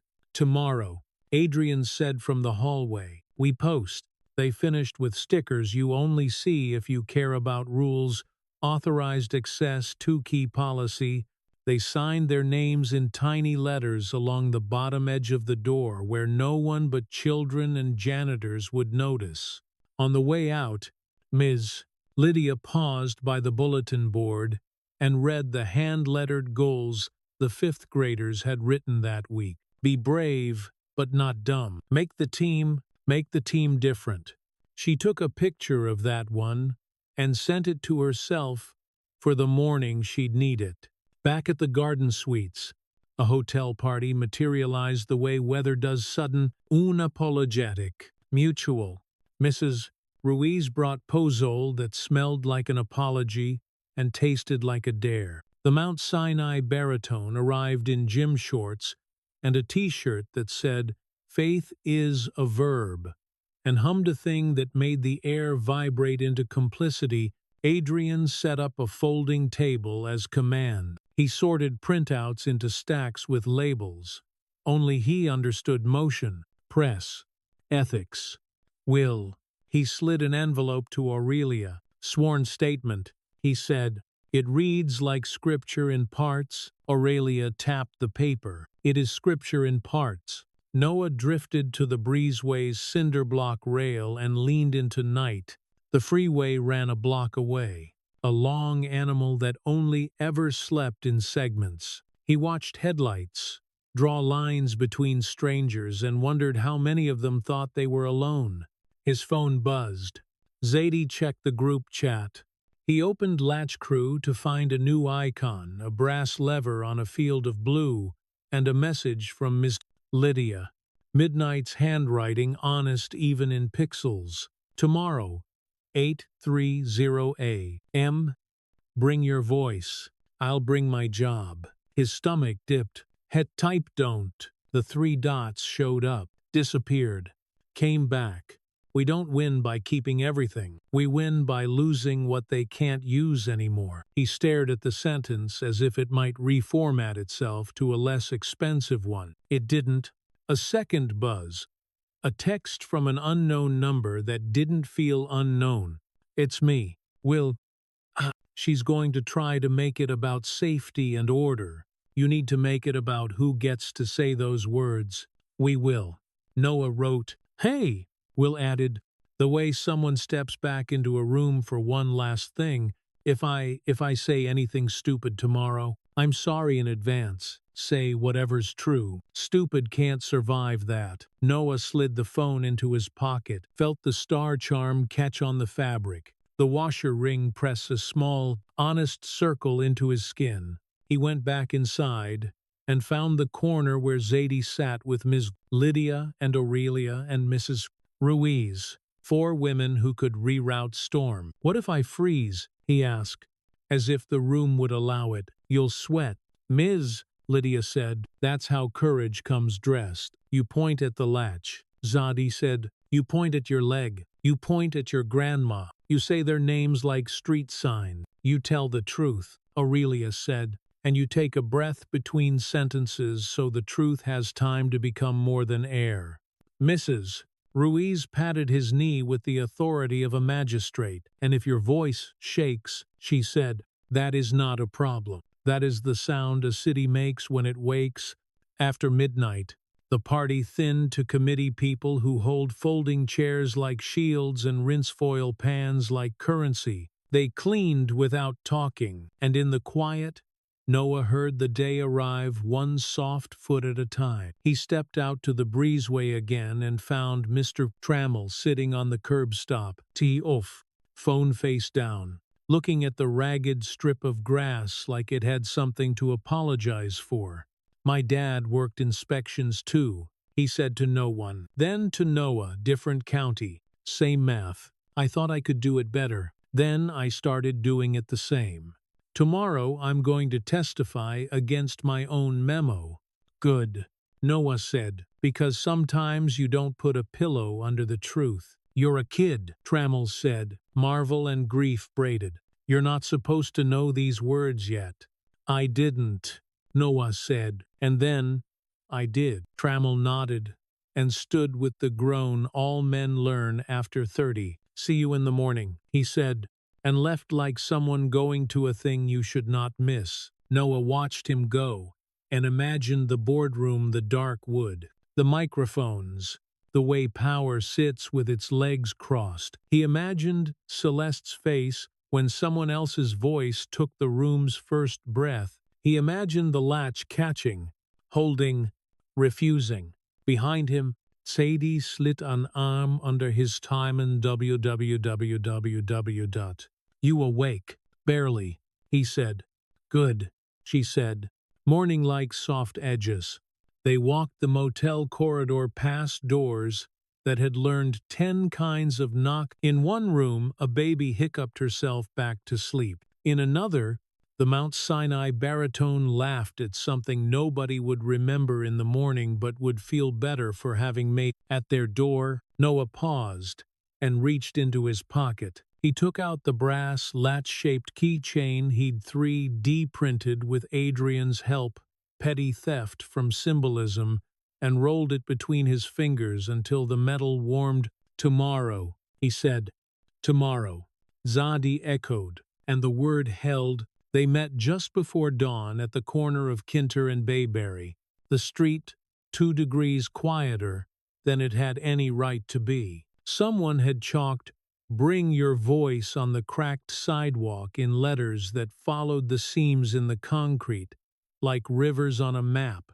The air smelled like bread from the bakery that opened at 5, and gasoline from the bus that always arrived at 6, and the soap a grandmother uses when she wants you to remember clean. Noah looked up the block, where the eviction flyer had hung for too long. The tape had given up earlier that week. The paper had curled and fallen, and no one had had the energy to pick it up. It lay there now by the threshold like a snakeskin evidence of something that no longer lived in that shape. Aurelia adjusted her scarf and slipped the hotel wristband higher on her arm until it looked less like a wound and more like a flag.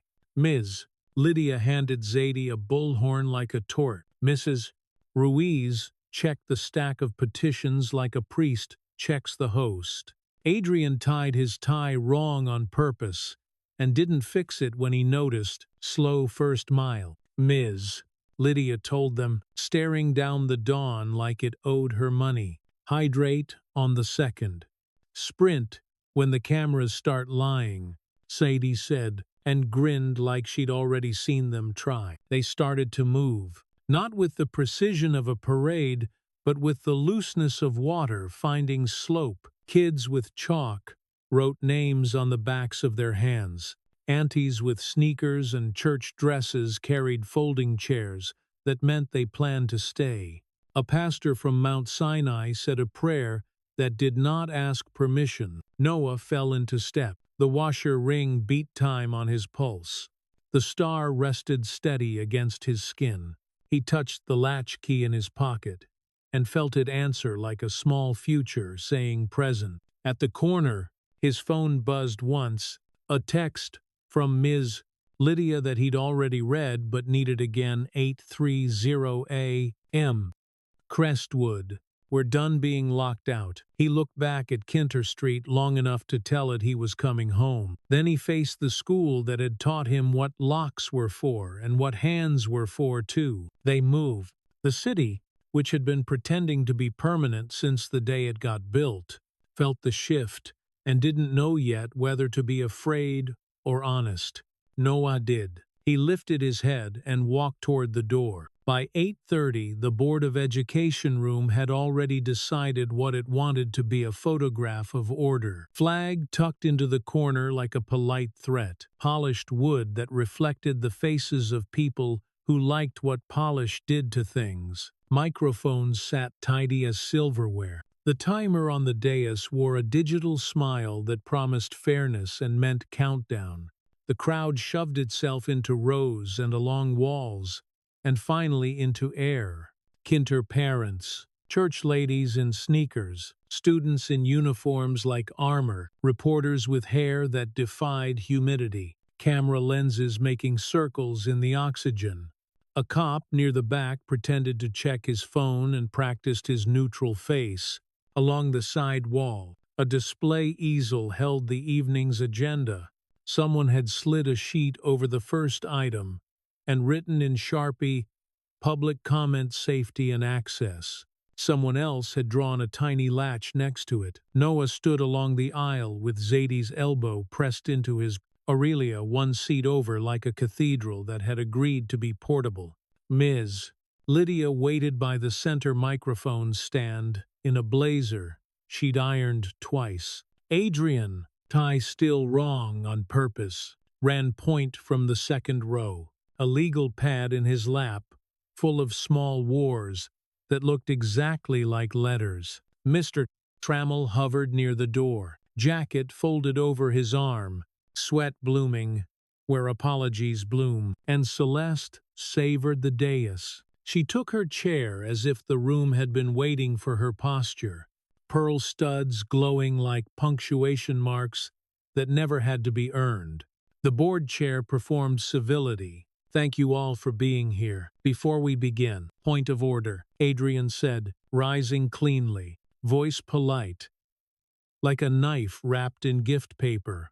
He quoted policy, subsection, page number like he was reading inscriptions off a courthouse. Given the urgent matter of the unauthorized latch installed at Crestwood Primary and the community's concern about medical supervision, we move to amend the agenda and take public comment first. A rumble moved through the room the way weather moves under doors. The chair hesitated, eyes flicking to Celeste, who gave micro-approval with a blink that meant, "I control even your permission." Motion fails. The chair said, "We will proceed as." Second, a board member said, surprising herself with the sound of her own voice. The chair blinked. He hadn't expected an ecosystem. All in favor. Hands rose like a flock. Suddenly remembering how wings work, the chair counted, frowned, counted his math again, and found it uncooperative. "Fine. Public comment first. 2 minutes each. Keep it civil." Civil. The word tasted like lemon rind. Mrs.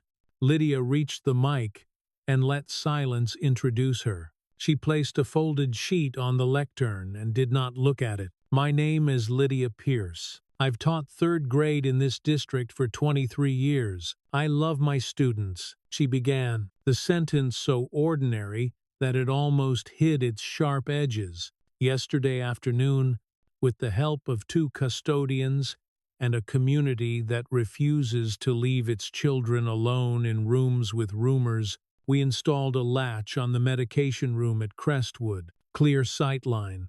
2 key policy. No dosage without witness. It cost $41, and the last of my patients, murmurs, the friendly kind." She flowed on. "You may suspend me," she said conversationally, like the weather report. "You may call my insistence a violation of procurement. You may file me under problem. but put in your minutes exactly what the problem is. Teacher refused to let a child be drugged behind a closed door. Say it slow for the cameras. She stepped back. 2 minutes by the board clock. Epic. By the rooms. Mr. Trammell was next. He adjusted the microphone the way a man adjusts mercy. I'm city inspections. My memos have become reasons not to see. I'm here to say the latch is compliant and should have been there already. We are citing the district not for the latch, but for the decade it took the community to install one. If you want to fire me, I'll bring the code book to my hearing and read you your reflection. He moved away without waiting to see the shape of the board's faces. A boy in a tie will took the next space. His hand shook where the paper met the lectern. His voice turned 16 into something older. My name is William Hart. I'm a student at Castleton Prep and the son of board member Celeste Hart. I have recordings. The room went taut, muscles forgetting how to be furniture.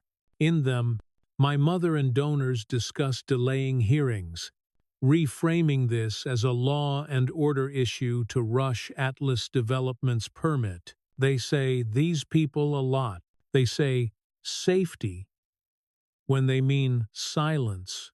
Or he reached into his pocket and placed a thumb drive on the lectern like an altar item. I love my mother, he said, and the light changed a degree. I was raised to believe in order, but order without justice is just choreography. He swallowed.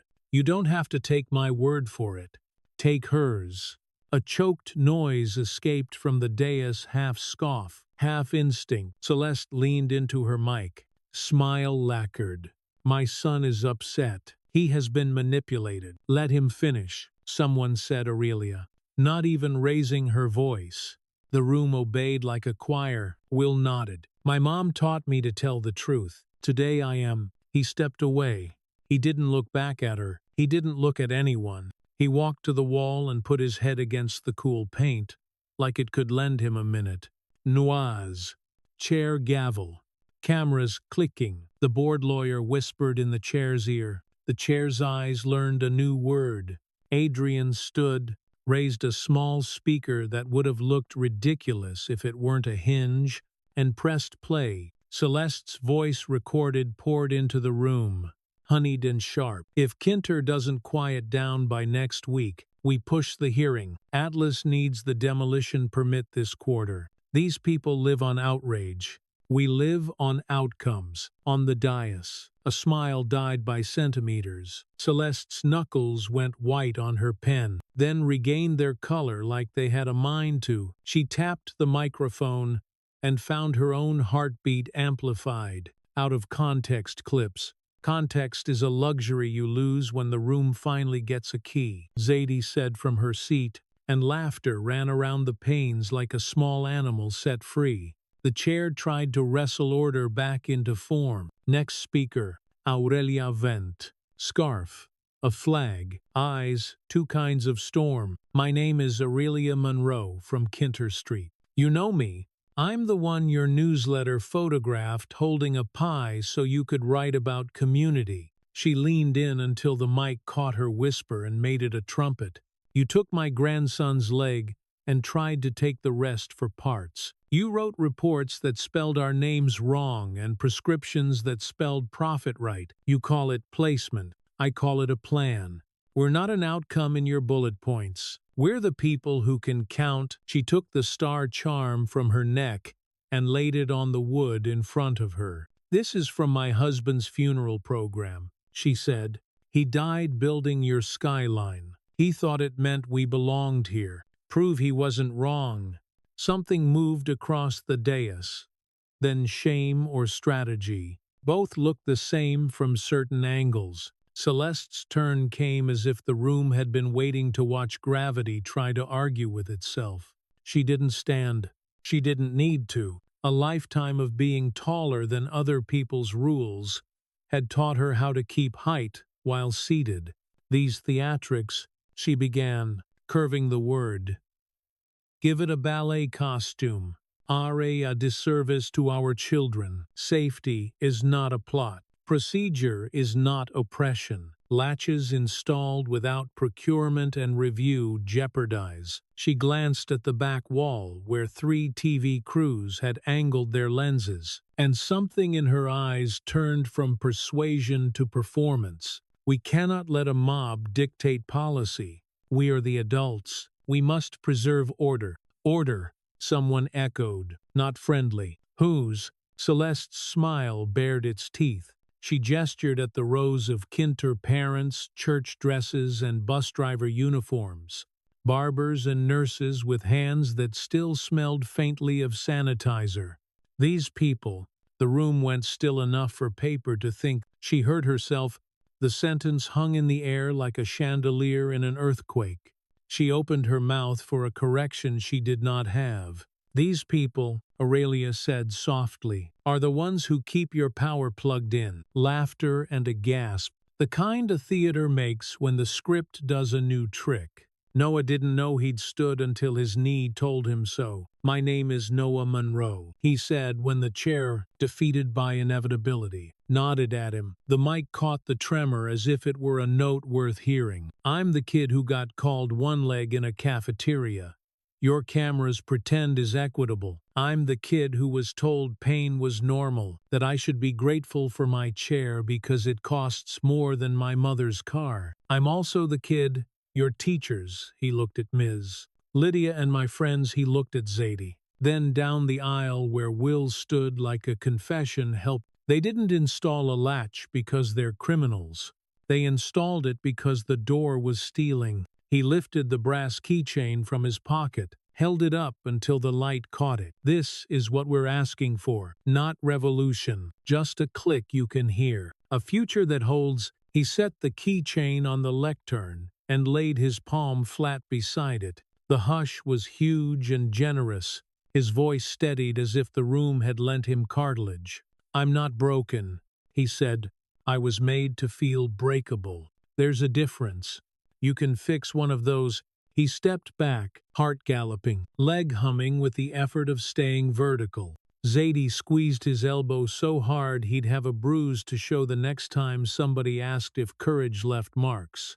The board conferred in a murmured nod. Legal counsel passing notes that smelled like risk. The chair straightened into his tie and found a gavel he'd earned by losing. Given the testimony and evidence, he said, voice thinner than the wood wanted, we will vote on an emergency policy, 2-person verification for any medication administered on school grounds, visual access latch or window required for any meds room, external audit of all procurement relating to student care, and a temporary recusal of board member Celeste Hart from votes concerning Atlas development and Crestwood Primary pending ethics review.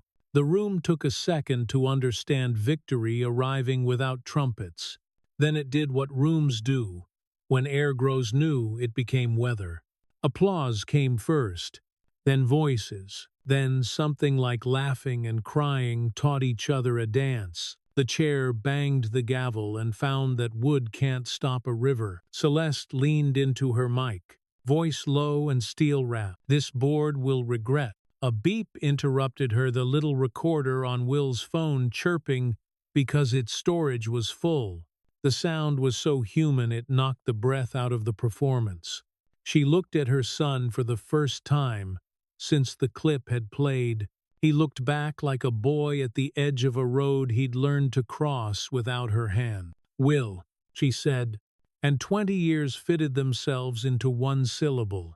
He swallowed and shook his head a centimeter. Not now. Maybe not here.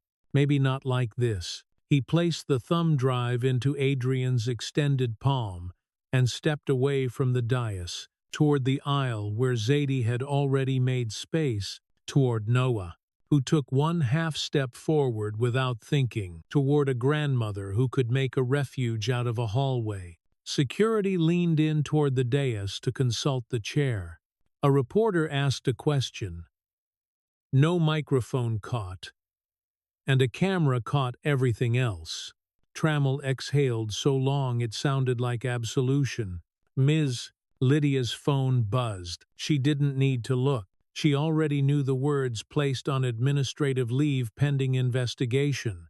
She came to Noah and said it out loud anyway, so no one else could weaponize it. They suspended me, she said. I'm sorry. He managed. Don't be. She smiled with more teeth than grief. You heard it.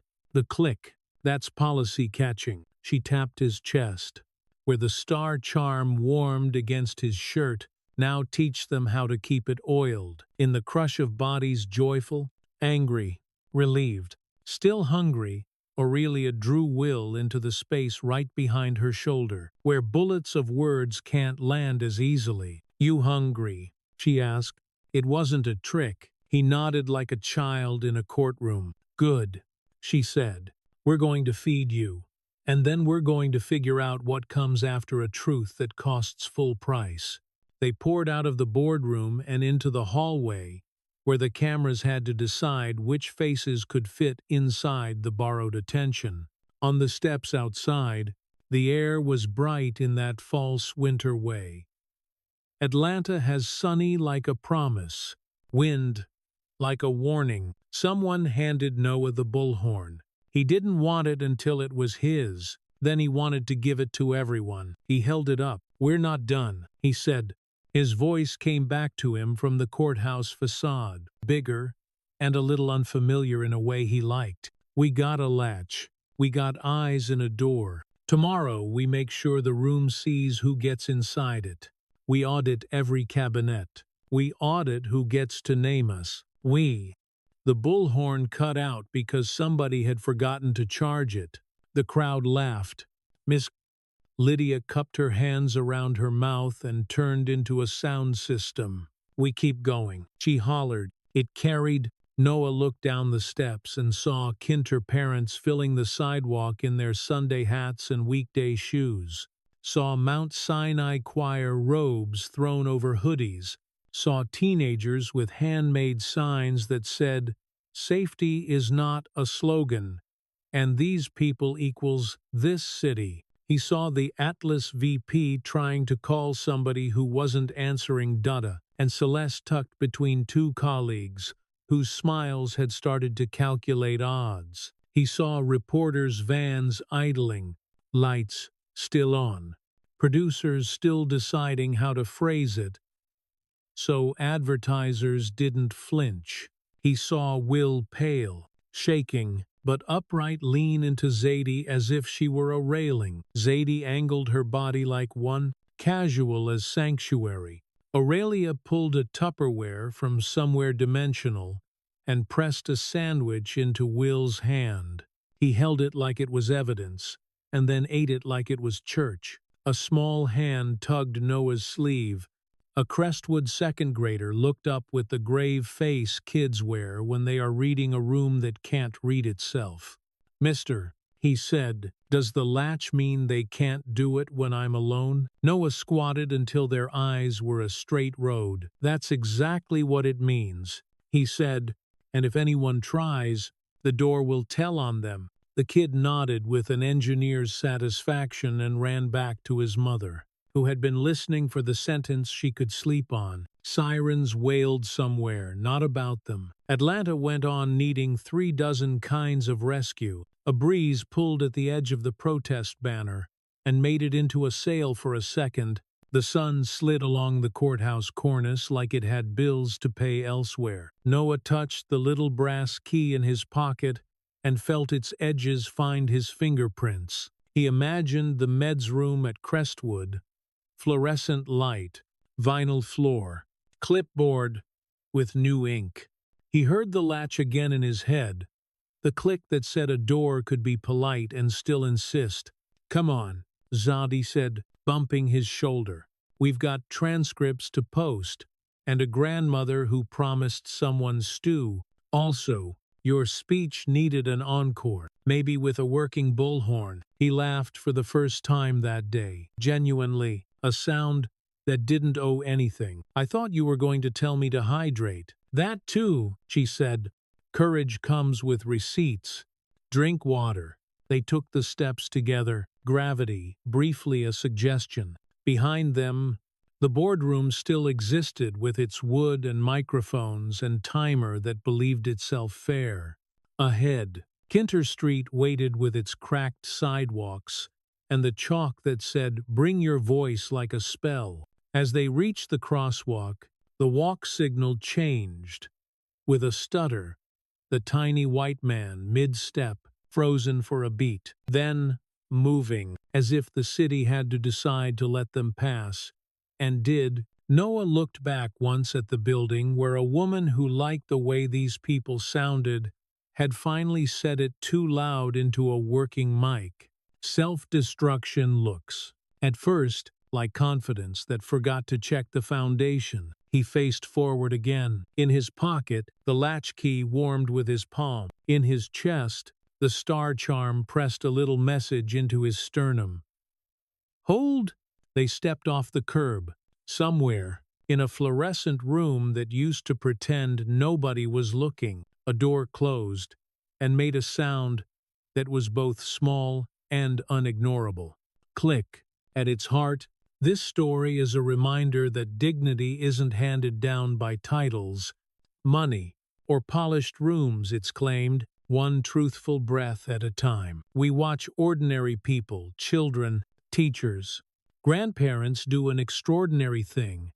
Refuse to call harm care. Refuse to let polite silence cover bruises. The lesson is plain and usable if something feels wrong. Name it.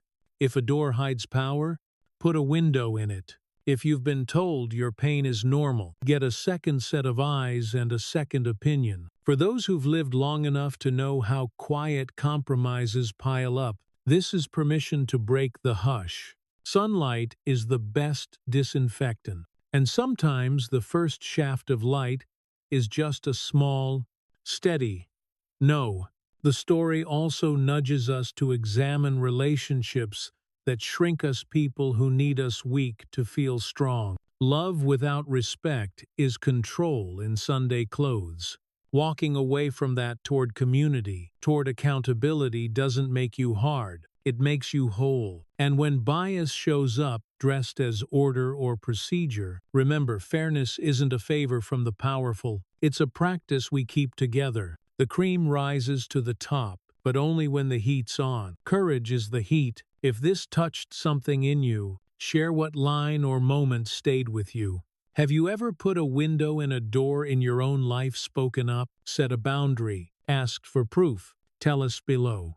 Tap like to help more people find stories that spark conscience, and subscribe so you don't miss the next chapter of hard truths and hard-won hope.